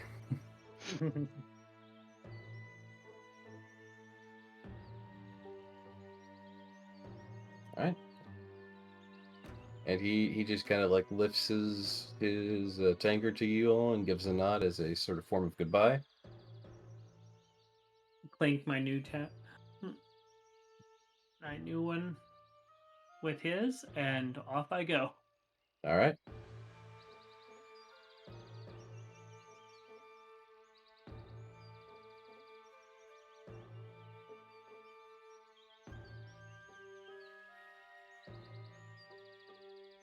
How about you, Rose? You coming along? Yeah, might as well. I was gonna All right. say this, but the Martens jump back onto Timber's back as he's walking away. As it turns out, he makes a very handy vehicle. Uh-huh.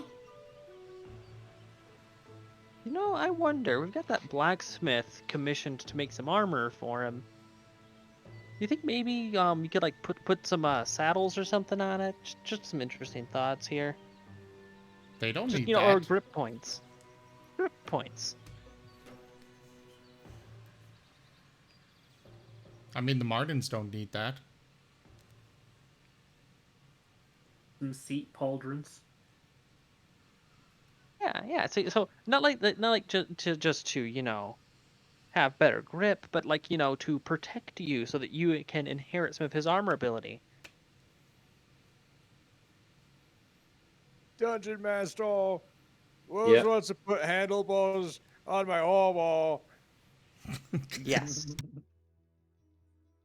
I think that could be very beneficial. I'm scared. Listen, Timber, you gotta give us something to hold on to, you know?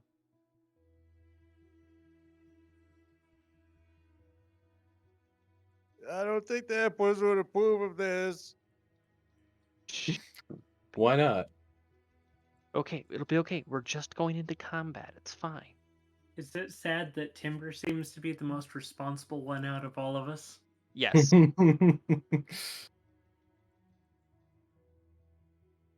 Oh, when the Marten twins become gods, they're totally gonna basically be Loki, but they also have their contracts and stuff, and Already making plans. uh-huh. That's if they become gods. No, when? See, there's the spirit. That's the positivity we need in this team. Tip was just designated fighter. I liked that. Yes, and technically, Gar doesn't want to be a guard. He has his own mission from his tribe to go to the tops of each of the towers. That is fine. You know, if Gar doesn't want to become a god, the Martens will take that spot for him. So they'll become double gods. That's not how that works. Oh, okay, I get it. That's why the Empress wants to go up, so she can become a double god. That makes sense now. You've broken him. Yeah, I was kind of When you think- wondering why she might want to go up there because she's already one, but now that you said double gods could be a thing, maybe she could become like a 9 god. Which just keeps looping over and over again to add extra levels. You know, that makes a sense, grindable Timber. quest. You should probably give us yours, though, because, you really don't want to... you really don't want to compete with her, do you? No, he wants to give his to the Empress, as he said.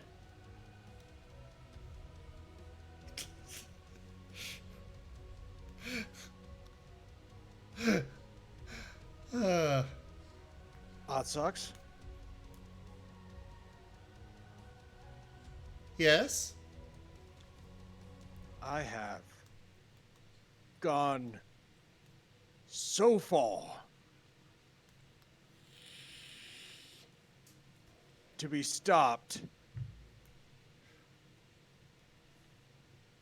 I have suffered too much. I can't fail this mission.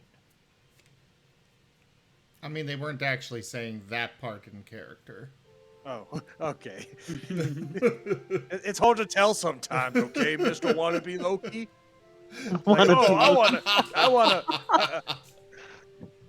Oh, I see this big friggin' battleship with hundreds of Wulven with literal cannons in their arms for guns and bayonets.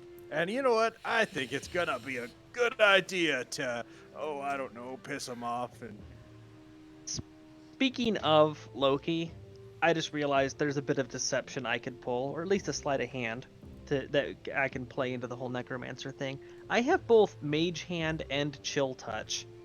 So if I were to just hot swap them, have mage hand going towards somebody, then it swaps the chill touch at the last second. Be very cinematic. What are you talking about? One of these days, the Martens are just gonna push Temple too far, and he's just gonna be like Hulk and Loki. in the tower. Wham, wham. Mage Hand creates a spectral floating hand. Chill Touch creates a ghostly skeletal hand.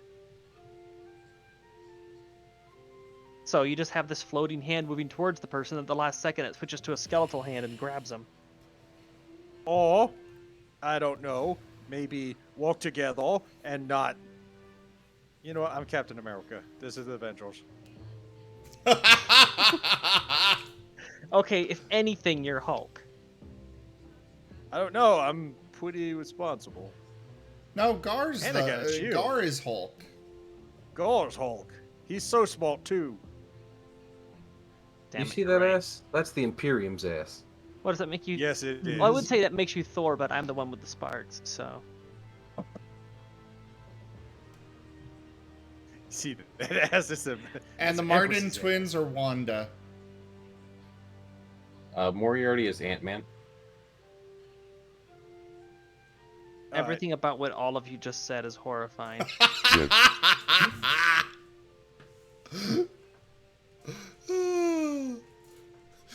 You wake up one day and the entire ship is just completely revamped into a like. Suddenly we're off on Candy Mountain instead of on a ship. In the big rock candy mountain. And it's raining salt again. Well, yeah, that's because it's the Empress's will. She is a salt queen. Don't forget to fill out the don't forget to fill out the proper forms to request access to the salt. So, anyways, I'm loading Odd Socks into this cannon. Oh, Dad. Oh, Dad. Won't Okay, you if take me you over were- to another year? If you were to load Odd Socks into a cannon and fire the cannon, how much damage would they take from the launch? Probably not as much damage as the Imperial ship withholding fire upon us. Oh, I didn't say aim Not- at that. I was just gonna say aim it skyward. Go full Sea of Thieves. From the launch itself, say probably like equivalent damage to a fireball. So tankable is what you're saying. Tankable. What won't be tankable is the fall damage. If you land in Except water, they it's can fine. sprout wings. Woes. They can What? resist the fire from being launched out. And they can form less wings. Fire. It's less fire and more concussive force. That's not So a resist damage thunder. type in D&D. I would I'm argue just- that would count as thunder damage then. Yeah, Potentially, actually, yeah. that would be it. Yeah, that would be a damage type that would fall under, and they can resist that. Yeah, they can resist just about any sort of force damage. Timber's trying to say something. Yeah, well, I'm saying, yeah, you shoot that into the sky. You say that like the Wolven aren't just itching to fire their cannons. You know, if we ever do need to deploy the Marten somewhere very quickly, that would be the way to do it. Just fire the cannon into the air, they sprout wings, and then just come swooping down like a peregrine falcon. They would get No. wherever they're going really fast. No. What we do is I'll yeet them like a javelin. I'll put them on a javelin, and then I'll yeet the javelin, and they'll like stick to the side. Or it would just be like a torpedo. Hey, Just a Moriarty. torpedo waddle. What? So Say again? a couple of questions. Yeah. One, are the hulls of Woven ships, are they magical? Oh no. To be determined.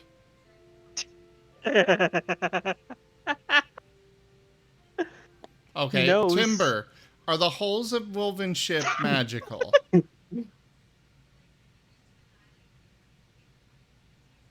Are you trying to ask me about state secrets? Yes. Don't you trust us? No. With how many times you told me you want to cut holes in the bottom of them? Actually, they have yet to tell you that they want to do that. He witnessed you trying it. He did not witness them trying it. They were underneath the ship when they were trying Yeah, it. they were. But you No, did the one tell that was me in the you want to brig. sink it. The one that was in the brig. Those are going to cut through into the cafeteria or the galley. Oh yeah, we Yeah, have you- established that they're not magical because that would have been they would have been able to or they would not that's have been able to interior. cut through. That is interior. Interior decks and Ah. outer hall are two different things. Well, then Not we'll to have mention to test bulkheads it. or a thing. Yeah, bulkheads are a thing. It could have flood sections.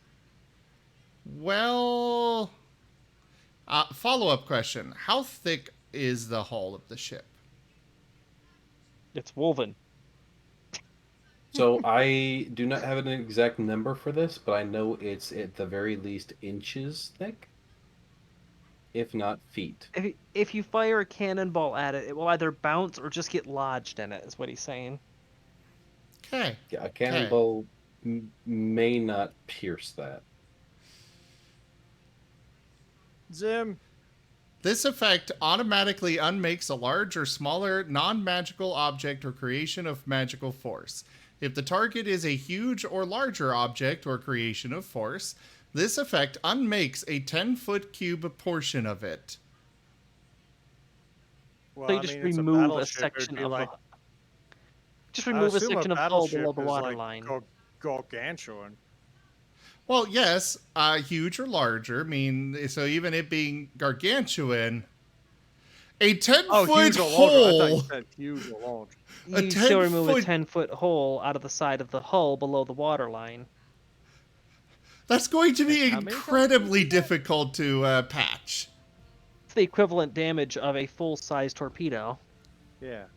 I'm just saying, how many times? That takes spell slots, though, right? Yes. You think that he's not willing to spend those? As of right now, I fool. believe they can do it 8 times per day.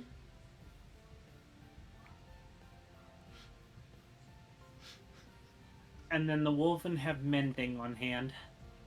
Mending only works up to 5 mending won't do feet. that. But they have Yeah, much mending more would- crew than you have Martens. But the thing here is that Oh no! you still mending have to is have the 5 material. Mending isn't 5 feet; it's 1 foot. Oh yeah, Yeah. 1 foot. I just And either checked way, 'cause I you have mending.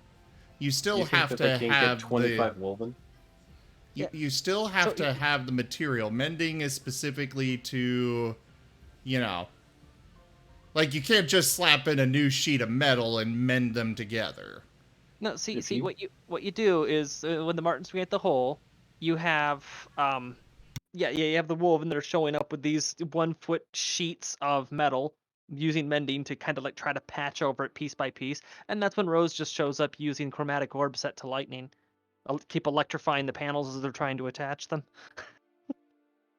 Well, I Be mean, they, careful all of talking these- about this heresy.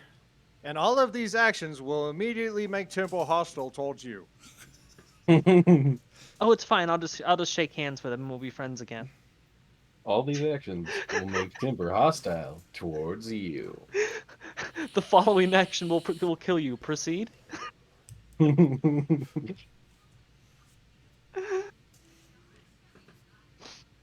Just remember, once a day, Temple can guarantee 10 plus to hit. that's if he can Don't catch forget. them. Don't forget, Timber has a he has inspiration. That's an instant critical. Or max damage. Amongst other things. And either way, the only time that we would use this is to save Timber.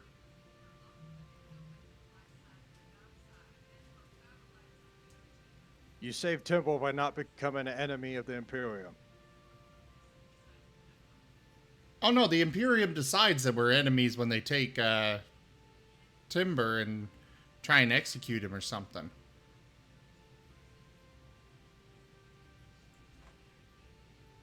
To give him the 5th point of the star. The Martens will make sure Timber completes his duty. Alive or dead, you finish the mission.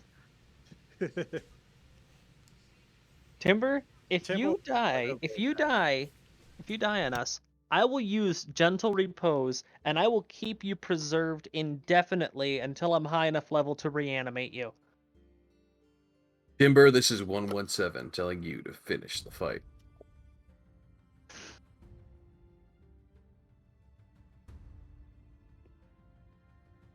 Yeah, how long does gentle repose last? Oh, 10 days. So yeah, I can keep a corpse on ice indefinitely with gentle repose.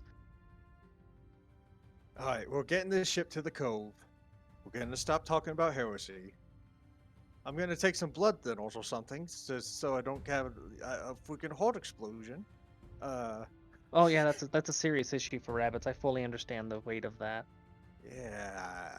And Tanya, you may be able to use gentle repose on Timber, but how are you going to move him?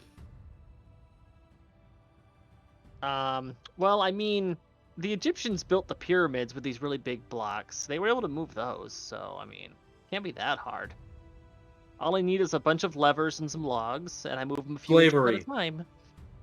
Slavery, of course. The skeleton army. That's in the middle of a desert, not in the middle of an ocean. Well, if he's still on the deck. I have faith that we are gonna finish this mission. Now let's get this boat out of here before, oh, I don't know. Timber just looks. It's already 3 a.m. here. I think it's about time to wrap up 3 for a.m. here. tonight. Yeah. And I'm fully in second wind. I was like feeling really freaking tired, but I've like blown right past my sleep window, and my body's like, okay, I guess we pulled an all-nighter then. And I gotta wake up in a few hours. Fair enough. But it was fun, wasn't it? Yes. Yeah. We So, spent way once more you time started- talking about crabs and bikinis than we should have. Yeah. See, Zim, it was a good donation goal. Yeah, And yeah. Something I never got a chance to do, I footnoted it, but other things happened, was Rose was going to go all over the beach looking for clams and oysters and stuff to roll the dice at finding a pearl in one of them. Oh, and also she wanted to talk to Timber. Yep, about the Okay. brands on his forehead. If you're looking for a pearl, go ahead and roll me a D100. All right, there we go, percent, and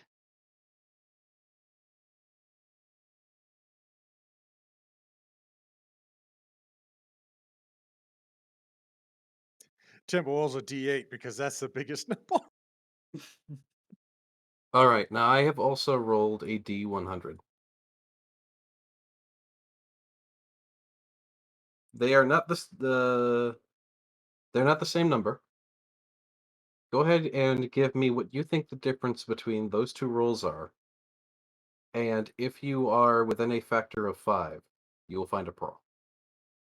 it seems more convoluted than it needs to be. I'm trying to make it fun. I'm gonna say a difference of 10. Okay, you do not find a pearl. I tried to help Rose. Oh my, Do you want to know what the difference was? 53. Much closer.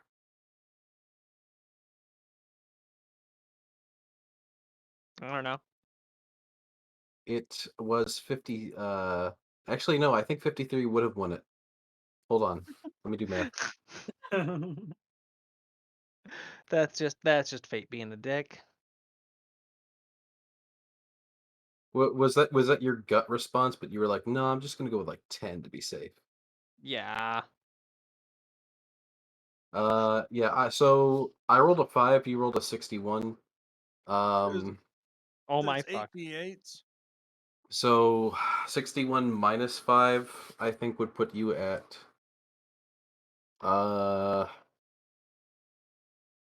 wait, no, just 5. Yeah, 5 plus 53 would have been 58. Which would have been within a error factor of 5. So yeah, you would have had it if you said 53. Mhm.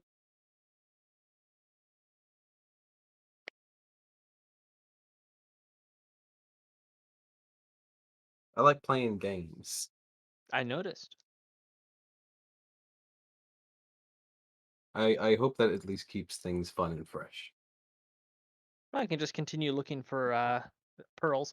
In the meantime, all the oyster meat, since Rose can't eat it, she just sets it aside for the Martens. Oh, that was just generally to see if you find a pearl at all, because Yeah, they are and rare. she would have cracked open a bunch of oysters in that time period. Oh yeah, And no, absolutely. she's Feel free.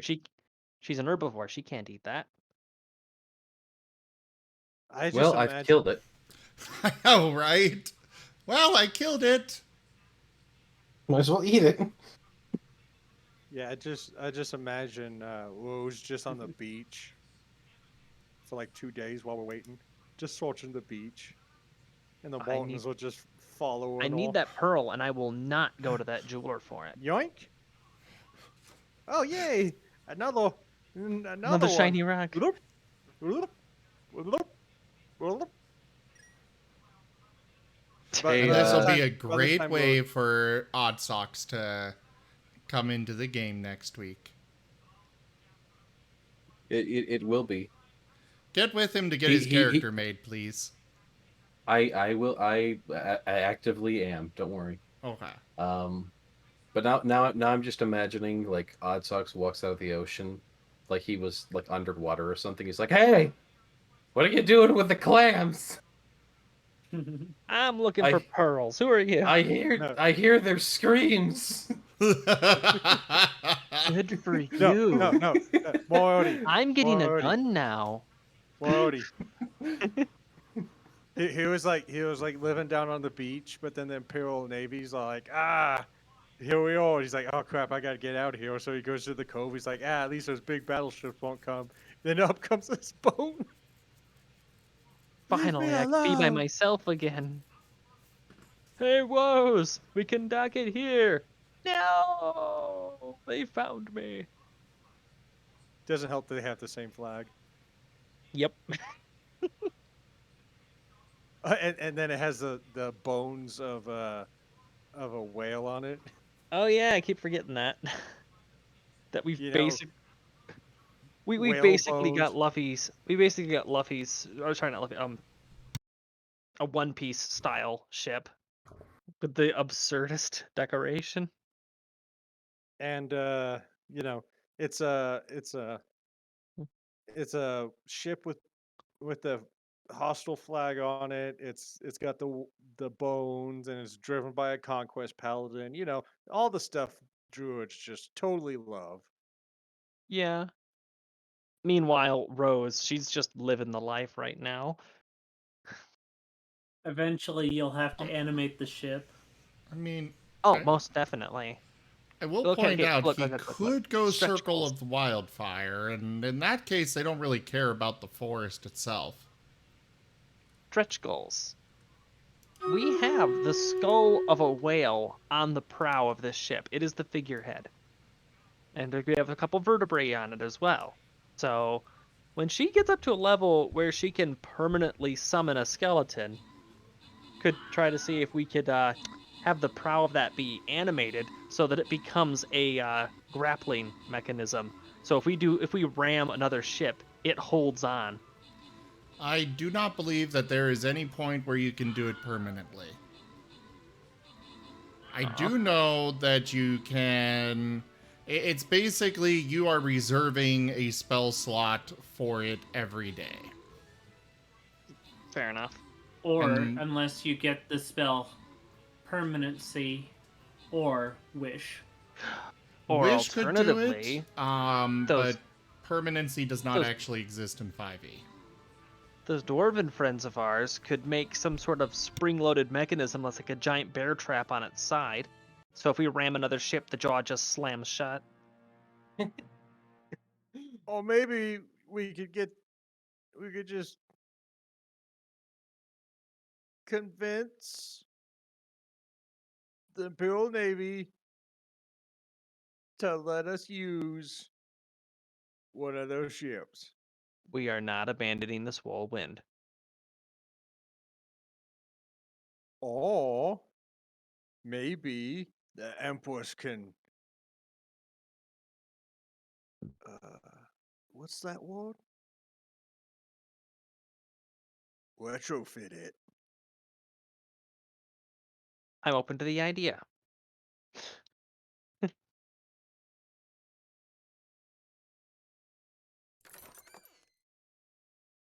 Alright, shall we wrap this up? Yeah. Yeah. Alright. I am getting tired. I'm no Good less night, tired, guys. but you know. And it's so late for me that I have to power through. Alright, So I'm gonna everybody. chug some coffee and fire up a game. Thank you all Good night, so much guys. for joining us for Ascent to Ascend Dungeons and Dragons. I will be back tomorrow late, or later today, depending on your time zone, with Pokemon Legends Arceus, or Arceus, however it's pronounced, with Aurum. Check out our website, zgfgaming.com. We've got links for our Discord, Telegram, Twitter, Patreon, and more there on the website, as well as down in the description below through our link tree. Thank you to my patrons, donators, and subscribers. It is because of your support that I'm able to continue bringing these streams to you all. I really cannot do this without your guys' help and support. So thank you for your support and keeping the channel alive. But for now, thank you all so much for joining, and I bid you the most fondest adieu. Thank you for the Bye, biggest, guys. Joshua May. Who are you gonna host? I do Host not me. know yet. Yeah, I'll go play XCOM. Host me. No, I'm kidding.